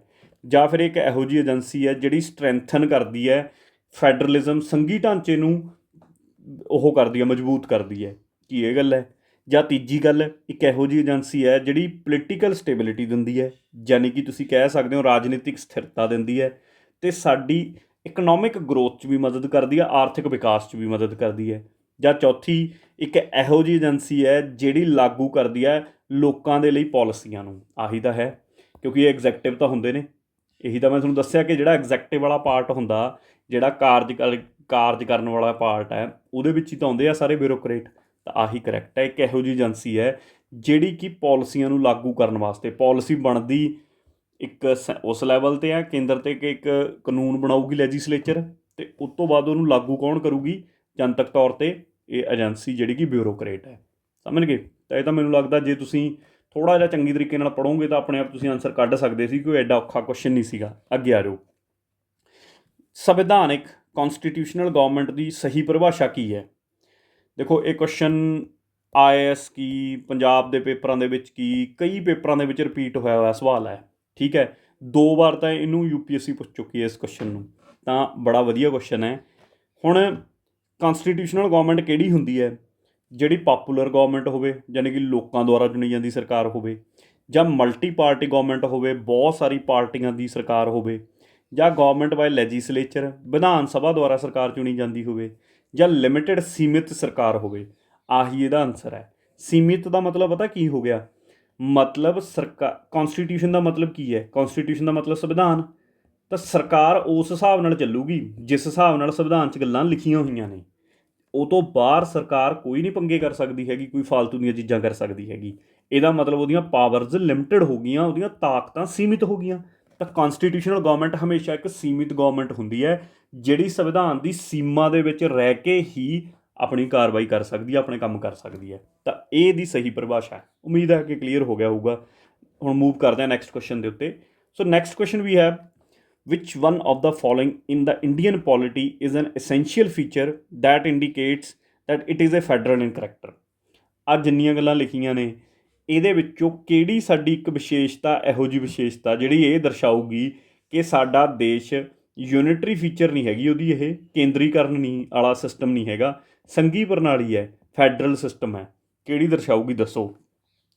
ਇੰਡੀਪੈਂਡੈਂਸ ਆਫ ਜੁਡੀਸ਼ਰੀ ਇਜ਼ ਸੇਫਗਾਰਡਡ, ਮਤਲਬ ਜਿਹੜੀ ਜੁਡੀਸ਼ਰੀ ਹੈ ਉਹ ਪੂਰੀ ਤਰ੍ਹਾਂ ਨਾਲ ਇੰਡੀਪੈਂਡੈਂਟ ਹੈ, ਆਜ਼ਾਦ ਹੈ, ਸੁਰੱਖਿਅਤ ਹੈ, ਮਤਲਬ ਉਹਦੀ ਸੁਰੱਖਿਆ ਜਿਹੜੀ ਉਹਦੀ ਸੁਤੰਤਰਤਾ ਨਾ ਉਹ ਸੁਰੱਖਿਅਤ ਹੈ। ਦੂਜੀ, union legislature has elected representatives from the constituent units. ਮਤਲਬ ਕੀ ਹੋਇਆ, ਇਹਨੂੰ ਵੀ ਪੰਜਾਬੀ ਦੇ ਵਿੱਚ ਪੜ੍ਹਦੇ ਹਾਂ ਆਪਾਂ, ਇਹਦਾ ਕੀ ਮਤਲਬ ਬਣਿਆ? ਇਹਦਾ ਮਤਲਬ ਬਣਿਆ ਸੰਘ ਵਿਧਾਨ ਸਭਾ ਨੇ ਸੰਘਟਕ ਇਕਾਈਆਂ ਤੋਂ ਚੁਣੇ ਹੋਏ ਨੁਮਾਇੰਦੇ ਹਨ, ਵੀ ਚੁਣ ਕੇ ਆਉਂਦੇ ਨੇ ਨੁਮਾਇੰਦੇ ਸਾਰੇ ਦੇ ਵਿੱਚ। ਕੇਂਦਰੀ ਮੰਤਰੀ ਮੰਡਲ ਵਿੱਚ ਖੇਤਰੀ ਪਾਰਟੀਆਂ ਦੇ ਚੁਣੇ ਹੋਏ ਨੁਮਾਇੰਦੇ ਹੋ ਸਕਦੇ ਹਨ, ਜਾਂ ਮੌਲਿਕ ਅਧਿਕਾਰ ਅਦਾਲਤਾਂ ਦੁਆਰਾ ਲਾਗੂ ਕੀਤੇ ਜਾਂਦੇ ਹਨ। ਦੇਖੋ ਜਿਹੜਾ ਆਹ ਇੱਕ ਫੀਚਰ ਆ ਨਾ, ਯਾਨੀ ਕਿ ਜਿਹੜਾ ਇੱਕ ਕਰੈਕਟਰਿਸਟਿਕ ਹੈ, ਕਿ ਜੇ ਆਪਾਂ ਦੇਖੀਏ ਕਿ ਆਹ ਤਿੰਨ ਚੀਜ਼ਾਂ ਜਿਹੜੀਆਂ ਤੁਹਾਨੂੰ ਮੈਂ ਦੱਸੀਆਂ ਸੀ ਕਿ ਆਹ ਅਲੱਗ ਹੈ ਲੈਜਿਸਲੇਚਰ, ਆਹ ਅਲੱਗ ਹੈ ਐਗਜ਼ੈਕਟਿਵ, ਅਤੇ ਆਹ ਜੁਡੀਸ਼ਰੀ ਅਲੱਗ ਹੈ।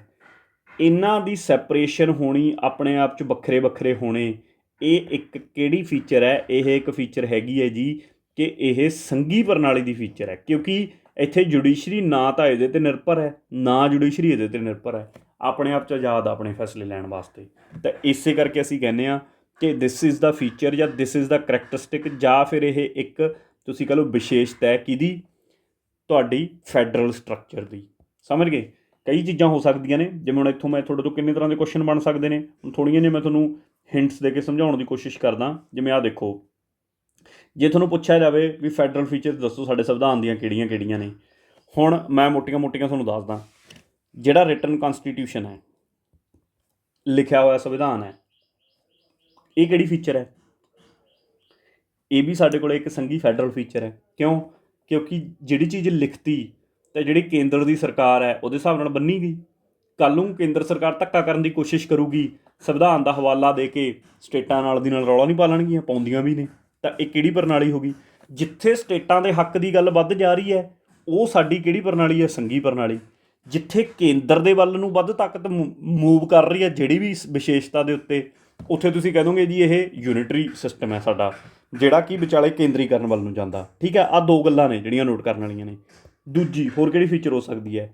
ਹੋਰ ਜਿਹੜੀ ਡੂਅਲ ਪੋਲਿਟੀ ਹੈ ਸਾਡੇ, ਡੂਅਲ ਪੋਲਿਟੀ ਦਾ ਮਤਲਬ ਇੱਕ ਸੰਸਦ ਹੈ ਅਤੇ ਇੱਕ ਥੱਲੇ ਹੈ, ਅਤੇ ਉੱਪਰ ਵੀ ਸੰਸਦ ਦੇ ਵਿੱਚ ਵੀ ਇੱਕ ਰਾਜ ਸਭਾ, ਇੱਕ ਲੋਕ ਸਭਾ ਹੈ, ਅਤੇ ਰਾਜ ਸਭਾ ਤਾਂ ਸਾਰੀ ਹੀ ਸਟੇਟਾਂ ਤੋਂ ਚੁਣ ਕੇ ਜਾਂਦੀ ਹੈ, ਸੂਬਿਆਂ ਤੋਂ ਚੁਣ ਕੇ ਜਾਂਦੀ ਹੈ। ਇਹਦਾ ਮਤਲਬ ਉਹ ਵੀ ਸੂਬਿਆਂ ਨੂੰ ਤਕੜਾ ਕਰਦੀ ਹੈ। ਤਾਂ ਉਹ ਵੀ ਕਿਹੜੀ ਇਹ ਹੋ ਗਈ? ਬਾਇਕੈਮਰਲਿਜ਼ਮ ਕਹਿ ਸਕਦੇ ਹਾਂ। ਠੀਕ ਹੈ, ਡੂਅਲ ਪੋਲਿਟੀ ਉਹਨੂੰ ਤਾਂ ਅਸੀਂ ਬਾਇਕੈਮਰਲਿਜ਼ਮ ਬੋਲਦੇ ਹਾਂ ਬੇਸਿਕਲੀ, ਮਤਲਬ ਦੋ ਹਾਊਸ ਹੋਣੇ ਉੱਤੇ ਥੱਲੇ, ਉਹਨੂੰ ਬਾਇਕੈਮਰਲਿਜ਼ਮ ਬੋਲ ਦਿੱਤਾ ਜਾਂਦਾ, ਦੋ ਹਾਊਸ। ਠੀਕ ਹੈ, ਇੱਕ ਰਾਜ ਸਭਾ, ਇੱਕ ਲੋਕ ਸਭਾ। ਡੂਅਲ ਪੋਲਿਟੀ ਦਾ ਮਤਲਬ ਹੋ ਗਿਆ ਸਟੇਟਾਂ 'ਚ ਵੀ ਸਰਕਾਰਾਂ ਬਣਦੀਆਂ ਨੇ ਅਤੇ ਕੇਂਦਰ 'ਚ ਵੀ ਸਰਕਾਰ ਬਣਦੀ ਹੈ। ਤਾਂ ਇਹ ਵੀ ਇੱਕ ਇਸੇ ਵੱਲ ਨੂੰ ਇਸ਼ਾਰਾ ਕਰਦੀ ਹੈ। ਫਿਰ ਇੱਕ ਆਪਾਂ ਕਹਿ ਸਕਦੇ ਹਾਂ ਕਿ ਤਾਕਤਾਂ ਦਾ ਵੱਖਰਾ ਹੋਣਾ। ਆਹ ਜਿਹੜੀ ਚੀਜ਼ ਮੈਂ ਸਮਝਾ ਰਿਹਾ ਸੀ ਉੱਪਰ, ਇਹਨੂੰ ਸੈਪਰੇਸ਼ਨ ਆਫ ਪਾਵਰਸ ਬੋਲ ਦਿੱਤਾ ਜਾਂਦਾ। ਤਾਕਤਾਂ ਦਾ ਵੱਖਰਾ ਹੋਣਾ ਤਿੰਨਾਂ ਦਾ, ਇਹ ਵੀ ਕਿਹੜੀ ਪ੍ਰਣਾਲੀ ਹੈ? ਫਿਰ ਇਹ ਵੀ ਤਾਂ ਫੈਡਰਲ ਫੀਚਰ ਹੀ ਹੋ ਗਈ। ਠੀਕ ਹੈ, ਤਾਂ ਫਿਰ ਇੱਕ ਰਿਜਿਡ ਕਨਸਟੀਟਿਊਸ਼ਨ, ਬਹੁਤ ਸਖਤ ਸੰਵਿਧਾਨ। ਸਖਤ ਦਾ ਮਤਲਬ ਇੱਥੇ ਇਹ ਨਹੀਂ ਹੈਗਾ ਕਿ ਪੱਥਰ ਹੈ ਟੁੱਟ ਨਹੀਂ ਸਕਦਾ, ਮੋਟਾ ਮੋਟਾ ਐਵੇਂ ਹੀ ਹੈ। ਮਤਲਬ ਸਾਡੇ ਸੰਵਿਧਾਨ ਦੇ ਵਿੱਚ ਲਿਖੀ ਹੋਈ ਗੱਲ ਨੂੰ ਬਦਲਣ ਲਈ ਸੋਧ ਕਰਨੀ ਸੌਖੀ ਗੱਲ ਨਹੀਂ ਹੈਗੀ। 368 ਆਰਟੀਕਲ ਦੇ ਤਹਿਤ ਹੀ ਸੋਧ ਕੀਤੀ ਜਾ ਸਕਦੀ ਹੈ, ਅਤੇ ਉਹ ਵੀ ਇੰਨੀ ਔਖੀ ਹੈ ਕਿ ਪਹਿਲਾਂ ਤੁਹਾਨੂੰ 2-3 ਬੰਦੇ, 2/3 ਬੰਦੇ, 75% ਬੰਦੇ ਲੋਕ ਸਭਾ 'ਚ ਮਨਾਉਣੇ ਪੈਣਗੇ, ਅਤੇ 2/3 ਜਾਣੀ ਕਿ 75% ਹੀ ਰਾਜ ਸਭਾ 'ਚ ਮਨਾਉਣੇ ਪੈਣਗੇ। ਜੇ ਸਟੇਟਾਂ ਦੇ ਨਾਲ ਲੱਗਦਾ ਕੋਈ ਕਾਨੂੰਨ ਹੈ ਤਾਂ 50% ਤੋਂ ਵੱਧ ਸਟੇਟਾਂ ਵੀ ਮਨਾਉਣੀਆਂ ਪੈਣਗੀਆਂ ਉਸ ਗੱਲ 'ਤੇ, ਤਾਂ ਕਿਤੇ ਜਾ ਕੇ ਸੋਧ ਹੋਊਗੀ, ਇੰਨੀ ਸੌਖੀ ਨਹੀਂ। ਤਾਂ ਫਿਰ ਇਹ ਕਿਹਦੇ ਵੱਲ ਨੂੰ, ਇਹਦਾ ਮਤਲਬ ਸੋਧ ਜੇ ਨਹੀਂ ਹੋ ਸਕਦੀ ਤਾਂ ਇਹ ਵੀ ਸਟੇਟਾਂ ਦੀ ਸੁਰੱਖਿਆ ਵਾਸਤੇ ਹੀ ਹੈ। ਨਹੀਂ ਤਾਂ ਕੇਂਦਰ ਹਮੇਸ਼ਾ, ਕੇਂਦਰ ਦੇ ਹੱਥ 'ਚ ਸੰਸਦ ਹੈ, ਲੋਕ ਸਭਾ ਹੈ, ਉਹ ਤਾਂ ਨਾਲ ਦੀ ਨਾਲ ਸੋਧਾਂ ਕਰ ਕਰਕੇ ਸਟੇਟਾਂ ਨੂੰ ਕਮਜ਼ੋਰ ਕਰੀ ਜਾਵੇ, ਆਪਦੇ ਆਪ ਨੂੰ ਤਾਕਤਵਰ ਬਣਾਈ ਜਾਵੇ, ਹੈ ਨਾ। ਇਹ ਤਾਂ ਫਿਰ ਉਹ ਗੱਲ ਹੋ ਗਈ ਨਾ। ਤਾਂ ਸੌਰੀ, ਤਾਂ ਇਹ ਸਾਰੀਆਂ ਕੀ ਚੀਜ਼ਾਂ ਹੋ ਗਈਆਂ ਜੀ, ਇਹ ਸਾਰੀਆਂ ਕਿਹਦੇ ਵੱਲ ਇਸ਼ਾਰਾ ਕਰਦੀਆਂ ਨੇ, ਇਹ ਸਾਰੀਆਂ ਇਸ ਗੱਲ ਵੱਲ ਇਸ਼ਾਰਾ ਕਰਦੀਆਂ ਨੇ ਕਿ ਕਿਹਦੀਆਂ ਫੀਚਰਸ ਹੋ ਗਈਆਂ, ਇਹ ਸਾਰੀਆਂ ਫੀਚਰਸ ਹੋ ਗਈਆਂ ਆਪਣੀਆਂ ਫੈਡਰੇਸ਼ਨ ਦੀਆਂ, ਫੈਡਰਲ ਸਟੇਟ ਦੀਆਂ। ਇਹਦੇ ਉਲਟ, ਜੇ ਇਹਦੇ ਉਲਟ ਪੁੱਛ ਲਿਆ ਜਾਵੇ ਕਿ ਤੁਸੀਂ ਦੱਸੋ ਜੀ ਯੂਨਿਟਰੀ ਫੀਚਰਸ ਕਿਹੜੀਆਂ ਕਿਹੜੀਆਂ ਨੇ। ਕੇਂਦਰ ਦਾ ਸਟਰੋਂਗ ਹੋਣਾ, ਜਿਵੇਂ ਅਸੀਂ ਕਹਿੰਦੇ ਹਾਂ ਕਿ ਇੱਕ ਸਾਡੇ ਕੋਲ ਸਬਜੈਕਟ ਹੈ ਸਟੇਟ ਦੀ ਸੂਚੀ 'ਚ, ਇੱਕ ਸੈਂਟਰ ਦੀ ਸੂਚੀ 'ਚ ਹੈ, ਅਤੇ ਇੱਕ ਜਿਹੜਾ ਦੋਵਾਂ ਦੀ ਸਾਂਝੀ ਸੂਚੀ ਹੈ ਉਹਦੇ 'ਚ ਹੈ। ਅਤੇ ਜੇ ਕੋਈ ਰੈਜ਼ੀਡਰੀ ਸਬਜੈਕਟ ਆ ਜੇ, ਫਾਲਤੂ ਦਾ ਸਬਜੈਕਟ ਆ ਜੇ, ਜਿਹੜਾ ਕਿ ਨਾ ਇਹਦੇ 'ਚ ਆ, ਨਾ ਇਸ ਲਿਸਟ 'ਚ, ਨਾ ਇਸ ਲਿਸਟ 'ਚ, ਉਹ ਕਿਹਦੇ ਪੱਲੇ ਪੈਂਦਾ, ਉਹ ਜਾ ਕੇ ਸਿੱਧਾ ਕੇਂਦਰ ਨੂੰ ਮਿਲ ਜਾਂਦਾ। ਤਾਂ ਇਹਦਾ ਮਤਲਬ ਇਹ ਫਿਰ ਧੱਕਾ ਹੀ ਹੈ। ਤਾਂ ਇਹਦੇ ਨਾਲ ਕੀ ਦਿਖ ਰਿਹਾ ਕਿ ਕੇਂਦਰ ਜ਼ਿਆਦਾ ਸਟਰੋਂਗ ਹੈ, ਕੇਂਦਰ ਕੋਲ ਤਾਕਤਾਂ ਜ਼ਿਆਦਾ ਨੇ। ਕੇਂਦਰ ਕੋਲ ਤਾਕਤਾਂ ਜ਼ਿਆਦਾ ਨੇ ਤਾਂ ਫਿਰ ਯੂਨਿਟਰੀ ਫੀਚਰ ਹੋ ਗਈ ਸਿੱਧੀ ਸਾਡੇ ਕੋਲ, ਠੀਕ ਹੈ। ਕਾਨਸਟੀਟਿਊਸ਼ਨ ਇੱਕੋ ਹੀ ਹੈ, ਸੰਵਿਧਾਨ ਇੱਕੋ ਹੀ ਹੈ, ਇਹ ਵੀ ਕਿਹੜੀ ਹੈ, ਸੰਵਿਧਾਨ ਇੱਕੋ ਹੀ ਹੈ, ਤਾਂ ਇਹ ਵੀ ਯੂਨਿਟਰੀ ਫੀਚਰ ਕਹਾਊਗੀ। ਹਾਂ, ਸੰਵਿਧਾਨ ਰਿਜਿਡ ਹੈ, ਰਿਜਿਡ ਸੰਵਿਧਾਨ ਦਿਖਾਉਂਦਾ ਹੈਗਾ ਸਾਨੂੰ, ਯਾਨੀ ਕਿ ਫੈਡਰਲ ਸਿਸਟਮ। ਇਹ ਬੜਾ ਇੰਪੋਰਟੈਂਟ ਹੈ, ਇੱਥੇ ਕਨਫਿਊਜ਼ ਹੋਣ ਵਾਲੀ ਗੱਲ ਹੈ ਕਿ ਰਿਜਿਡ ਹੈ ਸੰਵਿਧਾਨ। ਰਿਜਿਡ ਦਾ ਮਤਲਬ ਹੈ ਕਿ ਉਹਨੂੰ ਬਦਲਾਅ ਨਹੀਂ ਉਹ 'ਚ ਕੀਤਾ ਜਾ ਸਕਦਾ। ਤਾਂ ਕਿਹਦੇ ਫਾਇਦੇ ਦੀ ਗੱਲ ਹੈ, ਸਟੇਟਾਂ ਦੇ ਫਾਇਦੇ ਦੀ ਗੱਲ ਹੈ। ਪਰ ਇੱਕੋ ਹੀ ਸੰਵਿਧਾਨ ਹੈ, ਸਿੰਗਲ ਕੌਨਸਟੀਟਿਊਸ਼ਨ ਹੈ, ਤਾਂ ਇਹ ਕਿਹੜੀ ਫੀਚਰ ਹੈ, ਇਹ ਯੂਨਿਟਰੀ ਫੀਚਰ ਹੈ। ਕਿਉਂਕਿ ਅਦਰਵਾਈਜ਼ ਤਾਂ ਫਿਰ ਸਟੇਟਾਂ ਦਾ ਵੀ ਆਪਦਾ ਸੰਵਿਧਾਨ ਹੋਣਾ ਚਾਹੀਦਾ ਸੀ, ਉਹ ਫੈਡਰਲ ਫੀਚਰ ਹੋਣੀ ਸੀ ਜਿਵੇਂ ਅਮਰੀਕਾ ਦੇ ਵਿੱਚ ਹੈ, ਠੀਕ ਹੈ।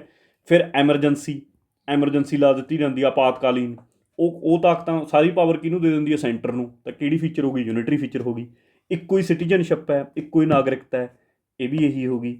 ਫਿਰ ਆਲ ਇੰਡੀਆ ਸਰਵਿਸਿਜ਼ ਨੇ, all India services, IAS lobby ਜਿਹੜੀ DC ਬਣਦੇ ਨੇ ਉਹ ਸੈਂਟਰ ਦੀਆਂ ਨੇ ਸਾਰੀਆਂ ਆਲ ਇੰਡੀਆ ਸਰਵਿਸਿਜ਼, ਉਹ ਵੀ ਕਿਹੜੀ ਫੀਚਰ ਹੋ ਗਈ ਸਾਡੇ ਕੋਲੇ, ਯੂਨਿਟਰੀ ਫੀਚਰ ਹੋ ਗਈ। ਗਵਰਨਰ ਨੂੰ ਲਾਇਆ ਜਾਣਾ, ਇੱਕੋ ਹੀ ਮਸ਼ੀਨਰੀ ਹੈ, ਇਲੈਕਸ਼ਨ ਕਮਿਸ਼ਨ ਆਫ ਇੰਡੀਆ ਇੱਕੋ ਹੀ ਹੈ ਸਾਡੇ ਕੋਲੇ, ਇਹ ਸਾਰੀਆਂ ਯੂਨਿਟਰੀ ਫੀਚਰਸ ਨੇ, ਠੀਕ ਹੈ। ਤਾਂ ਇਹ ਚੀਜ਼ ਨੂੰ ਤੁਸੀਂ ਧਿਆਨ ਦੇ ਵਿੱਚ ਰੱਖਿਓ। ਇੰਟੀਗ੍ਰੇਟਡ ਜੁਡੀਸ਼ਰੀ ਹੈ, ਹੁਣ ਇੰਟੀਗ੍ਰੇਟਡ ਸੁਪਰੀਮ ਕੋਰਟ ਤਾਂ ਇੱਕੋ ਹੀ ਹੈ, ਕਿਸੇ ਸੂਬੇ ਦੀ ਅੱਡ ਅੱਡ ਥੋੜ੍ਹੀ ਨਾ, ਹਾਈ ਕੋਰਟਾਂ ਅੱਡ ਅੱਡ ਨੇ, ਦੈਟ ਇਜ਼ ਉਹ ਗੱਲ ਅਲੱਗ ਹੈ। ਪਰ ਸੁਪਰੀਮ ਕੋਰਟ ਕਿਹੜੀ ਹੈ, ਸੁਪਰੀਮ ਕੋਰਟ ਤਾਂ ਵੱਖਰੀ ਵੱਖਰੀ ਹੈ, ਇੱਕੋ ਹੀ ਹੈ, ਯਾਨੀ ਕਿ ਇੱਕ ਹੈ ਜਿਹੜੀ ਸਾਰੀ ਸੂਬਿਆਂ 'ਤੇ ਲੱਗ ਰਹੀ ਹੈ। ਤਾਂ ਉਹ ਵੀ ਕੋਈ ਫੈਡਰੇਸ਼ਨ ਵਾਲਾ ਢੰਗ ਥੋੜ੍ਹੀ ਨਾ, ਉਹ ਵੀ ਤਾਂ ਕੋਈ ਯੂਨਿਟਰੀ ਫੀਚਰ ਨੂੰ ਹੀ ਦਿਖਾਉਂਦਾ, ਠੀਕ ਹੈ। ਤਾਂ ਆਹ ਸਾਰੇ ਫੀਚਰ ਫਿਰ ਕਿਹੜੇ ਹੋ ਗਏ, ਸਮਝ ਗਏ।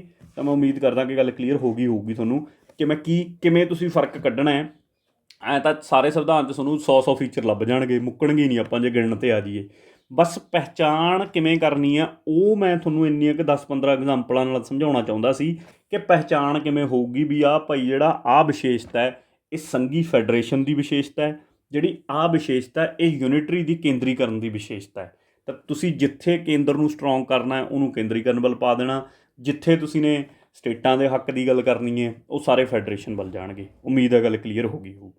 ਅ citizen of India will lose his ਜਾਂ ਹਰ ਸਿਟੀਜ਼ਨਸ਼ਿਪ, ਉਹ ਆਪਦੀ ਸਿਟੀਜ਼ਨਸ਼ਿਪ ਨਾਗਰਿਕਤਾ ਗਵਾ ਦੂ ਕਦੋਂ, ਜਦੋਂ ਉਹ ਆਪਦੀ ਆਪ ਹੀ ਤਿਆਗ ਕਰ ਦਿੰਦਾ ਹੈ, ਕਰ ਸਕਦਾ ਹੈ। ਵਲੰਟਰਲੀ ਐਕਵਾਇਰਸ ਦਾ ਸਿਟੀਜ਼ਨਸ਼ਿਪ ਆਫ ਅਨਦਰ ਕੰਟਰੀ, ਆ ਵੀ ਹੋ ਸਕਦੀ ਹੈ, ਠੀਕ ਹੈ।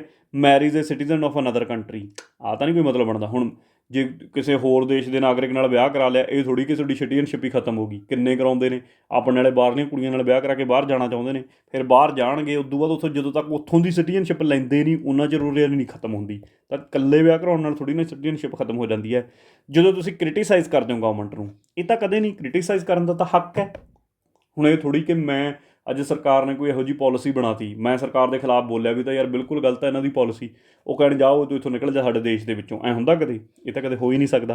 ਤਾਂ ਇਹ ਵੀ ਆਪਣੇ ਆਪ ਦੇ ਵਿੱਚ ਕੋਈ ਪੁਆਇੰਟ ਨਹੀਂ ਬਣਦਾ ਕਿ ਕ੍ਰਿਟੀਸਾਈਜ਼ ਕਰੋ ਗਵਰਨਮੈਂਟ ਨੂੰ ਤਾਂ ਤੁਸੀਂ ਨਿਕਲ ਸਕਦੇ ਹੋ। ਤਾਂ ਇਹਦਾ ਮਤਲਬ ਇਹਦੇ ਕਿਹੜੇ ਕਿਹੜੇ ਠੀਕ ਹੋ ਗਏ, ਸਿਰਫ ਇੱਕ ਤੇ ਦੋ ਹੀ ਠੀਕ ਨੇ, ਬਾਕੀ ਤਾਂ ਆਹ ਦੋਨੋਂ ਗਲਤੀ ਹੋ ਗਏ, ਠੀਕ ਹੈ। ਤਾਂ ਉਮੀਦ ਹੈ ਕਿ ਗੱਲ ਕਲੀਅਰ ਹੋ ਗਈ ਹੋਊਗੀ। ਅੱਗੇ ਆ ਜਾਓ, ਅਗਲੇ ਕੁਐਸਚਨ 'ਤੇ ਮੂਵ ਕਰਦੇ ਹਾਂ। There is only one citizenship and one domicile. Bharat ਦੇ ਸੰਦਰਭ 'ਚ ਗੱਲ ਕੀਤੀ ਜਾ ਰਹੀ ਹੈ, ਇੱਕੋ ਹੀ ਨਾਗਰਿਕਤਾ ਹੈ ਅਤੇ ਇੱਕੋ ਹੀ ਨਿਵਾਸ ਹੈ, ਠੀਕ ਹੈ, ਇੱਕੋ ਹੀ ਡੋਮੀਸਾਈਲ ਹੈ। ਕੀ ਇਹ ਗੱਲ ਠੀਕ ਹੈ? ਕਿਵੇਂ ਠੀਕ ਹੋ ਗਈ? ਪੰਜਾਬ 'ਚ ਰਹਿੰਦੇ ਹੋ ਤਾਂ ਪੰਜਾਬ ਦਾ ਡੋਮੀਸਾਈਲ ਮਿਲੂਗਾ, ਹਰਿਆਣੇ 'ਚ ਰਹਿੰਦੇ ਹੋ ਹਰਿਆਣੇ ਦਾ ਡੋਮੀਸਾਈਲ ਮਿਲੂਗਾ। ਸਿਟੀਜ਼ਨਸ਼ਿਪ ਤਾਂ ਇੱਕ ਹੈਗੀ ਹੈ ਪਰ ਡੋਮੀਸਾਈਲ ਤਾਂ ਨਹੀਂ ਇੱਕ ਹੈਗਾ, ਠੀਕ ਹੈ। ਇਹ ਦੇਖੋ ਕਿੰਨਾ ਕਨਫਿਊਜ਼ ਕਰ ਸਕਦਾ ਇੱਥੇ ਤੁਸੀਂ ਸਿਟੀਜ਼ਨਸ਼ਿਪ ਸੋਚ ਕੇ ਨਾਲ ਦੀ ਨਾਲ ਟਿਕ ਲਾ ਸਕਦੇ ਹੋ, ਨਹੀਂ। ਪਰ a citizen by birth only can become the head of state. ਹਾਂ, ਹੁਣ ਜੇ ਇੱਕ ਤਰੀਕਾ ਨਾਗਰਿਕਤਾ ਲੈਣ ਦਾ ਸਾਡੇ ਕੋਲ ਹੁੰਦਾ ਬਾਏ ਬਰਥ, ਵੀ ਤੁਸੀਂ ਜੇ ਕੋਈ ਬੰਦਾ ਭਾਰਤ 'ਚ ਰਹਿ ਰਿਹਾ, ਭਾਰਤ 'ਚ ਹੀ ਜੰਮਿਆ ਉਹਦੇ ਮਾਂ ਪਿਓ ਇੱਥੇ ਨੇ, ਤਾਂ ਉਹਨੂੰ ਸਿਟੀਜ਼ਨਸ਼ਿਪ ਮਿਲ ਸਕਦੀ ਹੈ। ਠੀਕ ਹੈ, ਉਹਦੇ ਲਈ ਕੰਡੀਸ਼ਨਾਂ ਨੇ ਕਿ ਉਹਦੇ ਮਾਂ ਪਿਓ ਭਾਰਤ ਦੀ ਹੋਣੇ ਚਾਹੀਦੇ ਨੇ, ਜੋ ਮਾਂ ਜਾਂ ਪਿਓ 'ਚੋਂ ਕੋਈ ਇੱਕ ਭਾਰਤ ਦਾ ਨਾਗਰਿਕ ਹੋਣਾ ਜ਼ਰੂਰੀ ਹੈ, ਤਾਂ ਉਹਨੂੰ ਸਿਟੀਜ਼ਨਸ਼ਿਪ ਮਿਲ ਸਕਦੀ ਹੈ। ਹੁਣ ਬਾਏ ਬਰਥ ਦੇ ਲਈ, ਹੁਣ ਜੇ ਕੋਈ ਬੰਦਾ ਬਾਹਰੋਂ ਆਇਆ, ਉਹਨੇ ਆ ਕੇ ਇੱਥੇ ਸਿਟੀਜ਼ਨਸ਼ਿਪ ਲਈ ਹੈ, ਚਾਹੇ ਉਹ ਕੁਦਰਤੀਕਰਨ ਦੇ ਤਰੀਕੇ ਨਾਲ ਲਈ ਹੈ ਜਾਂ ਕਿਸੇ ਵੀ XYZ ਤਰੀਕੇ ਨਾਲ ਲਈ ਹੈ, ਕੀ ਉਹ ਸਾਡਾ ਰਾਸ਼ਟਰਪਤੀ ਬਣ ਸਕਦਾ? ਹੈੱਡ ਆਫ ਦਾ ਸਟੇਟ ਮਤਲਬ ਹੋ ਗਿਆ ਰਾਸ਼ਟਰਪਤੀ ਬਣਨਾ। ਬਿਲਕੁਲ ਬਣ ਸਕਦਾ। ਇਹ ਪ੍ਰੋਵੀਜ਼ਨ ਅਮਰੀਕਾ ਦੇ ਸੰਵਿਧਾਨ 'ਚ ਹੈ। ਅਮਰੀਕਾ ਦੇ ਸੰਵਿਧਾਨ 'ਚ ਗੱਲ ਲਿਖੀ ਹੋਈ ਹੈ ਕਿ ਸਿਰਫ ਜਿਹਦਾ ਜਨਮ ਅਮਰੀਕਾ ਦੇ ਵਿੱਚ ਹੋਇਆ ਕਿਸੇ ਬੱਚੇ ਦਾ, ਉਹਨੂੰ ਸਿਟੀਜ਼ਨਸ਼ਿਪ ਜਨਮ ਦੇ ਆਧਾਰ 'ਤੇ ਮਿਲੀ ਹੋਈ ਹੈ, ਉਹੀ ਇਕੱਲਾ ਰਾਸ਼ਟਰਪਤੀ ਬਣ ਸਕਦਾ। ਬਾਕੀ ਕੋਈ ਬਾਹਰੋਂ ਆ ਕੇ ਇੱਥੇ ਮਤਲਬ ਸਿਟੀਜ਼ਨਸ਼ਿਪ ਲੈਂਦਾ ਹੈ ਤਾਂ ਉਹ ਹੈੱਡ ਆਫ ਸਟੇਟ ਨਹੀਂ ਬਣ ਸਕਦਾ। ਤਾਂ ਇਹ ਗੱਲ ਜੇ ਭਾਰਤ ਦੇ ਸੰਦਰਭ 'ਚ ਕਰੀ ਗਈ ਹੈ ਤਾਂ ਇਹ ਗਲਤ ਹੋ ਗਈ ਮੇਰੇ ਕੋਲੇ, ਕਿਉਂਕਿ ਸਾਡੇ ਤਾਂ ਬਾਏ ਬਰਥ ਵਾਲਾ ਬੰਦਾ ਵੀ ਬਣ ਸਕਦਾ। ਠੀਕ ਹੈ, ਤਾਂ 2 ਨਿਕਲ ਗਿਆ। ਜੇ 2 ਨਿਕਲ ਗਿਆ ਤਾਂ ਆਹ 2 ਤਾਂ ਬਾਹਰ ਚੱਕੇ ਗਏ, ਅਤੇ ਇੱਕ ਤਾਂ ਠੀਕ ਹੀ ਸੀ, ਤੀਜਾ ਦੇਖ ਲੈਂਦੇ ਠੀਕ ਹੈ ਕਿ ਨਹੀਂ। ਕੋਈ ਵੀ ਫੋਰਨਰ ਯਾਨੀ ਕਿ ਵਿਦੇਸ਼ੀ, ਇੱਕ ਵਾਰ ਜਿਹਨੂੰ ਸਿਟੀਜ਼ਨਸ਼ਿਪ ਮਿਲ ਜਾਂਦੀ ਹੈ, can not be deprived of it under any circumstances. ਕੀ ਇਹ ਗੱਲ ਠੀਕ ਹੈ? ਕਿਸੇ ਵੀ ਇੱਕ ਵਾਰ ਨਾਗਰਿਕਤਾ ਪ੍ਰਾਪਤ ਕਰਨ ਵਾਲੇ ਵਿਦੇਸ਼ੀ ਦੀ ਕਿਸੇ ਵੀ ਸਥਿਤੀ ਵਿੱਚ ਉਹਨੂੰ ਨਾਗਰਿਕਤਾ ਤੋਂ ਵਾਂਝਾ ਨਹੀਂ ਕੀਤਾ ਜਾ ਸਕਦਾ। ਐਵੇਂ ਕਿਵੇਂ ਹੋ ਸਕਦਾ ਯਾਰ? ਇਹ ਤਾਂ ਉਹੀ ਪੁਰਾਣੇ ਵਾਲੀ ਲਾਈਨ ਹੀ ਹੋਊਗੀ ਨਾ, ਕਿ ਚਾਹੇ ਭਾਰਤ ਦਾ ਚਾਹੇ ਉਹ ਕੋਈ ਵਿਦੇਸ਼ੀ ਹੈ, ਜੇ ਉਹ ਸਰਕਾਰ ਦੇ ਖਿਲਾਫ ਜਾਊਗਾ, ਕੋਈ ਇਹੋ ਜਿਹੀਆਂ ਐਕਟੀਵਿਟੀਜ਼ ਕਰੂਗਾ ਜਿਹੜੀਆਂ ਸਾਡੇ ਦੇਸ਼ ਦੀ ਅਖੰਡਤਾ ਇੰਟੀਗ੍ਰਿਟੀ ਦੇ ਉੱਤੇ ਸਵਾਲ ਖੜ੍ਹਾ ਕਰਨਗੀਆਂ, ਤਾਂ ਭਾਰਤ ਸਰਕਾਰ ਕੋਲ ਸੰਵਿਧਾਨ ਨੇ ਕਲੀਅਰ ਕੱਟ ਲਿਖਿਆ ਜਾਂ ਐਕਟ 'ਚ ਕਲੀਅਰ ਲਿਖਿਆ ਉਹਨਾਂ ਨੇ ਵੀ ਭਾਈ ਅਸੀਂ ਤੁਹਾਡੀ ਖੋਹ ਸਕਦੇ ਹਾਂ ਜਿਹੜੀ ਨਾਗਰਿਕਤਾ ਹੈਗੀ ਹੈ। ਤਾਂ ਇਹ ਵੀ ਗੱਲ ਕੋਈ ਸਹੀ ਨਹੀਂ ਬਣੀ। ਤਾਂ ਸਹੀ ਉੱਤਰ ਸਿਰਫ ਬਣ ਗਿਆ ਓਨਲੀ 1, ਪਹਿਲਾਂ ਹੀ ਸਾਡੇ ਕੋਲ ਠੀਕ ਹੈ। ਅੱਗੇ ਆ ਜਾਓ। ਡੈਫੀਨੇਸ਼ਨ ਸਟੇਟ ਦੀ, ਆਰਟੀਕਲ ਜਿਹੜਾ 12 ਨਾ, ਆਰਟੀਕਲ 12 ਦੇ ਵਿੱਚ ਸਟੇਟ ਨੂੰ ਡਿਫਾਈਨ ਕੀਤਾ ਹੋਇਆ ਕਿ ਸਟੇਟ ਕੀ ਹੈ। ਇੱਥੇ ਸਟੇਟ ਨੂੰ ਤੁਸੀਂ ਇਹ ਨਾ ਮੰਨ ਕੇ ਚੱਲੋ ਕਿ ਮੈਂ ਗੱਲ ਕਰ ਰਿਹਾ ਕਿ ਸੂਬੇ ਦੀ, ਜਿਵੇਂ ਪੰਜਾਬ, ਹਰਿਆਣਾ, ਇਹ ਸਟੇਟ। ਨੋ, ਸੰਵਿਧਾਨ 'ਚ ਸਟੇਟ ਦੀ ਡੈਫੀਨੇਸ਼ਨ ਕੁਛ ਹੋਰ ਹੈ। ਉਹ ਕੀ ਹੈ ਉਹ ਤੁਹਾਨੂੰ ਮੈਂ ਸਮਝਾਉਣਾ। ਮੈਂ ਸਿੱਧੀ ਤੁਹਾਨੂੰ ਸਟੇਟ ਦੀ ਡੈਫੀਨੇਸ਼ਨ ਹੀ ਦੱਸਦਾ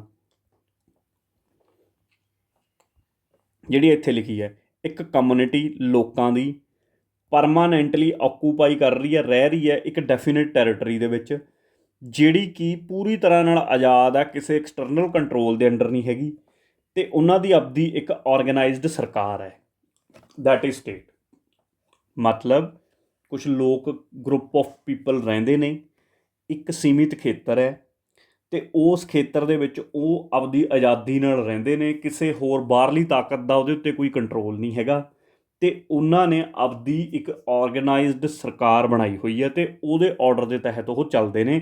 that is the clear definition of state. State the definition ਇਸ ਦੇ ਵਿੱਚ ਕੋਈ ਔਰਗਨਾਈਜੇਸ਼ਨ ਸਰਕਾਰੀ ਵੀ ਆ ਸਕਦੀ ਹੈ, ਇਹਦੇ ਵਿੱਚ ਤੁਹਾਡੀ ਕੋਈ ਸੂਬਾ ਵੀ ਆ ਸਕਦਾ ਹੈ, ਕੇਂਦਰ ਸਰਕਾਰ ਵੀ ਆ ਸਕਦਾ, UT ਵੀ ਆ ਸਕਦੀ ਹੈ। ਇਹ ਸਾਰੀਆਂ ਹੀ ਸਟੇਟ ਦੀ ਡੈਫੀਨੇਸ਼ਨ 'ਚ ਆਉਂਦੀਆਂ ਨੇ, ਕਿਉਂਕਿ ਸਾਰੇ ਕਿਤੇ ਇਹ ਗੱਲ ਲਾਗੂ ਹੁੰਦੀ ਹੈ ਕਿ ਲੋਕ ਇਕੱਠੇ ਹੋ ਕੇ ਰਹਿੰਦੇ ਨੇ, ਬਾਹਰੀ ਕੋਈ ਕੰਟਰੋਲ ਨਹੀਂ ਹੈਗਾ। ਠੀਕ ਹੈ, ਤਾਂ ਇਹ ਇਹਦੀ ਕਲੀਅਰ ਡੈਫੀਨੇਸ਼ਨ ਹੈ। ਅੱਗੇ ਆ ਜਾਓ। ਤਾਂ ਇਹ ਆਨਸਰ ਹੋ ਗਿਆ। ਠੀਕ ਹੈ, ਇਹਦੇ 'ਚ ਤਾਂ ਕੋਈ ਰੌਲਾ ਨਹੀਂ। ਅਗਲਾ, with reference to sovereignty of India, Bharat ਦੀ ਪ੍ਰਭੂਸੱਤਾ ਦੇ ਸੰਦਰਭ 'ਚ ਗੱਲਾਂ ਨੇ, ਦੱਸੋ ਕਿਹੜੀਆਂ ਸਹੀ ਨੇ। India is a member of Commonwealth nations, Commonwealth of nations. ਬਿਲਕੁਲ, ਕਾਮਨਵੈਲਥ ਕੀ ਹੈ ਕਿ ਅੰਗਰੇਜ਼ਾਂ ਨੇ ਇਹ ਕਾਮਨਵੈਲਥ ਬਣਾਇਆ ਸੀ ਕਿ ਜਿਹੜੇ ਅੰਗਰੇਜ਼ਾਂ ਦੀਆਂ ਕਲੋਨੀਆਂ ਸੀ, ਜਿਨ੍ਹਾਂ 'ਤੇ ਅੰਗਰੇਜ਼ਾਂ ਨੇ ਰਾਜ ਕੀਤਾ, ਬਾਅਦ 'ਚੋਂ ਸਾਰੀਆਂ ਕਲੋਨੀਆਂ ਇਕੱਠੀਆਂ ਕਰਕੇ ਇੱਕ ਸੰਸਥਾ ਬਣਾ ਲਈ, ਉਹਦਾ ਨਾਮ ਦਿੱਤਾ ਕਾਮਨਵੈਲਥ ਨੇਸ਼ਨਸ ਦਾ। ਠੀਕ ਹੈ, ਅਤੇ ਭਾਰਤ ਉਹਦਾ ਮੈਂਬਰ ਹੈਗਾ, ਬਿਲਕੁਲ ਹੈਗਾ ਮੈਂਬਰ, ਇਸ ਗੱਲ ਦੇ ਵਿੱਚ ਕੋਈ ਦੁਹਰਾਏ ਨਹੀਂ ਹੈਗਾ। ਜਵਾਹਰ ਲਾਲ ਨਹਿਰੂ ਗਏ ਸੀਗੇ 1950 ਦੇ ਅਰਾਊਂਡ, ਅਤੇ ਇੱਥੇ ਨੂੰ ਜੁਆਇਨ ਕਰਕੇ ਆਏ ਸੀਗੇ। ਲੋਕਾਂ ਨੇ ਆ ਕੇ ਰੌਲਾ ਜ਼ਰੂਰ ਪਾਇਆ ਸੀ ਵੀ ਤੂੰ ਫੇਰ ਅੰਗਰੇਜ਼ਾਂ ਦੇ ਸਾਨੂੰ ਗੁਲਾਮ ਬਣਾਇਆ ਆ, ਪਰ ਉਹਨਾਂ ਨੇ ਦੱਸਿਆ ਕਿ ਇੱਥੇ ਮੈਂ ਸੋਵਰਨ ਹਾਂ, ਮੈਂ ਆਪਦੀ ਮਰਜ਼ੀ ਨਾਲ ਜੁਆਇਨ ਕਰਕੇ ਆਇਆ, ਜਦੋਂ ਜੀ ਕਰੂਗਾ ਮਰਜ਼ੀ ਨਾਲ ਵਾਪਸ ਜਹਾਜ਼ ਚੜ੍ਹ ਕੇ ਫੇਰ ਆਪਦੇ ਆਪ ਨੂੰ ਉਹ ਤੋਂ ਬਾਹਰ ਕਰ ਸਕਦਾ, ਮੈਨੂੰ ਕੋਈ ਅੰਗਰੇਜ਼ ਬੰਨ੍ਹ ਕੇ ਨਹੀਂ ਰੱਖ ਸਕਦੇ ਵੀ ਤੂੰ ਕਾਮਨਵੈਲਥ ਦਾ ਮੈਂਬਰ ਕਿਹੜਾ ਬਣ ਗਿਆ ਹੁਣ ਤੂੰ ਹਟ ਨਹੀਂ ਸਕਦਾ। ਠੀਕ ਹੈ, ਤਾਂ ਇੱਥੇ ਸੋਵਰਨਿਟੀ ਦਾ ਕੋਈ ਸਵਾਲ ਨਹੀਂ ਖੜ੍ਹਾ ਹੁੰਦਾ ਹੈਗਾ। Sovereignty of India is curtailed due to its membership of Commonwealth of nations. ਕਿਉਂ ਕਰਟੇਲ ਹੋ ਗਈ? ਕਰਟੇਲ ਦਾ ਮਤਲਬ ਸੋਵਰਨਿਟੀ ਦੇ ਉੱਤੇ ਠੇਸ ਪਹੁੰਚੀ, ਜਾਂ ਤੁਸੀਂ ਸੋਵਰਨਿਟੀ ਆਪਦੀ ਉਹ ਕਰਤੀ, ਮਤਲਬ ਅੰਗਰੇਜ਼ਾਂ ਦੇ ਹਵਾਲੇ ਕਰਤੀ ਆਪਦੀ ਜਿਹੜੀ ਪ੍ਰਭੂਸੱਤਾ, ਇਹੀ ਤਾਂ ਗੱਲ ਮੈਂ ਕਰ ਰਿਹਾ ਸੀ ਵੀ ਇਹੋ ਜਿਹਾ ਕੁਛ ਨਹੀਂ ਹੈਗਾ। ਇਹ ਆ ਕੇ ਵਿਰੋਧੀਆਂ ਨੇ ਸਵਾਲ ਖੜ੍ਹੇ ਕੀਤੇ ਸੀ ਨਹਿਰੂ 'ਤੇ, ਅਤੇ ਨਹਿਰੂ ਜੀ ਨੇ ਕਲੀਅਰਲੀ ਇਹ ਗੱਲ ਖੜ੍ਹੇ ਹੋ ਕੇ ਸੰਸਦ 'ਚ ਬੋਲੀ ਸੀ ਵੀ ਜੇ ਤੁਸੀਂ ਅੱਜ ਕਹਿੰਦੇ ਹੋ ਮੈਂ ਹੁਣੀ ਵਾਪਸ ਜਾਂਦਾ, ਹੁਣੀ ਉੱਥੋਂ ਨਾਮ ਵਾਪਸ ਲਿਆਉਣਾ ਵੀ ਅਸੀਂ ਕਾਮਨਵੈਲਥ ਦੇ ਮੈਂਬਰ ਨਹੀਂ ਹੈਗੇ।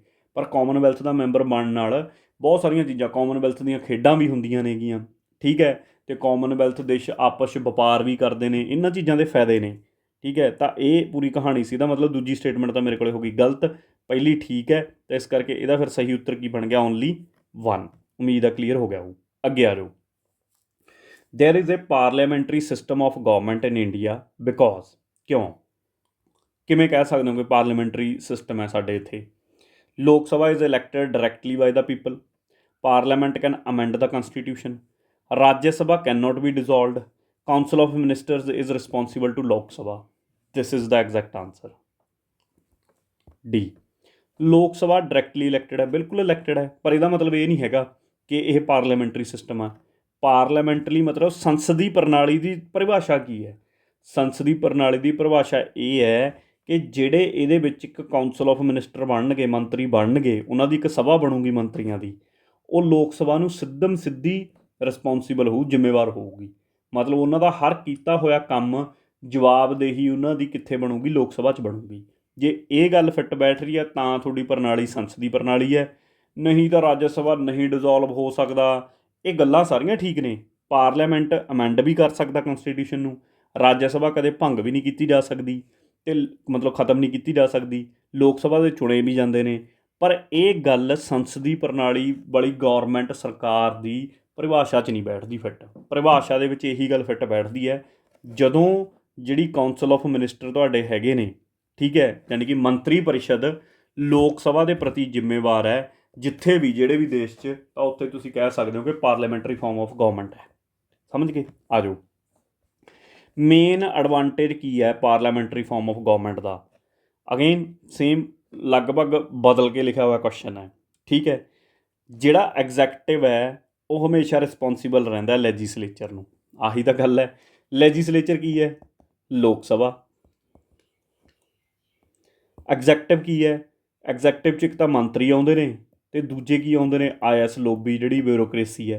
ਅਤੇ ਆਹ ਹਮੇਸ਼ਾ ਮੰਤਰੀ ਕਿਹਨੂੰ ਜ਼ਿੰਮੇਵਾਰ ਨੇ? ਲੋਕ ਸਭਾ ਨੂੰ। ਅਤੇ ਇਹੀ ਤਾਂ ਫਿਰ ਫੀਚਰ ਹੈ ਜਿਹੜੀ ਪਾਰਲੀਮੈਂਟਰੀ ਫਾਰਮ ਦੀ ਗਵਰਨਮੈਂਟ ਉੱਤੇ। ਆਹੀ ਤਾਂ ਸਮਝਾ ਕੇ ਹਟਿਆ। ਇਹ ਮੈਂ ਜਾਣ ਕੇ ਕੁਐਸਚਨ ਪਾਇਆ, ਇਹਦੀ ਲੈਂਗੁਏਜ ਬਦਲ ਕੇ ਐਵੇਂ ਸਵਾਲ ਬਣਦਾ। ਇਹ ਸਾਰੇ ਪੁਰਾਣੇ ਚੰਗੇ ਪੇਪਰਾਂ ਦੇ ਸਵਾਲ ਨੇ, ਮਤਲਬ ਇੱਕੋ ਹੀ ਸਵਾਲ ਨੂੰ ਸਟੇਟਮੈਂਟਾਂ ਘੁਮਾ ਘੁਮਾ ਕੇ ਪੁੱਛਿਆ ਹੋਇਆ। ਤਾਂ ਜੇ ਤੁਸੀਂ ਕੰਸੈਪਟ ਸਮਝ ਪਾ ਰਹੇ ਹੋ ਮੈਂ ਕੀ ਕਹਿਣਾ ਚਾਹ ਰਿਹਾ, ਤਾਂ ਤੁਹਾਡੇ ਤੋਂ ਜੇ ਤੀਜੀ ਚੌਥੀ ਵਾਰ ਵੀ ਕੁਝ ਘੁਮਾ ਕੇ ਸਵਾਲ ਬਣਾ ਦੇਣਗੇ ਤਾਂ ਤੁਹਾਡਾ ਸਵਾਲ ਗਲਤ ਨਹੀਂ ਹੋ ਸਕਦਾ। ਗੱਲ ਕੰਸੈਪਟ ਸਮਝਣ ਦੀ ਹੈ। ਮਤਲਬ executive is responsible to legislature, ਕਾਰਜ ਵਾਲਾ ਜਿਹਨੇ ਲਾਗੂ ਕਰਨੀ ਹੈ, ਜਦੋਂ ਉਹ ਕਾਨੂੰਨ ਬਣਾਉਣ ਵਾਲੇ ਪ੍ਰਤੀ ਜ਼ਿੰਮੇਵਾਰ ਹੋਊਗਾ, ਲੋਕ ਸਭਾ ਦੇ ਪ੍ਰਤੀ ਜ਼ਿੰਮੇਵਾਰ ਹੋਊਗਾ, ਫਿਰ ਅਸੀਂ ਕਹਾਂਗੇ ਜੀ ਪਾਰਲੀਮੈਂਟਰੀ ਫਾਰਮ ਸੰਸਦੀ ਸਰਕਾਰ ਰੂਪ ਵਾਲੀ ਸਰਕਾਰ ਹੈ। ਤਾਂ ਸੀ ਇਹਦਾ ਕਰੈਕਟ ਆਨਸਰ ਹੈ। ਅੱਗੇ ਆ ਜਾਓ। ਹੁਣ ਆਹ ਕੁਐਸਚਨ ਦਾ ਆਨਸਰ ਮੈਂ ਤੁਹਾਡੇ ਤੋਂ ਚਾਹੁੰਦਾ। ਦੇਖੋ ਮੈਂ ਕਿੰਨਾ ਸਮਝਾਤਾ, ਹੁਣ ਤੁਸੀਂ ਕੱਢੋ ਇਹਦੇ ਵਿੱਚੋਂ ਕਿ ਇਹਦੇ ਵਿੱਚੋਂ ਫੈਡਰਲ ਸਿਸਟਮ 'ਚ ਕਿਹੜੇ ਕਿਹੜੇ ਐਲੀਮੈਂਟ ਆਉਂਦੇ ਨੇ, ਠੀਕ ਹੈ। ਨਹੀਂ, which unitary elements are found in Indian federal system. Unitary ਕੱਢਣੇ ਨੇ, ਸੌਰੀ, ਮਤਲਬ ਕੇਂਦਰੀ, ਜਿੱਥੇ ਕੇਂਦਰ ਤਾਕਤਵਰ ਹੁੰਦਾ ਹੋਵੇ, ਫੈਡਰਲ ਉਹ ਨਹੀਂ ਕੱਢਣੇ। ਰਿਟਨ ਸੰਵਿਧਾਨ ਹੈ। ਰਿਟਨ ਸੰਵਿਧਾਨ ਹੋਣ ਦਾ ਮਤਲਬ ਕੀ ਹੋਣਾ ਚਾਹੀਦਾ? ਦੇਖੋ, ਰਿਜਿਡ ਸੰਵਿਧਾਨ ਹੋਣਾ ਤਾਂ ਮੈਂ ਤੁਹਾਨੂੰ ਦੱਸਿਆ ਸੀ ਕਿ ਰਿਜਿਡ ਜਿੰਨਾ ਸਖਤ ਸੰਵਿਧਾਨ ਆ ਉਹ ਕਿਹਦੇ ਫਾਇਦੇ ਦੀ ਗੱਲ ਆ? ਫੈਡਰਲ ਢਾਂਚੇ ਦੇ ਫਾਇਦੇ ਦੀ ਗੱਲ ਹੈ। ਇਹਦਾ ਮਤਲਬ ਇਹ ਤਾਂ ਕੱਢ ਦਿਓ ਬਾਹਰ। ਕਾਨਸਟੀਟਿਊਸ਼ਨ ਦੀ ਸੁਪਰੇਮੇਸੀ ਹੈ, ਇਹ ਕੀ ਹੈ? ਇਹ ਵੀ ਫੈਡਰਲ ਸਿਸਟਮ ਹੈ। ਗਵਰਨਰ ਨੂੰ ਅਪੋਇੰਟ ਕਰਨਾ, ਗਵਰਨਰ ਕਿਹਦਾ ਚੇਲਾ ਹੈ? ਸਰਕਾਰ ਦਾ, ਕੇਂਦਰ ਦਾ। ਇਹਦਾ ਮਤਲਬ ਸਟਰੋਂਗ ਕੌਣ ਬਣ ਰਿਹਾ? ਕੇਂਦਰ। ਤਾਂ ਚੌਥਾ ਤਾਂ ਵਿੱਚ ਹੋਣਾ ਹੀ ਚਾਹੀਦਾ। ਸੁਪਰੀਮ ਕੋਰਟ ਇੱਕੋ ਹੀ ਹੈ, ਸੂਬਿਆਂ ਦੀ ਅੱਡ ਅੱਡ ਤਾਂ ਨਹੀਂ ਹੈਗੀ। ਤਾਂ ਕਿਹੜੀ ਫੀਚਰ ਹੈ? ਯੂਨਿਟਰੀ ਫੀਚਰ ਹੈ, ਠੀਕ ਹੈ। ਦੋ ਤਾਂ ਨਿਕਲ ਗਏ। ਪ੍ਰੈਜ਼ੀਡੈਂਟ ਦਾ ਅਪਰੂਵਲ ਲੈਣਾ ਜ਼ਰੂਰੀ ਹੈ ਸਟੇਟ ਨੂੰ ਆਪਣੇ ਬਿੱਲਾਂ ਦੇ ਉੱਤੇ। ਪ੍ਰੈਜ਼ੀਡੈਂਟ ਕਿਹਦਾ ਚੇਲਾ ਹੈ? ਕਿਹਦੀ ਮੋਹਰ ਹੈ? ਕੇਂਦਰ ਦੀ। ਤਾਂ ਇਹਦਾ ਮਤਲਬ ਇਹ ਨਕੇਲ ਕਿਤੇ ਕੱਸੀ ਜਾ ਰਹੀ ਹੈ? ਸਟੇਟਾਂ ਦੇ ਉੱਤੇ। ਜੇ ਸਟੇਟਾਂ ਦੇ ਉੱਤੇ ਨਕੇਲ ਕੱਸੀ ਜਾ ਰਹੀ ਹੈ ਕਿ ਰਾਸ਼ਟਰਪਤੀ ਨੂੰ ਸਟੇਟ ਨੂੰ ਆਪਦੇ ਹਰ ਬਿੱਲ ਦੇ ਉੱਤੇ ਰਾਸ਼ਟਰਪਤੀ ਦੇ ਸਾਈਨ ਲੈਣੇ ਪੈਣਗੇ, ਚਾਹੇ ਰਾਜਪਾਲ ਦੀ ਫਾਰਮ 'ਚ ਲੈਣੇ ਪੈਣ, ਕਿਉਂਕਿ ਰਾਜਪਾਲ ਨੂੰ ਵੀ ਕੌਣ ਲਾ ਕੇ ਭੇਜਦਾ? ਰਾਸ਼ਟਰਪਤੀ ਵੀ ਲਾਉਂਦਾ ਨਾ। ਕੇਂਦਰ ਸਰਕਾਰ ਲਾਉਂਦੀ ਹੈ, ਰਾਸ਼ਟਰਪਤੀ ਲਾਉਂਦਾ, ਉੱਥੋਂ ਹੀ ਲੱਗਦਾ ਮਤਲਬ। ਤਾਂ ਇਹਦਾ ਮਤਲਬ ਇਹ ਵੀ ਫੀਚਰ ਕਿੱਧਰ ਨੂੰ ਇਸ਼ਾਰਾ ਕਰਦੀ ਹੈ ਕੇਂਦਰ ਵੱਲ ਨੂੰ ਇਸ਼ਾਰਾ ਕਰਦੀ ਹੈ। ਡੀਸੈਂਟਰਲਾਈਜੇਸ਼ਨ ਆਫ ਪਾਵਰਸ, ਡੀਸੈਂਟਰਲਾਈਜੇਸ਼ਨ ਦਾ ਮਤਲਬ ਹੁੰਦਾ ਕਿ ਥੱਲੇ ਆਪਦੀਆਂ ਤਾਕਤਾਂ ਵੰਡ ਦੇਣੀਆਂ। ਥੱਲੇ ਤਾਕਤਾਂ ਵੰਡੀਆਂ ਜਾਣਗੀਆਂ ਤਾਂ ਫਿਰ ਉਹ ਕੇਂਦਰ ਦੀ ਫੀਚਰ ਨਹੀਂ, ਉਹਦਾ ਫੈਡਰਲ ਫੀਚਰ ਹੈ, ਮਤਲਬ ਸਟੇਟਾਂ ਨੂੰ ਤਾਕਤਾਂ ਦੇਣੀਆਂ, ਤਾਂ ਇਹ ਵੀ ਨਹੀਂ ਹੋ ਸਕਦੀ। ਤਾਂ ਜੇ ਮੈਂ 2 ਨੂੰ ਵੀ ਕੱਢਦਾ ਤੇ ਮੈਂ 5 ਨੂੰ ਵੀ ਕੱਢਦਾ ਅਤੇ ਮੇਰੇ ਕੋਲ 4 ਅਤੇ ਆਹ ਹੋਣੇ ਚਾਹੀਦੇ ਨੇ, ਤਾਂ ਇਸ ਹਿਸਾਬ ਨਾਲ ਤੁਸੀਂ ਦੇਖ ਲਓ, ਯਾਨੀ ਕਿ 2 ਤੁਹਾਡਾ ਨਹੀਂ ਹੋ ਸਕਦਾ, 2 ਇੱਥੋਂ ਵੀ ਗਿਆ ਅਤੇ 2 ਇੱਥੋਂ ਵੀ ਗਿਆ। ਆਹ 2 ਆਪਸ਼ਨਾਂ ਤਾਂ ਨਿਕਲ ਗਈਆਂ। ਹੋਰ ਮੈਂ ਕਿਹੜੀ ਕੱਢੀ ਹੈ? ਇੱਕ ਆਪਣੇ ਕੋਲ ਆਪਾਂ ਗੱਲ ਕਰ ਰਹੇ ਸੀ ਕਿ ਸ਼ਕਤੀਆਂ ਦਾ ਵਿਕੇਂਦਰੀਕਰਨ, ਹੈ ਨਾ, 5 ਵੀ ਕੱਢਣੀਆਂ ਆਪਾਂ ਨੇ, ਤਾਂ 5 ਤਾਂ ਚਲੋ ਹੈ ਹੀ ਨਹੀਂ ਇਹਨਾਂ ਦੋਨਾਂ 'ਚ, ਤਾਂ ਇੱਥੇ 4 6। ਹੁਣ ਇੱਕ ਦੇਖੋ, ਲਿਖਤੀ ਸੰਵਿਧਾਨ ਹੋਣਾ ਚਾਹੀਦਾ, ਸਖਤ ਸੰਵਿਧਾਨ ਕਿਹਦੀ ਫੀਚਰ ਸੀ? ਆਪਾਂ ਗੱਲ ਕੀਤੀ ਸੀਗੀ, ਤਾਂ ਸਖਤ ਸੰਵਿਧਾਨ ਵੀ ਨਹੀਂ ਆ ਸਕਦਾ, ਤਾਂ 2 ਤਾਂ ਨਿਕਲ ਹੀ ਗਿਆ, ਕੋਈ ਚੱਕਰ ਨਹੀਂ ਹੈਗਾ। 4 ਹੋਣਾ ਲਾਜ਼ਮੀ ਆ, ਕਿਉਂਕਿ 4 ਹੋਣਾ ਲਾਜ਼ਮੀ ਕਿਉਂ ਆ? ਕਿਉਂਕਿ ਰਾਜਪਾਲ ਦੀ ਨਿਯੁਕਤੀ ਕਿੱਧਰ ਨੂੰ ਇਸ਼ਾਰਾ ਕਰਦੀ ਹੈ? ਰਾਜਪਾਲ ਦੀ ਨਿਯੁਕਤੀ ਇਸ਼ਾਰਾ ਕਰਦੀ ਹੈ ਕਿ ਕੇਂਦਰ ਵਾਲਾ ਹੈ। ਇਹਦੇ 'ਚ ਤਾਂ 4 ਹੈ ਨਹੀਂ, ਤਾਂ ਫਿਰ ਇਹ ਨਹੀਂ ਹੋ ਸਕਦਾ, ਅੱਡੀ ਹੋਈ ਹੈ। ਮਤਲਬ ਜੇ ਸਾਨੂੰ ਸਾਰੇ ਵੀ ਨਹੀਂ ਪਤਾ ਹੋਣ, ਜਿੰਨੇ ਕੁ ਪਤਾ ਨੇ ਉਹਦੇ ਤੋਂ ਅਸੀਂ ਐਲੀਮੀਨੇਸ਼ਨ ਵੇ ਲਾ ਕੇ ਕਿ ਕਿਹੜੇ ਕੱਟ ਰਹੇ ਨੇ ਕਿਹੜੇ ਰਹਿ ਰਹੇ ਨੇ, ਉਹਦੇ ਹਿਸਾਬ ਨਾਲ ਵੀ ਆਨਸਰ 'ਤੇ ਪਹੁੰਚ ਸਕਦੇ ਹਾਂ। ਠੀਕ ਹੈ, ਤਾਂ ਇਹ ਵੀ ਇੱਕ ਤਰੀਕਾ ਹੋ ਸਕਦਾ ਹੈ। ਆ ਜਾਓ ਅੱਗੇ।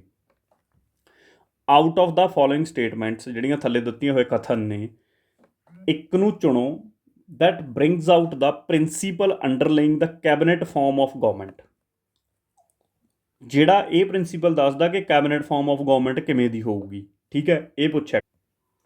ਪਹਿਲਾ ਪੁਆਇੰਟ, ਇੱਕ arrangement for minimising the criticism against the government whose responsibilities are complex and hard to carry out to the satisfaction of all। ਇੱਕ ਇਹੋ ਜਿਹੀ ਅਰੇਂਜਮੈਂਟ ਹੈ ਕੈਬਨਿਟ ਫਾਰਮ ਆਫ ਗਵਰਨਮੈਂਟ, ਕਹਿੰਦਾ ਜਿਹੜੀ ਕਿ ਮਿਨੀਮਾਈਜ਼ ਕਰੂਗੀ ਕ੍ਰਿਟਿਸਿਜ਼ਮ ਅਗੇਂਸਟ ਦਾ ਗਵਰਨਮੈਂਟ, ਜਿਹਦੀਆਂ responsibilities complex ਨੇ ਅਤੇ hard to carry out satisfaction of all. ਮਤਲਬ ਸਰਕਾਰ ਦੀ ਜਿਹੜੀ ਉਹ ਹੁੰਦੀ ਆ, ਆਪਾਂ ਕ੍ਰਿਟਿਸਿਜ਼ਮ ਦਾ ਮਤਲਬ ਹੋ ਗਿਆ ਕਿ ਵਿਰੋਧਤਾ ਹੈ, ਉਹਨੂੰ ਘੱਟ ਕਰਨ ਦੇ ਲਈ ਕੈਬਨਿਟ ਫਾਰਮ ਆਫ ਗਵਰਨਮੈਂਟ ਬਣਦੀ ਹੈ। ਇਹ ਗੱਲ ਠੀਕ ਹੈ? ਚਲੋ ਦੇਖਦੇ ਹਾਂ। Mechanism for speeding up the activities of government whose responsibilities are increasing day by day। Cabinet farm of government ਮਤਲਬ ਕੈਬਨਿਟ ਤਾਂ ਸਮਝਦੇ ਹੋ ਨਾ? ਕੈਬਨਿਟ ਦਾ ਮਤਲਬ ਹੋਗਾ ਜਿਹੜੇ ਕੈਬਨਿਟ ਮੰਤਰੀ ਬਣਾਏ ਜਾਂਦੇ ਨੇ, ਇੱਕ ਮੰਤਰੀਆਂ ਨੂੰ ਬਣਾ ਕੇ ਮੰਤਰੀ ਪਰਿਸ਼ਦ ਜਿਹੜੀ ਬਣਦੀ ਹੈ, ਉਹਦੇ ਨਾਲ ਕੀ ਫ਼ਰਕ ਪੈਂਦਾ ਹੈ? ਉਹਦੇ ਨਾਲ ਸਰਕਾਰ ਦੀ ਕ੍ਰਿਟਿਸਿਜ਼ਮ ਵਿਰੋਧਤਾ ਘਟਦੀ ਹੈ, ਜਾਂ ਫਿਰ ਉਹਦੇ ਨਾਲ ਕਿਉਂਕਿ ਸਰਕਾਰ ਦੀਆਂ ਜ਼ਿੰਮੇਵਾਰੀਆਂ ਦਿਨ ਪ੍ਰਤੀ ਦਿਨ ਵੱਧਦੀਆਂ ਜਾਂਦੀਆਂ ਨੇ, ਤਾਂ ਕਰਕੇ ਕੈਬਨਿਟ ਫਾਰਮ ਆਫ ਗਵਰਨਮੈਂਟ ਬਣਾਈ ਜਾਂਦੀ ਹੈ ਵੀ ਸਪੀਡ ਕੀਤਾ ਜਾ ਸਕੇ, ਤੇਜ਼ੀ ਨਾਲ ਸਰਕਾਰ ਕੰਮ ਕਰ ਸਕੇ। ਜਾਂ ਫਿਰ ਇਹ ਇੱਕ ਮੈਕੈਨਿਜ਼ਮ ਹੈ ਪਾਰਲੀਮੈਂਟਰੀ ਡੈਮੋਕ੍ਰੇਸੀ ਦਾ, ਠੀਕ ਹੈ, ਸੰਸਦੀ ਲੋਕਤੰਤਰ ਦਾ, ਇਹ ਇਨਸ਼ੋਰ ਕਰਨਾ ਕਿ collective responsibility of government to the people, ਕਿ ਸਰਕਾਰ ਦੀ ਕਲੈਕਟਿਵ ਰਿਸਪੋਂਸੀਬਿਲਿਟੀ ਬਣਦੀ ਹੈ ਲੋਕਾਂ ਦੇ ਪ੍ਰਤੀ, ਇਹ ਗੱਲ ਨੂੰ ਇਨਸ਼ੋਰ ਕਰਦਾ ਹੈ।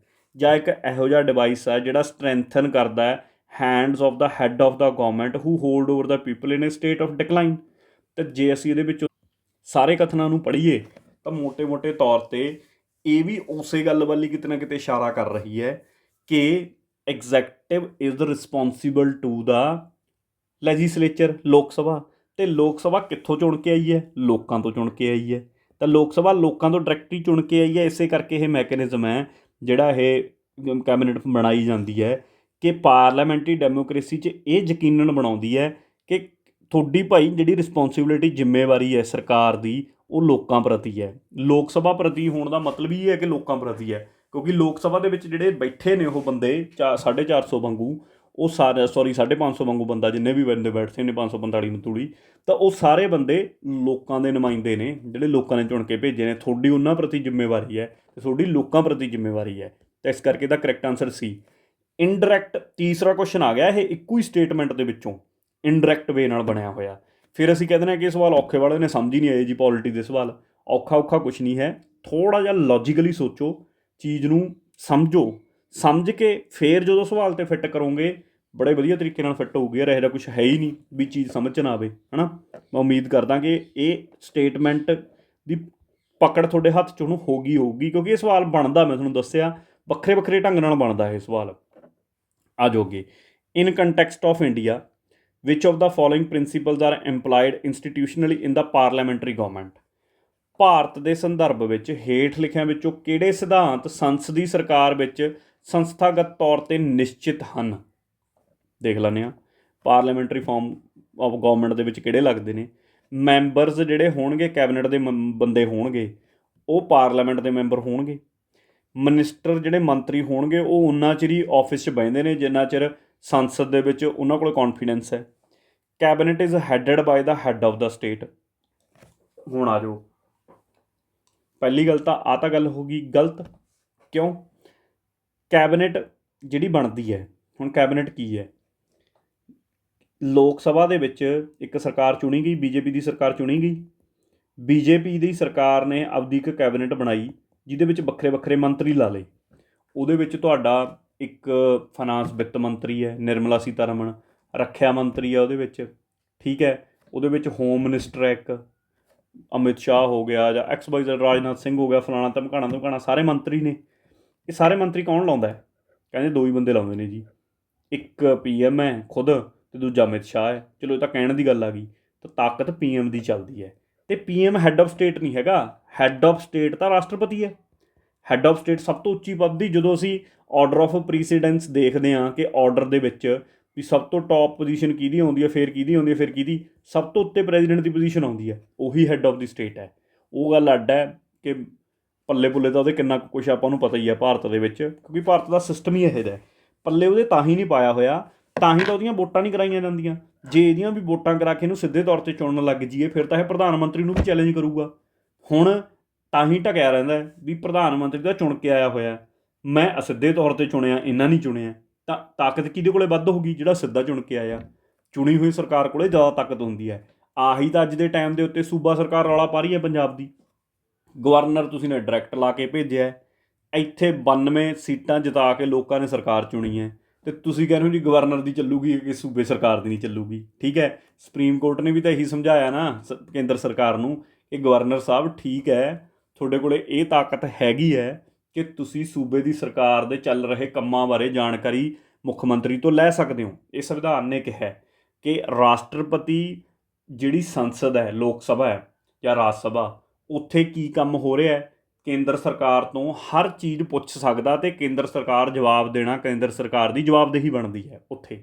ਸਿਮਿਲਰਲੀ ਸੂਬਿਆਂ ਦੇ ਵਿੱਚ ਰਾਜਪਾਲ ਕੋਲ ਇਹ ਤਾਕਤ ਹੈ ਕਿ ਰਾਜਪਾਲ ਕੋਈ ਵੀ ਕੰਮ ਦੇ ਉੱਤੇ, ਚਾਹੇ ਉਹ ਪ੍ਰਿੰਸੀਪਲ, ਜਿਵੇਂ ਕਿ ਪੰਜਾਬ ਸਰਕਾਰ ਅੱਜ ਦੀ ਤਰੀਕ ਦੇ ਵਿੱਚ ਪ੍ਰਿੰਸੀਪਲਾਂ ਨੂੰ ਸਿੰਗਾਪੁਰ ਭੇਜ ਰਹੀ ਹੈ ਟ੍ਰੇਨਿੰਗ ਵਾਸਤੇ ਕਿ ਉਹਦਾ ਕ੍ਰਾਈਟੀਰੀਆ ਕੀ ਬਣਾਇਆ ਚੁਣਨ ਦਾ, ਇਹੀ ਪੁੱਛਿਆ ਸੀਗਾ ਉਹਨੇ। ਠੀਕ ਹੈ, ਤਾਂ ਇਹ ਪੁੱਛਣ ਦਾ ਹੱਕ ਬਿਲਕੁਲ ਹੈ। ਇੱਥੇ ਮੁੱਖ ਮੰਤਰੀ ਗਲਤ ਹੈ ਪੰਜਾਬ ਦਾ ਜੇ ਉਹ ਜਵਾਬ ਨਹੀਂ ਦਿੰਦਾ, ਪੁੱਠਾ ਜਵਾਬ ਦਿੰਦਾ ਹੈ। ਪਰ ਜਿਵੇਂ ਉਹ ਕਹਿ ਰਿਹਾ ਕਿ ਮੈਂ ਬਜਟ ਸੈਸ਼ਨ ਹੀ ਨਹੀਂ ਪਾਸ ਕਰੂੰਗਾ, ਕਾਰਨ ਕੀ ਲੜਾਈ ਦਾ ਸੀਗਾ, ਚਲੋ ਮੋਟੀ ਮੋਟੀ ਜਦੋਂ ਗੱਲ ਛਿੜੀ ਪਈ ਮੈਂ ਦੱਸਦਾ। ਬਜਟ ਬਣਾਉਣਾ ਕਿਹਦਾ ਕੰਮ ਹੈ? ਵਿੱਤ ਮੰਤਰੀ ਦਾ ਕੰਮ ਹੈ, ਯਾਨੀ ਕਿ ਵਿੱਤ ਮੰਤਰਾਲੇ ਦਾ ਕੰਮ ਆ, ਮੋਟਾ ਮੋਟਾ ਸਮਝ ਲਓ। ਉਹਨਾਂ ਨੇ ਬਣਾਇਆ, ਬਜਟ ਸੈਸ਼ਨ ਪਾਸ ਕਰਤਾ ਆਪਣੇ ਵਿਧਾਨ ਸਭਾ 'ਚ। ਇਸ ਤੋਂ ਬਾਅਦ ਸਾਈਨ ਹੋਣ ਲਈ ਗਿਆ ਰਾਜਪਾਲ ਕੋਲੇ, ਰਾਜਪਾਲ ਉਹਦੇ ਟੰਗ ਫਸਾ ਕੇ ਬਹਿ ਗਿਆ ਵੀ ਮੈਂ ਪਾਸ ਨਹੀਂ ਕਰਦਾ। ਫਿਰ ਸੁਪਰੀਮ ਕੋਰਟ ਨੇ ਜਦੋਂ ਦਿੱਤੀਆਂ ਝੜਕਾਂ ਵੀ ਤੇਰੇ ਕੋਲ ਤਾਕਤ ਹੈਗੀ ਐ ਇੰਨੀ, ਉਹ ਚੁਣੀ ਹੋਈ ਸਰਕਾਰ ਹੈ, ਤੂੰ ਲਾਇਆ ਹੋਇਆ ਸਿੱਧਾ, ਫਿਰ ਉਹਨੇ ਨਾਲ ਦੀ ਨਾਲ ਸਾਈਨ ਕਰਤੇ ਉੱਥੇ।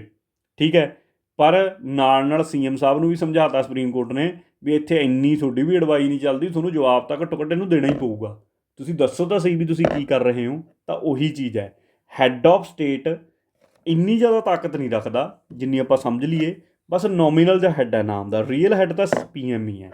ਤਾਂ ਆਹੀ ਹੈ ਕਿ ਕੈਬਨਿਟ ਦਾ ਹੈੱਡ ਰਾਸ਼ਟਰਪਤੀ ਨਹੀਂ ਹੈਗਾ। ਤਾਂ ਤੀਜੀ ਜੇ ਮੈਂ ਗਲਤ ਕਰਦਾ ਨਾ, ਦੇਖਾਂ ਇੱਥੇ ਮੈਂ ਤੀਜੀ ਸਟੇਟਮੈਂਟ ਆਪਾਂ ਜੇ ਗਲਤ ਕਰ ਦਈਏ ਤਾਂ ਇੱਥੇ ਵੀ ਤੀਜੀ ਪੈਂਦੀ ਹੈ, ਇੱਥੇ ਵੀ ਤੀਜੀ ਪੈਂਦੀ ਹੈ, ਇੱਥੇ ਵੀ ਤੀਜੀ ਪੈਂਦੀ ਹੈ, ਇੱਕੋ ਹੀ ਆਪਸ਼ਨ ਬਚ ਗਈ, 1 ਅਤੇ 2। ਤਾਂ ਇਹ ਹੈ ਐਲੀਮੀਨੇਸ਼ਨ ਵੇ ਨਾਲ ਸਾਡੇ ਸਵਾਲ ਸਹੀ ਹੁੰਦੇ ਨੇ। ਇੱਕ ਦੋ ਚੀਜ਼ਾਂ ਜ਼ਰੂਰੀ ਨਹੀਂ ਹੁੰਦਾ ਇਹੋ ਜਿਹੇ ਸਵਾਲਾਂ ਦੇ ਵਿੱਚ ਜਿਹਦੇ 'ਚ ਬਹੁਤ ਸਾਰੀਆਂ ਸਟੇਟਮੈਂਟਾਂ ਆ ਜਾਂਦੀਆਂ ਨੇ ਕਿ ਮੈਨੂੰ ਸਾਰੀਆਂ ਸਟੇਟਮੈਂਟਾਂ ਹੀ ਆਉਂਦੀਆਂ ਹੋਣ। ਇਹ ਕਿਤੇ ਵੀ ਨਹੀਂ, 99% ਕਿਸਮ ਦੇ ਤਾਂ ਨਹੀਂ ਹੀ ਆਉਂਦੀਆਂ ਹੋਣਗੀਆਂ। ਪਰ ਇਹ ਐਗਜ਼ਾਮੀਨਰ ਵੀ ਜਾਣਦਾ ਹੁੰਦਾ ਪੇਪਰ ਪਾਉਣ ਵਾਲਾ ਵੀ ਕੋਈ ਬੰਦਾ ਇੰਨੀ ਬਰੀਕੀ 'ਚ ਕਦੇ ਨਹੀਂ ਪੜ੍ਹਦਾ ਹੈਗਾ, ਤਾਂ ਕਰਕੇ ਉਹਨੇ ਇੱਕ ਅੱਧੀ ਇਹੋ ਜਿਹੀ ਸਟੇਟਮੈਂਟ, ਵੇਗ ਸਟੇਟਮੈਂਟ ਜਿਹਨੂੰ ਅਸੀਂ ਬੋਲ ਦਿੰਦੇ ਹਾਂ, ਉਹ ਜ਼ਰੂਰ ਪਾਈ ਹੁੰਦੀ ਹੈ ਆਪਦੇ ਉਸ ਕੁਐਸਚਨ ਦੇ ਵਿੱਚ ਕਿ ਆਹ ਗੱਲ ਤਾਂ ਯਾਰ ਜੇ ਇਹ ਤਿਆਰੀ ਕਰ ਰਿਹਾ ਬੰਦਾ ਹੈ, ਭਾਰਤ ਦਾ ਨਿਵਾਸੀ, ਇਹਨੂੰ ਪਤਾ ਹੀ ਹੋਣੀ ਚਾਹੀਦੀ ਹੈ। ਜੇ ਨਹੀਂ ਪਤਾ ਇਹਦਾ ਮਤਲਬ ਫਿਰ ਇਹਦੀ ਤਿਆਰੀ ਉਹ ਪੂਰੀ ਨਹੀਂ ਹੈਗੀ ਕੰਪੀਟੀਸ਼ਨ 'ਚ। ਅਤੇ ਉਹ ਸਟੇਟਮੈਂਟ ਨੂੰ ਹੀ ਜਦੋਂ ਅਸੀਂ ਕੱਟ ਦਿੰਦੇ ਹਾਂ ਤਾਂ ਮੇਰਾ ਸਵਾਲ ਸੋਲਵ ਹੋ ਜਾਂਦਾ ਹੁੰਦਾ। ਠੀਕ ਹੈ, ਤਾਂ ਆਹ ਚੀਜ਼ ਹੈ। ਤਾਂ ਇਹਦਾ ਮਤਲਬ ਇਹ ਨਹੀਂ ਹੈਗਾ ਇਹਨਾਂ ਸਵਾਲਾਂ ਨੂੰ ਦੇਖ ਕੇ ਬਾਕੀ ਚੀਜ਼ਾਂ ਨੂੰ ਵੀ ਉਵੇਂ ਚੀਜ਼ਾਂ ਨੂੰ ਰੱਟਣਾ ਸ਼ੁਰੂ ਕਰ ਦਿਓ। ਪੜ੍ਹਨੀਆਂ ਉਹੀ ਚੀਜ਼ਾਂ ਨੇ, ਪਰ ਉਹ ਚੀਜ਼ਾਂ ਇੰਨੇ ਪੱਕੇ ਤੌਰ 'ਤੇ ਪੜ੍ਹਨੀਆਂ ਨੇ ਵੀ ਐਲੀਮੀਨੇਸ਼ਨ ਤੁਸੀਂ ਲਾ ਸਕਦੇ ਹੋਵੋ, ਹੈ ਨਾ। ਇਹ ਚੀਜ਼ ਹੈ ਮੇਨ। ਆ ਜਾਓ ਅੱਗੇ ਚੱਲਦੇ ਹਾਂ। Parliamentary system of government is one in which ਸਾਰੀਆਂ political parties in the parliament are represented in the government. Parliamentary ਸੰਸਦੀ ਪ੍ਰਣਾਲੀ ਕਿਹੋ ਜਿਹੀ ਹੈ ਜਿੱਥੇ ਸਾਰੀਆਂ ਪੋਲੀਟੀਕਲ ਪਾਰਟੀਆਂ ਜਿਹੜੀਆਂ ਹੈਗੀਆਂ ਨੇ ਰਾਜਨੀਤਿਕ ਪਾਰਟੀਆਂ ਸੰਸਦ 'ਚ ਉਹ ਸਰਕਾਰ ਨੂੰ ਰਿਪਰੈਜ਼ੈਂਟ ਕਰਦੀਆਂ ਨੇ। ਐਂ ਹੁੰਦਾ ਬਈ ਮੈਜੋਰਟੀ ਪਾਵਰ ਹੀ ਕਰਦੀ ਹੈ ਰਿਪਰੈਜ਼ੈਂਟ, ਜਿਹਦੀ ਮੈਜੋਰਟੀ ਉਹਦੀ ਸਰਕਾਰ ਬਣੂਗੀ, ਸਾਰੀਆਂ ਦੀ ਥੋੜ੍ਹੀ ਰਲ ਕੇ ਸਰਕਾਰ ਬਣਦੀ ਆ। The government is responsible to the parliament and we can be removed by it. Government ਸੰਸਦ ਨੂੰ ਜ਼ਿੰਮੇਵਾਰ ਹੈ ਅਤੇ ਇਹੀ ਇਹਨੂੰ ਹਟਾ ਵੀ ਸਕਦਾ ਹੈ। ਸ਼ਾਇਦ ਠੀਕ ਹੋ ਵੀ ਸਕਦੀ ਹੈ, ਲੈਟ ਅਸ ਸੀ, ਚੈੱਕ ਕਰਦੇ ਹਾਂ ਹੋਰ ਸਟੇਟਮੈਂਟ ਆ, ਇਹਨੂੰ ਹਜੇ ਆਪਾਂ ਗਲਤ ਨਹੀਂ ਕਰਦੇ, ਰੱਖਦੇ ਹਾਂ। Government is elected by people and can be removed by them. ਬਈ ਚੁਣੀ ਤਾਂ ਲੋਕਾਂ ਦੁਆਰਾ ਜਾਂਦੀ ਹੈ, ਪਰ ਲੋਕਾਂ ਕੋਲ ਇੰਨੀ ਤਾਕਤ ਨਹੀਂ ਹੈਗੀ ਹਟਾ ਦੇਣਗੇ, ਕਿਉਂਕਿ ਇਹੀ ਤਾਂ ਪੰਗਾ ਹੈ, ਨਹੀਂ ਤਾਂ ਫਿਰ ਲੋਕ ਤੀਜੇ ਦਿਨ ਲਾ ਦਿਆ ਕਰਨ। ਇਹ ਕਿਹੜਾ ਡਾਇਰੈਕਟ ਡੈਮੋਕ੍ਰੇਸੀ ਹੈ? ਡਾਇਰੈਕਟ ਡੈਮੋਕ੍ਰੇਸੀ 'ਚ ਇਹ ਹੁੰਦਾ, ਜਿਹੜੀ ਸਿੱਧੀ ਡੈਮੋਕ੍ਰੇਸੀ ਹੁੰਦੀ ਹੈ ਕਿ ਉੱਥੇ ਲੋਕ ਲਾ ਵੀ ਸਕਦੇ ਆ ਕਿਸੇ ਨੂੰ, ਜਿਹਨੂੰ ਲਾਇਆ ਕਈ ਤਰੀਕੇ ਨੇ। ਉਹਦੇ ਵਿੱਚ ਰਿਕੋਲ ਦੀ ਇੱਕ ਆਪਸ਼ਨ ਆਉਂਦੀ ਹੈ। ਰਿਕੋਲ ਇੱਕ ਤਰੀਕਾ ਹੁੰਦਾ ਇਹਦੇ ਵਿੱਚ ਡਾਇਰੈਕਟ ਡੈਮੋਕ੍ਰੇਸੀ 'ਚ, ਜਿਹਦੇ ਵਿੱਚ ਲੋਕ ਜਿਹਨੂੰ ਚੁਣਿਆ ਲੋਕ ਆਪ ਹੀ ਦੁਬਾਰਾ ਵੋਟਿੰਗ ਕਰਕੇ ਉਸ ਬੰਦੇ ਨੂੰ ਹਟਾ ਵੀ ਸਕਦੇ ਨੇ, ਤਾਂ that is in direct democracy. ਸਾਡੇ ਤਾਂ ਇੱਥੇ ਇਨਡਾਇਰੈਕਟ ਡੈਮੋਕ੍ਰੇਸੀ ਆ, ਠੀਕ ਹੈ। ਇਹਦੇ 'ਤੇ ਵੀ ਕਦੇ ਚਰਚਾ ਕਰਾਂਗੇ ਡਾਇਰੈਕਟ ਇਨਡਾਇਰੈਕਟ ਡੈਮੋਕ੍ਰੇਸੀ 'ਤੇ। ਐਨੀਵੇਜ਼ ਥਿਊਰੀ ਦੇ ਲੈਕਚਰਾਂ ਦੇ ਵਿੱਚ ਮੈਂ ਇਹਨੂੰ ਬਹੁਤ ਡਿਟੇਲ 'ਚ ਪੜ੍ਹਾਇਆ, ਡਾਇਰੈਕਟ ਇਨਡਾਇਰੈਕਟ ਡੈਮੋਕ੍ਰੇਸੀ, ਕਿਹੜੇ ਡਾਇਰੈਕਟ ਡੈਮੋਕ੍ਰੇਸੀ ਦੇ ਅੰਗ ਹੁੰਦੇ ਨੇ, ਕੀ ਆ, ਹੈ ਨਾ। ਜਿੱਥੇ ਆਊਗਾ ਉੱਥੇ ਆਪਾਂ ਦੇਖਾਂਗੇ। ਐਨੀਵੇਜ਼ ਅੱਗੇ ਚੱਲਦੇ ਹਾਂ। ਇੱਕ ਇਹੋ ਜਿਹੀ ਗੌਰਮੈਂਟ ਜਿਹਨੂੰ ਚੁਣਿਆ ਗਿਆ ਪਾਰਲੀਮੈਂਟ ਸੰਸਦ ਦੇ ਦੁਆਰਾ, but can not be removed by it before the completion of fix term. ਮਤਲਬ ਪਾਰਲੀਮੈਂਟਰੀ ਗੌਰਮੈਂਟ ਇੱਕ ਇਹੋ ਜਿਹੀ ਸਰਕਾਰ ਹੈ ਜਿਹਨੂੰ ਚੁਣਿਆ ਸੰਸਦ ਨੇ, ਪਰ ਰਿਮੂਵ ਨਹੀਂ ਕੀਤਾ ਜਾ ਸਕਦਾ ਜਦੋਂ ਤੱਕ ਇਹਨਾਂ ਦੀ ਟਰਮ ਨਹੀਂ ਪੂਰੀ ਹੁੰਦੀ। ਇਹੋ ਜਿਹੀ ਤਾਂ ਕੋਈ ਗੱਲ ਨਹੀਂ ਹੈਗੀ। ਜੇ ਤੁਹਾਡੇ ਮੈਜੋਰਟੀ ਉਹ ਖੋਤੀ, ਤੁਸੀਂ ਨੇ ਬਹੁਮਤ ਹੀ ਖੋਤਾ, ਤਾਂ ਟਰਮ ਪੂਰੀ ਕਿਵੇਂ ਕਰ ਲਓਗੇ? ਹਟਾਏ ਜਾ ਸਕਦੇ ਹੋ। ਤਾਂ ਮੋਟੇ ਤੌਰ 'ਤੇ ਵੀ ਹੀ ਆਨਸਰ ਦਿਖ ਰਿਹਾ ਹੈ ਕਿ ਭਾਈ ਜਿਹੜੀ ਗੌਰਮੈਂਟ ਹੈ ਉਹ ਸੰਸਦ ਪ੍ਰਤੀ ਜ਼ਿੰਮੇਵਾਰ ਹੈ, ਖਾਸ ਕਰ ਲੋਕ ਸਭਾ ਪ੍ਰਤੀ, ਕਿਉਂਕਿ ਲੋਕ ਸਭਾ ਸੰਸਦ ਦਾ ਹਿੱਸਾ ਹੈ, ਇਹਦੇ ਪ੍ਰਤੀ ਜ਼ਿੰਮੇਵਾਰ ਵੀ ਹੈ। ਅਤੇ ਇਹ ਇਹਨੂੰ ਹਟਾ ਵੀ ਸਕਦੀ ਹੈ, ਕਿਉਂਕਿ ਬਹੁਮਤ ਖੋਈ ਜਾਊਗੀ ਤਾਂ ਇੱਥੇ ਹੀ ਤਾਂ ਫਲੋਰ ਟੈਸਟ ਹੋਊ ਉਹਨਾਂ ਦਾ। ਇਹ ਸਾਰੀਆਂ ਟਰਮਸ, ਫਲੋਰ ਟੈਸਟ ਕੀ ਆ, ਫਲਾਣਾ, ਇਹ ਸੰਸਦ ਚੈਪਟਰ 'ਚ ਪੜ੍ਹੀਆਂ ਜਾਂਦੀਆਂ ਨੇ। ਪਰ ਇੱਥੇ ਫੀਚਰਸ ਦੇ ਵਿੱਚ ਇਹੋ ਜਿਹੇ ਸਵਾਲ ਆ ਗਏ ਤਾਂ ਆਪਾਂ ਨੂੰ ਇੰਨਾ ਕੁ ਡਿਸਕਸ ਕਰਨਾ ਪੈ ਰਿਹਾ, ਠੀਕ ਹੈ, ਇਸ ਚੀਜ਼ ਨੂੰ। ਪਰ ਮੈਂ ਬਾਹਲਾ ਇਹਦੇ 'ਤੇ ਖਿਲਾਰਾ ਨਹੀਂ ਪਾਉਣਾ ਚਾਹੁੰਦਾ ਵੀ ਇਹ ਨਹੀਂ, ਜੇ ਮੈਂ ਸਾਰੀਆਂ ਚੀਜ਼ਾਂ ਮਿਕਸ ਕਰ ਦੂੰਗਾ ਤਾਂ ਜਿਹੜੇ ਨਵੇਂ ਸਟੂਡੈਂਟ ਹੋਣਗੇ, ਜਿਹੜੇ ਹਜੇ ਰੀਸੈਂਟ ਤਿਆਰੀ 'ਚ ਪਏ ਹੋਣਗੇ, ਉਹਨਾਂ ਦੇ ਤਾਂ ਫਿਰ ਉੱਤੋਂ ਦੀ ਉੱਡ ਜੂ ਸਾਰਾ ਕੁਛ। ਤਾਂ ਆਪਾਂ ਉਵੇਂ ਨਹੀਂ ਲੈ ਕੇ ਚੱਲਾਂਗੇ, ਇੱਕ ਵੇ ਨਾਲ ਚੱਲ ਰਹੇ ਹਾਂ ਤਾਂ ਉਵੇਂ ਹੀ ਕਰਾਂਗੇ। ਜਿਹੜਾ ਸੰਸਦ ਚੈਪਟਰ ਆ ਉੱਥੇ ਇਹਨੂੰ ਉਸ ਡਿਟੇਲ 'ਚ ਡਿਸਕਸ ਕਰਾਂਗੇ, ਠੀਕ ਹੈ। ਸੋ ਇਹਦਾ ਆਨਸਰ ਹੋ ਗਿਆ ਬੀ। ਅੱਗੇ ਚੱਲਦੇ ਹਾਂ। B adopted parliamentary democracy. British model ਦੇ ਆਧਾਰ 'ਤੇ ਅਸੀਂ ਨੇ ਪਾਰਲੀਮੈਂਟਰੀ ਸੰਸਦੀ ਪ੍ਰਣਾਲੀ ਅਪਣਾਈ, but how does our model different from that model. ਮਤਲਬ ਦੇਖੋ, ਇਹ ਗੱਲ ਤਾਂ ਕਹਿੰਦਾ ਠੀਕ ਹੈ ਵੀ ਜੋ ਬ੍ਰਿਟਿਸ਼ ਦੇ ਵਿੱਚ ਪਾਰਲੀਮੈਂਟਰੀ ਸੰਸਦੀ ਪ੍ਰਣਾਲੀ ਚੱਲਦੀ ਹੈ ਅਸੀਂ ਵੀ ਉਹੀ ਅਪਣਾਈ, ਪਰ ਬ੍ਰਿਟਿਸ਼ ਵਾਲੀ ਸੰਸਦੀ ਪ੍ਰਣਾਲੀ ਨਾਲੋਂ ਸਾਡੀ ਪ੍ਰਣਾਲੀ ਵੱਖਰੀ ਹੈਗੀ ਹੈ। ਉਹ ਕਿਹੜੀਆਂ ਚੀਜ਼ਾਂ 'ਚ ਵੱਖਰੀ ਹੈ, ਇੱਥੇ ਆ ਜਾਓ। ਐਜ਼ ਰਿਗਾਰਡਸ ਲੈਜਿਸਲੇਚਰ, ਬ੍ਰਿਟਿਸ਼ ਜਿਹੜੀ ਪਾਰਲੀਮੈਂਟ ਹੈ ਦੈਟ ਇਜ਼ ਸੁਪਰੀਮ ਜਾਂ ਸੋਵਰਨ ਹੈ, ਪਰ ਇੰਡੀਆ 'ਚ ਜਿਹੜੀ ਇਹਦੀ ਪਾਵਰ ਹੈ ਇਹ ਲਿਮਿਟਿਡ ਹੈ। ਆਹ ਗੱਲ ਬਿਲਕੁਲ ਸਹੀ ਹੈ। ਬ੍ਰਿਟਿਸ਼ ਦੇ ਵਿੱਚ ਹੁਣ ਕੀ ਹੈ, ਇੱਕ ਟਰਮ ਆਉਂਦੀ ਹੁੰਦੀ ਹੈ ਜੁਡੀਸ਼ੀਅਲ ਰਿਵਿਊ, ਮਤਲਬ ਦੁਬਾਰਾ ਸਮੀਕਰਨ ਕਰਨਾ ਕਿਸੇ ਫੈਸਲੇ ਦਾ। ਇਹ ਜੁਡੀਸ਼ੀਅਲ ਰਿਵਿਊ ਦੀ ਪਾਵਰ ਨਾ ਸੁਪਰੀਮ ਕੋਰਟ ਕੋਲ ਹੈ। ਕੋਈ ਕਾਨੂੰਨ ਪਾਰਲੀਮੈਂਟ ਨੇ ਪਾਸ ਕਰਤਾ, ਕੱਲ੍ਹ ਨੂੰ ਸੁਪਰੀਮ ਕੋਰਟ ਨੂੰ ਲੱਗਿਆ ਵੀ ਇਹ ਕਾਨੂੰਨ ਜਿਹੜਾ ਪਾਰਲੀਮੈਂਟ ਨੇ ਪਾਸ ਕੀਤਾ ਇਹ ਲੋਕਾਂ ਦੇ ਖਿਲਾਫ ਹੈ, ਤਾਂ ਉਸ ਕਾਨੂੰਨ ਨੂੰ ਸੁਪਰੀਮ ਕੋਰਟ ਰੱਦ ਕਰ ਸਕਦਾ ਹੈ। ਜੇ ਰੱਦ ਕਰ ਸਕਦਾ ਹੈ ਤਾਂ ਇਹਦਾ ਮਤਲਬ ਇਹਦੀ ਪਾਵਰ ਲਿਮਟਿਡ ਹੋ ਗਈ। ਅਤੇ ਜੁਡੀਸ਼ੀਅਲ ਰਿਵਿਊ ਕੀਤਾ ਜਾ ਸਕਦਾ, ਲਿਖਿਆ ਕਿੱਥੇ ਆ? ਸੰਵਿਧਾਨ 'ਚ ਲਿਖਿਆ। ਆਰਟੀਕਲ 13 ਦੇ ਵਿੱਚ ਡਾਇਰੈਕਟ ਤਾਂ ਨਹੀਂ ਲਿਖਿਆ, ਇਨਡਾਇਰੈਕਟ ਵੇ ਨਾਲ ਲਿਖਿਆ ਹੋਇਆ ਕਿ ਜੁਡੀਸ਼ੀਅਲ ਰਿਵਿਊ ਕੀਤਾ ਜਾ ਸਕਦਾ ਸੁਪਰੀਮ ਕੋਰਟ ਦੁਆਰਾ। ਤਾਂ ਹੀ ਤਾਂ ਤਿੰਨੋਂ ਬੋਡੀਆਂ ਵੱਖਰੀਆਂ ਰੱਖੀਆਂ ਨੇ ਕਿ ਇਹ ਨਹੀਂ ਤਾਂ ਫਿਰ ਕਿਤੇ ਰਲ ਕੇ ਕੁਛ ਹੋਰ ਨਾ ਦੇਸ਼ ਨੂੰ ਜਮੀ ਵੇਚ ਦੇਣ। ਤਾਂ ਜੇ ਵੱਖਰੀ ਰਹੂ, ਇਹਦੀ ਇਹਦੇ 'ਤੇ ਪਕੜ ਬਣੀ ਰਹੂ, ਇਹਦੀ ਇਹਦੇ 'ਤੇ ਪਕੜ ਬਣੀ ਰਹੂ, ਇੱਕ ਦੂਜੇ ਦੇ ਪੈਰ ਖਿੱਚੀ ਜਾਣਗੇ, ਤਾਂ ਹੀ ਇੱਕ ਸਟੇਬਲ ਸਿਸਟਮ ਚੱਲ ਸਕਦਾ ਹੈ। ਤਾਂ ਇਹੀ ਇਹਦਾ ਮਤਲਬ ਇੱਥੇ ਇਹ ਗੱਲ ਬਿਲਕੁਲ ਠੀਕ ਹੈ। ਬ੍ਰਿਟਿਸ਼ ਦੇ ਵਿੱਚ ਜੁਡੀਸ਼ੀਅਲ ਰਿਵਿਊ ਨਾਮ ਦੀ ਕੋਈ ਚੀਜ਼ ਨਹੀਂ ਹੈਗੀ। ਜਿਹੜਾ ਬ੍ਰਿਟਿਸ਼ ਦਾ ਪਾਰਲੀਮੈਂਟ ਸੰਸਦ ਹੈ, ਉੱਥੇ ਜੋ ਸੰਸਦ ਨੇ ਪਾਸ ਕਰਤਾ ਉਹ ਫਾਈਨਲ ਹੈ, ਫੂਲ ਐਂਡ ਫਾਈਨਲ ਹੈ, ਉਹਨੂੰ ਕੋਈ ਨਹੀਂ ਬਦਲ ਸਕਦਾ ਹੈਗਾ, ਠੀਕ ਹੈ। ਤਾਂ ਪਹਿਲਾ ਤਾਂ ਹੋ ਗਿਆ ਠੀਕ। ਭਾਰਤ ਦੇ ਵਿੱਚ ਜਿਹੜੇ ਮੈਟਰ ਨੇ related to the constitutionality of the amendment of act of parliament are refer to the constitutional bench by the Supreme Court. ਹੁਣ ਇੱਥੇ ਇਹ ਕੀ ਕਹਿਣਾ ਚਾਹ ਰਿਹਾ, ਠੀਕ ਹੈ, ਕਿ ਮੇਰੇ ਕੋਲੇ ਭਾਰਤ ਦੇ ਵਿੱਚ ਇਹ ਚੀਜ਼ ਹੈ ਕਿ ਕੌਨਸਟੀਟਿਊਸ਼ਨਲਿਟੀ, ਕੋਈ ਤੁਸੀਂ ਸੋਧ ਕਰਤੀ ਸੰਵਿਧਾਨ ਦੇ ਵਿੱਚ, ਉਹ ਅੱਗੇ ਯਾਨੀ ਕਿ ਕੌਨਸਟੀਟਿਊਸ਼ਨਲ ਬੈਂਚ ਦਾ ਮਤਲਬ ਹੋ ਗਿਆ ਸੁਪਰੀਮ ਕੋਰਟ ਦਾ ਜਾਂ ਹਾਈ ਕੋਰਟ ਦਾ ਬੈਂਚ। ਇੱਥੇ ਸੁਪਰੀਮ ਕੋਰਟ ਦਾ ਹੀ ਲਿਖਿਆ ਬੇਸਿਕਲੀ। ਉਹਦੇ ਕੋਲੇ ਭੇਜਿਆ ਜਾ ਸਕਦਾ। ਆਹੀ ਤਾਂ ਜੁਡੀਸ਼ੀਅਲ ਰਿਵਿਊ ਆ। ਇਸੇ ਬਾਰੇ ਤਾਂ ਮੈਂ ਜੁਡੀਸ਼ੀਅਲ ਰਿਵਿਊ ਦੀ ਡੈਫੀਨੇਸ਼ਨ ਹੀ ਇਨਡਾਇਰੈਕਟ ਵੇ ਨਾਲ ਲਿਖ ਰੱਖੀ। ਤਾਂ ਜੁਡੀਸ਼ੀਅਲ ਰਿਵਿਊ ਬਿਲਕੁਲ ਹੈਗਾ ਭਾਰਤ ਦੇ ਵਿੱਚ, ਉੱਥੇ ਨਹੀਂ ਹੈਗਾ। ਠੀਕ ਹੈ, ਤਾਂ ਦੋਨੋਂ ਹੀ ਇਹ ਪੁਆਇੰਟ ਜਿਹੜੇ ਹੈਗੇ ਨੇ, ਇਹ ਸਾਡੇ ਭਾਰਤ ਦੀ ਸੰਸਦੀ ਪ੍ਰਣਾਲੀ ਨੂੰ, ਜਿਹੜਾ ਸਾਡਾ ਪਾਰਲੀਮੈਂਟਰੀ ਸਿਸਟਮ ਹੈ, ਉਹਨੂੰ ਬ੍ਰਿਟਿਸ਼ ਵਾਲੇ ਮਾਡਲ ਤੋਂ ਵੱਖਰਾ ਕਰਦੇ ਨੇ। ਇਸ ਕਰਕੇ ਦੋਨੋਂ ਹੀ ਬੋਥ 1 ਐਂਡ 2 ਸਾਡੇ ਕੋਲੇ ਕਰੈਕਟ ਹੋ ਜਾਂਦੇ ਨੇ। Cardinal features of the political system in India are, ਦੱਸੋ ਜੀ ਕਿਹੜੇ ਕਾਰਡੀਨਲ ਫੀਚਰਸ ਨੇ। ਕਹਿੰਦਾ ਇਟ ਇਜ਼ ਡੈਮੋਕ੍ਰੈਟਿਕ ਰਿਪਬਲਿਕ, ਸਾਡਾ ਦੇਸ਼ ਲੋਕਤੰਤਰ ਵੀ ਹੈ, ਰਿਪਬਲਿਕ ਵੀ ਹੈ। ਰਿਪਬਲਿਕ ਦਾ ਮਤਲਬ ਸਮਝਾਇਆ ਤੁਹਾਨੂੰ ਮੈਂ, ਕੀ ਹੈ ਰਿਪਬਲਿਕ ਦਾ ਮਤਲਬ। ਰਿਪਬਲਿਕ ਦਾ ਮਤਲਬ ਹੋ ਗਿਆ ਕਿ ਸਾਡਾ ਰਾਸ਼ਟਰਪਤੀ ਚੁਣਿਆ ਜਾਂਦਾ ਹੈ, ਬਿਲਕੁਲ ਚੁਣਿਆ ਜਾਂਦਾ ਹੈ। ਇਹਦਾ ਮਤਲਬ ਸਾਡਾ ਦੇਸ਼ ਕੀ ਹੋ ਗਿਆ, ਡੈਮੋਕ੍ਰੈਟਿਕ ਰਿਪਬਲਿਕ। ਅੱਛਾ ਬ੍ਰਿਟਿਸ਼ ਦੱਸੋ ਮੈਨੂੰ, ਜਿਹੜਾ ਬ੍ਰਿਟਿਸ਼ ਹੈ, ਬ੍ਰਿਟੇਨ ਹੈ ਜਾਂ ਇੰਗਲੈਂਡ ਹੈ, ਕੀ ਉਹ ਡੈਮੋਕ੍ਰੈਟਿਕ ਰਿਪਬਲਿਕ ਹੈਗਾ।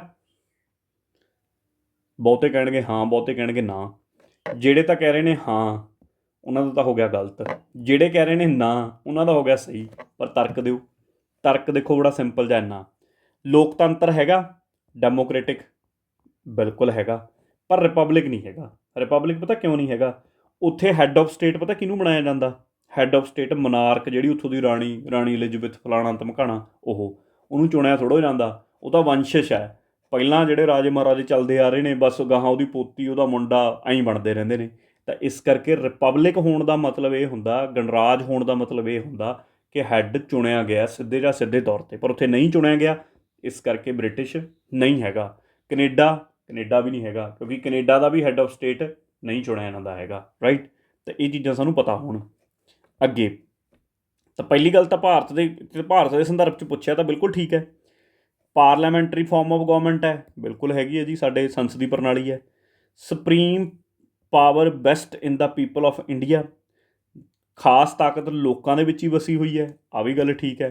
ਕਿਉਂਕਿ ਪਹਿਲੀ ਲਾਈਨ ਹੀ ਇਹੀ ਆ, ਵੀ ਪੀਪਲ ਆਫ ਇੰਡੀਆ। ਜਦੋਂ ਅਸੀਂ ਪ੍ਰੀਐਂਬਲ ਪੜ੍ਹਦੇ ਹਾਂ ਤਾਂ ਸੰਵਿਧਾਨ ਆਪਦੀ ਸਾਰੀ ਤਾਕਤ ਕਿੱਥੋਂ ਲੈਂਦਾ ਹੈ, ਲੋਕਾਂ ਤੋਂ ਹੀ ਤਾਂ ਲੈਂਦਾ ਯਾਰ। ਲੋਕਾਂ ਤੋਂ ਹੀ ਤਾਕਤ ਨਿਕਲਦੀ ਹੈ, ਕਿਉਂਕਿ ਪਾਰਲੀਮੈਂਟ ਬਣਦੀ ਹੀ ਲੋਕਾਂ ਤੋਂ ਆ। ਲੋਕਾਂ ਨੇ ਚੁਣ ਕੇ ਬੰਦੇ ਭੇਜਣੇ ਆ, ਤਾਂ ਉੱਥੇ ਲੋਕ ਸਭਾ ਦੇ ਵਿੱਚ ਬਿੱਲ ਬਣੂ, ਸਭ ਕੁਛ ਹੋਊਗਾ। ਤਾਂ ਲੋਕਾਂ ਤੋਂ ਹੀ ਪਾਵਰ, ਸੁਪਰੀਮ ਪਾਵਰ ਤਾਂ ਲੋਕਾਂ 'ਚ ਹੀ ਵਸੀ ਹੋਈ ਹੈ। It provides for a unified authority, ਠੀਕ ਹੈ। ਜਿਹੜੀ ਸਾਡਾ ਇਹ ਸਿਸਟਮ ਹੈ, ਇਹਦੇ ਵਿੱਚ ਇੱਕ ਯੂਨੀਫਾਈਡ ਅਥਾਰਟੀ ਹੈ। ਯੂਨੀਫਾਈਡ ਅਥਾਰਟੀ ਦਾ ਮਤਲਬ ਸਾਡੇ ਕੋਲ ਬੇਸਿਕਲੀ ਕੀ ਹੋ ਗਿਆ, ਪੰਜਾਬੀ 'ਚ ਅਸੀਂ ਕਹਿ ਸਕਦੇ ਹਾਂ ਕਿ ਏਕੀਕ੍ਰਿਤ ਅਥਾਰਟੀ ਹੈ ਇੱਥੇ, ਠੀਕ ਹੈ। ਹਾਂ, ਇਸ ਚੀਜ਼ ਨੂੰ ਲੈ ਕੇ ਬਿਲਕੁਲ ਕਿੰਤੂ ਪਰੰਤੂ ਹੋ ਸਕਦਾ ਹੈ। ਪਤਾ ਕਿਉਂ ਹੋ ਸਕਦਾ ਹੈ। ਯੂਨੀਫਾਈਡ ਅਥਾਰਟੀ ਦਾ ਤਾਂ ਮਤਲਬ ਇਹ ਹੁੰਦਾ ਕਿ ਪੂਰੇ ਦੇਸ਼ ਦੇ ਵਿੱਚ ਇੱਕੋ ਹੀ ਇਹੋ ਜਿਹੀ ਤਾਕਤ ਹੈ ਜਿਹੜੀ ਸਾਰੇ ਦੇਸ਼ 'ਚ ਚੱਲਦੀ ਹੈ। ਪਰ ਸਾਡੇ ਤਾਂ ਇੱਕ ਯੂਨੀਅਨ ਲਿਸਟ ਹੈ, ਕੇਂਦਰ ਦੀ ਲਿਸਟ, ਇੱਕ ਸਟੇਟ ਦੀ ਲਿਸਟ ਹੈ, ਇੱਕ ਸਾਂਝੀ ਲਿਸਟ ਹੈ, ਕਨਕਰੰਟ ਲਿਸਟ। ਤਾਂ ਇਹ ਫਿਰ ਯੂਨੀਫਾਈਡ ਅਥਾਰਟੀ ਕਿਵੇਂ ਹੋਗੀ। ਮਤਲਬ ਆਹ ਸੂਚੀ ਦੇ ਉੱਤੇ ਤਾਂ ਸਰਕਾਰਾਂ, ਸੂਬਿਆਂ ਦੀਆਂ ਸਰਕਾਰਾਂ ਆਪ ਹੀ ਬਣਾਉਂਦੀਆਂ ਨੇ। ਹੁਣ ਜੇ ਮੈਂ ਗੱਲ ਕਰ ਲਵਾਂ, ਪੁਲਿਸ ਸਟੇਟ ਸਬਜੈਕਟ ਹੈ, ਹਰ ਸੂਬੇ ਦੇ ਵਿੱਚ ਪੁਲਿਸ ਸਿਸਟਮ ਆਪਣਾ ਆਪਣਾ ਹੈ। ਤਾਂ ਉਹਦੇ ਉੱਤੇ ਕੇਂਦਰ ਦਾ ਕੋਈ ਕੰਟਰੋਲ ਹੀ ਨਹੀਂ ਹੈਗਾ, ਠੀਕ ਹੈ। ਤਾਂ ਫਿਰ ਇਹ ਏਕੀਕ੍ਰਿਤ ਵਾਲੀ ਅਥਾਰਟੀ ਕਿਵੇਂ ਹੋਗੀ। ਇੱਥੇ ਤਾਂ ਅਥਾਰਟੀ ਸਟੇਟ ਦੀ ਆਪਣੀ ਅਥਾਰਟੀ ਹੈ, ਕੇਂਦਰ ਦੀ ਆਪਣੀ ਅਥਾਰਟੀ ਹੈ। ਤਾਂ ਇਸ ਕਰਕੇ ਇਹ ਸਟੇਟਮੈਂਟ ਗਲਤ ਹੋ ਜਾਂਦੀ ਆ ਭਾਰਤ ਦੇ ਕੰਟੈਕਸਟ ਦੇ ਵਿੱਚ। ਤਾਂ ਜੇ ਮੈਂ 4 ਨੂੰ ਕੱਢ ਦੇਵਾਂ, ਇੱਥੋਂ ਵੀ ਨਿਕਲ ਗਿਆ 4, ਇੱਥੋਂ ਵੀ ਨਿਕਲ ਗਿਆ, ਅਤੇ 3 ਤਾਂ ਠੀਕ ਹੈਗਾ ਹੀ ਸੀ, ਤਾਂ ਬੀ ਆਨਸਰ ਹੋ ਗਿਆ, ਠੀਕ ਹੈ। ਤਾਂ ਇਹਦਾ ਆਨਸਰ ਹੋ ਗਿਆ ਜੀ ਬੀ। ਅੱਗੇ ਆ ਜਾਓ। ਸੰਵਿਧਾਨਿਕ ਸਰਕਾਰ ਉਹ ਸਰਕਾਰ ਹੈ that places effective restrictions on the individual liberty in interest of the state authority। ਇਹ ਆਈਐਸ ਦੇ ਵਿੱਚ ਪੁੱਛਿਆ ਹੋਇਆ ਸਵਾਲ ਹੈ, UPSC ਦਾ ਸਵਾਲ ਹੈ, ਬੜਾ ਵਧੀਆ ਸਵਾਲ ਹੈ।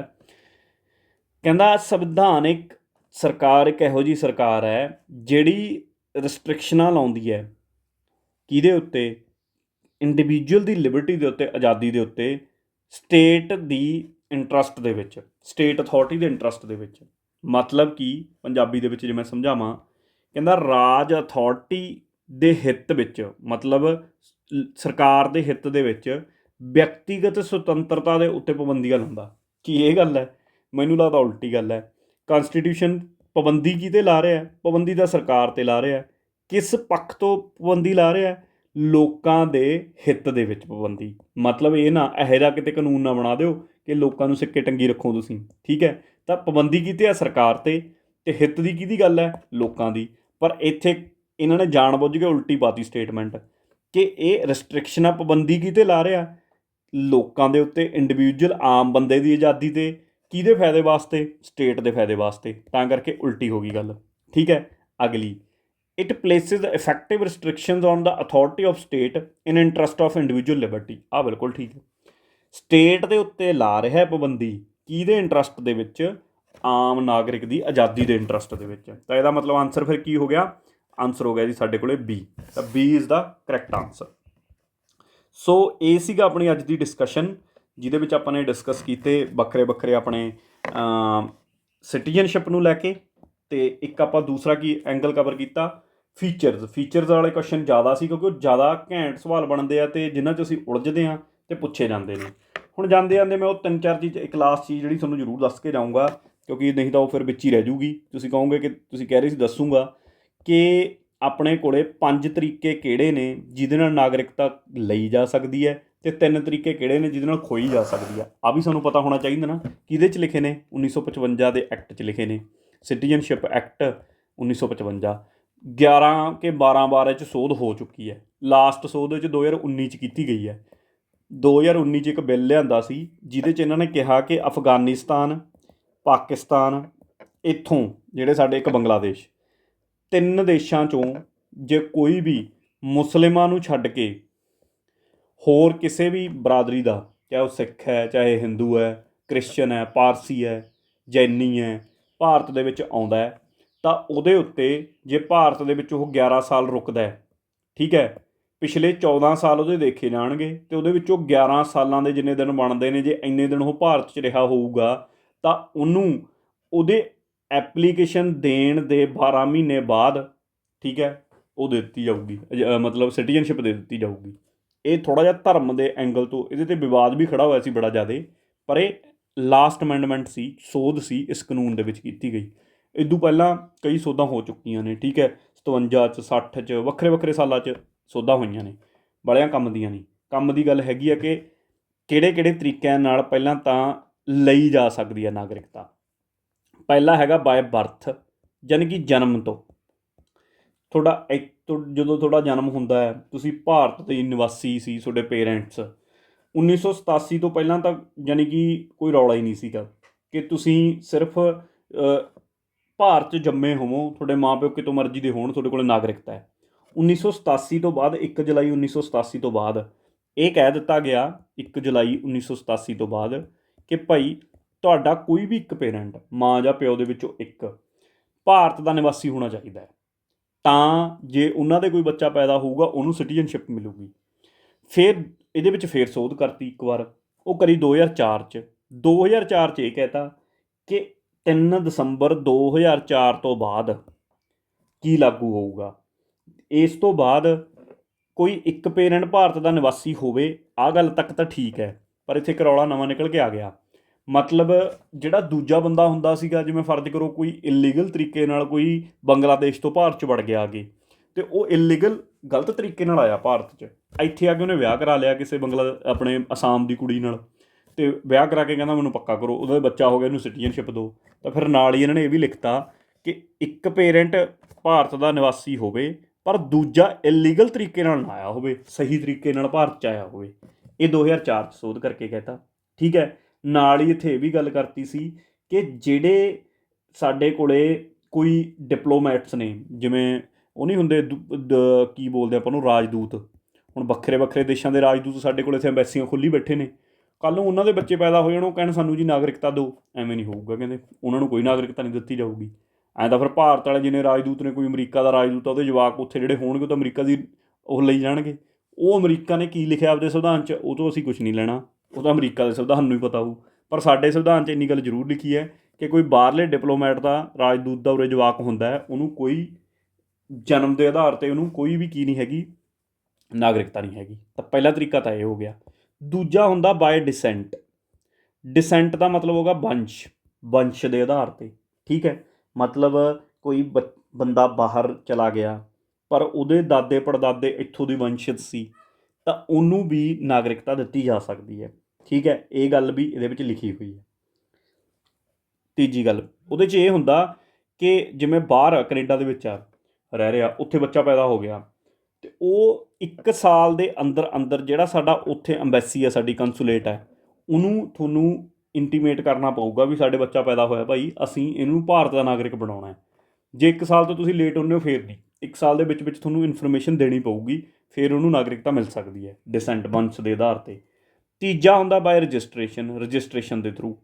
ਰਜਿਸਟ੍ਰੇਸ਼ਨ ਕਰਾਓ ਭਾਰਤ ਸਰਕਾਰ ਕੋਲੇ, ਅਤੇ ਭਾਰਤ ਸਰਕਾਰ ਰਜਿਸਟ੍ਰੇਸ਼ਨ ਤੋਂ ਬਾਅਦ ਜੇ 7 ਸਾਲ ਤੁਸੀਂ ਭਾਰਤ 'ਚ ਰਹੇ ਹੋਵੋਗੇ ਤਾਂ ਤੁਹਾਨੂੰ ਨਾਗਰਿਕਤਾ ਮਿਲ ਜੂਗੀ। ਇਹ 'ਚ 7 ਸਾਲ ਦਾ ਕਲੌਜ਼ ਦਾ ਸਵਾਲ ਵੀ ਆਇਆ ਸੀ, ਆਪਾਂ ਪੜ੍ਹਿਆ ਇੱਕ। ਚੌਥਾ ਤਰੀਕਾ ਸਾਡੇ ਕੋਲ ਹੁੰਦਾ ਨੈਚੁਰਲਾਈਜੇਸ਼ਨ ਦਾ, ਜਿਹਨੂੰ ਅਸੀਂ ਕਹਿ ਦਿੰਦੇ ਹਾਂ ਕੁਦਰਤੀਕਰਨ। ਇਸ ਤਰੀਕੇ ਨਾਲ ਨਾ ਮਦਰ ਟਰੇਸਾ ਨੂੰ ਦਿੱਤਾ ਸੀ। ਜਦੋਂ ਮਦਰ ਟਰੇਸਾ ਨੂੰ ਭਾਰਤ ਰਤਨ ਦੇਣਾ ਸੀ ਤਾਂ ਉਦੋਂ, ਕਿਉਂਕਿ ਮਦਰ ਟਰੇਸਾ ਭਾਰਤ ਦੀ ਨਾਗਰਿਕਤਾ ਹੈ ਨਹੀਂ ਸੀ। ਚਲੋ ਕਮੈਂਟ ਬਾਕਸ 'ਚ ਦੱਸੋ ਕਿ ਮਦਰ ਟਰੇਸਾ ਜਿਹੜੀ ਸੀਗੀ ਉਹ ਕਿਹੜੇ ਦੇਸ਼ ਦੀ ਨਾਗਰਿਕ ਸੀ, ਕਿਹੜੇ ਦੇਸ਼ ਤੋਂ ਆਈ ਹੋਈ ਸੀ ਭਾਰਤ 'ਚ। ਭਾਰਤ 'ਚ ਉਹਨੇ ਅੰਨ੍ਹੇਵਾਹ ਸੇਵਾ ਕੀਤੀ ਗਰੀਬਾਂ ਦੀ, ਜਾਂ ਜਿਹੜੇ ਪੇਸ਼ੈਂਟ ਸੀਗੇ। ਤਾਂ ਉਹਦੀ ਸਰਵਿਸਿਜ਼ ਨੂੰ ਦੇਖਦੇ ਹੋਏ ਭਾਰਤ ਸਰਕਾਰ ਨੇ ਕੁਦਰਤੀਕਰਨ ਦੇ ਤਰੀਕੇ ਨਾਲ ਪਹਿਲਾਂ ਤੁਹਾਨੂੰ ਭਾਰਤ ਦੀ ਕੀ ਦਿੱਤੀ, ਨਾਗਰਿਕਤਾ ਦਿੱਤੀ, ਫਿਰ ਉਹਨੂੰ ਭਾਰਤ ਰਤਨ ਦਿੱਤਾ। ਕਿਉਂਕਿ ਭਾਰਤ ਰਤਨ 'ਚ ਸ਼ਰਤ ਆ ਨਾ ਕਿ ਸਿਰਫ ਭਾਰਤ ਦੇ ਮੂਲ ਦੇ ਨਾਗਰਿਕ ਨੂੰ ਹੀ ਅਸੀਂ ਉਹ ਭਾਰਤ ਰਤਨ ਦੇ ਸਕਦੇ ਹਾਂ, ਕਿਸੇ ਬਾਹਰਲੇ ਨੂੰ ਦੇ ਸਕਦੇ। ਇਸ ਕਰਕੇ ਉਹਨੂੰ ਪਹਿਲਾਂ ਦੇਸ਼ ਦਾ ਨਾਗਰਿਕ ਬਣਾਇਆ, ਫਿਰ ਉਹਨੂੰ ਅਸੀਂ ਨੇ ਕੀ ਦਿੱਤਾ, ਫਿਰ ਉਸ ਤੋਂ ਬਾਅਦ ਉਹਨੂੰ ਯਾਨੀ ਕਿ ਇਹ ਭਾਰਤ ਰਤਨ ਦਿੱਤਾ ਗਿਆ। ਤਾਂ ਇਹ ਹੋ ਗਿਆ। ਪੰਜਵਾਂ ਤਰੀਕਾ ਹੈਗਾ ਜਦੋਂ ਤੁਸੀਂ ਕਬਜ਼ਾ ਕਰ ਲਓ, ਮਤਲਬ ਅੱਜ ਭਾਰਤ ਹਮਲਾ ਬੋਲਦੇ ਪਾਕਿਸਤਾਨ ਦੇ ਉੱਤੇ ਕਬਜ਼ਾ ਕਰ ਲਏ, ਪਾਕਿਸਤਾਨ 'ਤੇ ਕਬਜ਼ਾ ਕਰ ਲਿਆ ਤਾਂ ਜਿਹੜਾ ਪਾਕਿਸਤਾਨ ਦਾ ਏਰੀਆ ਹਥਿਆਵਾਂਗੇ, ਉੱਥੋਂ ਦੇ ਜਿਹੜੇ ਲੋਕ ਹੋਣਗੇ ਆਟੋਮੈਟਿਕਲੀ ਸਾਡੇ ਦੇਸ਼ ਦੇ ਨਾਗਰਿਕ ਬਣ ਜਾਣਗੇ। ਤਾਂ ਆਹ 5 ਤਰੀਕੇ ਨੇ ਜਿਹਦੇ ਨਾਲ ਨਾਗਰਿਕਤਾ ਹਾਸਲ ਕੀਤੀ ਜਾ ਸਕਦੀ ਆ। 3 ਤਰੀਕੇ ਨੇ ਜਿਹਦੇ ਨਾਲ ਖੋਈ ਜਾ ਸਕਦੀ ਆ। ਪਹਿਲਾ ਤਰੀਕਾ ਹੈਗਾ ਰਿਨੰਸੀਏਸ਼ਨ। ਰਿਨੰਸੀਏਸ਼ਨ ਦਾ ਕੀ ਮਤਲਬ ਹੈ? ਮਤਲਬ ਜਦੋਂ ਤੁਸੀਂ ਖੁਦ ਡਿਕਲੇਅਰ ਕਰ ਦਿਓ ਵੀ ਭਾਈ ਮੈਂ ਇਸ ਦੇਸ਼ ਦੀ ਨਾਗਰਿਕਤਾ ਲੈਣਾ ਨਹੀਂ ਚਾਹੁੰਦਾ, ਠੀਕ ਹੈ। ਸ਼ਰਤ ਇਹ ਹੈ ਵੀ ਤੁਸੀਂ 18 ਸਾਲ ਤੋਂ ਉੱਪਰ ਹੋਣੇ ਚਾਹੀਦੇ ਹੋ। 18 ਸਾਲ ਤੋਂ ਤੁਹਾਡੀ ਉੱਪਰ ਏਜ ਹੈ, ਤੁਸੀਂ ਕਹਿੰਦਾ ਕਿ ਮੈਂ ਛੱਡ ਰਿਹਾ ਆਪਦੀ ਭਾਰਤ ਦੀ ਨਾਗਰਿਕਤਾ, ਛੱਡ ਦਿਓ ਬਈ, ਅਸੀਂ ਕਿਸੇ ਨੇ ਕੀ ਲੈਣਾ, ਹੈ ਨਾ। ਤਾਂ ਇੱਕ ਤਰੀਕਾ ਇਹ ਹੋ ਸਕਦਾ, ਵਲੰਟਰਲੀ ਤੁਸੀਂ ਛੱਡਤੀ। ਦੂਜਾ ਤਰੀਕਾ ਹੋ ਸਕਦਾ ਟਰਮੀਨੇਸ਼ਨ ਦਾ। ਮਤਲਬ ਤੁਸੀਂ ਕਾਰਨਾਮਾ ਹੀ ਇਹੋ ਜਿਹਾ ਕਰਤਾ, ਕੋਈ ਦੇਸ਼ ਦੀ ਅਖੰਡਤਾ 'ਤੇ ਕੋਈ ਸਵਾਲ ਖੜ੍ਹਾ ਕਰਤਾ ਤੁਸੀਂ ਨੇ, ਠੀਕ ਹੈ, ਕੋਈ ਇਹੋ ਜਿਹਾ ਕੁਛ ਵੀ ਤੁਸੀਂ ਨੇ ਕਰਤਾ, ਤਾਂ ਉਸ ਕੇਸ ਦੇ ਵਿੱਚ ਵੈਸੇ ਟਰਮੀਨੇਸ਼ਨ ਤਾਂ ਬੇਸਿਕਲੀ ਇਹ ਨਹੀਂ, ਉਹ ਤਾਂ ਡੈਪਰੀਵੇਸ਼ਨ ਹੋ ਗਈ, ਸੌਰੀ ਮੈਂ ਗਲਤ ਬੋਲ ਰਿਹਾ, ਸੌਰੀ। ਟਰਮੀਨੇਸ਼ਨ ਦਾ ਮਤਲਬ ਹੋ ਗਿਆ ਕਿਸੇ ਹੋਰ ਦੇਸ਼ ਦੀ ਨਾਗਰਿਕਤਾ ਲੈ ਲੈਣਾ। ਕਿਸੇ ਹੋਰ ਦੇਸ਼ ਦੀ ਨਾਗਰਿਕਤਾ ਲੈ ਲਈ ਤਾਂ ਆਟੋਮੈਟਿਕਲੀ ਤੁਹਾਡੀ ਆਪਣੇ ਦੇਸ਼ ਦੀ ਨਾਗਰਿਕਤਾ ਖਤਮ ਫਿਰ, ਠੀਕ ਹੈ। ਕੈਨੇਡਾ ਦੇ ਨਾਗਰਿਕ ਬਣ ਗਏ ਤਾਂ ਟਰਮੀਨੇਟ ਕਰਤੀ ਤੁਹਾਡੀ। ਉਹ ਹੁੰਦੀ ਹੈ ਤੀਸਰੀ ਡੈਪਰੀਵੇਸ਼ਨ, ਜਿਹਦੀ ਮੈਂ ਪਹਿਲਾਂ ਗੱਲ ਕਰ ਰਿਹਾ ਸੀਗਾ।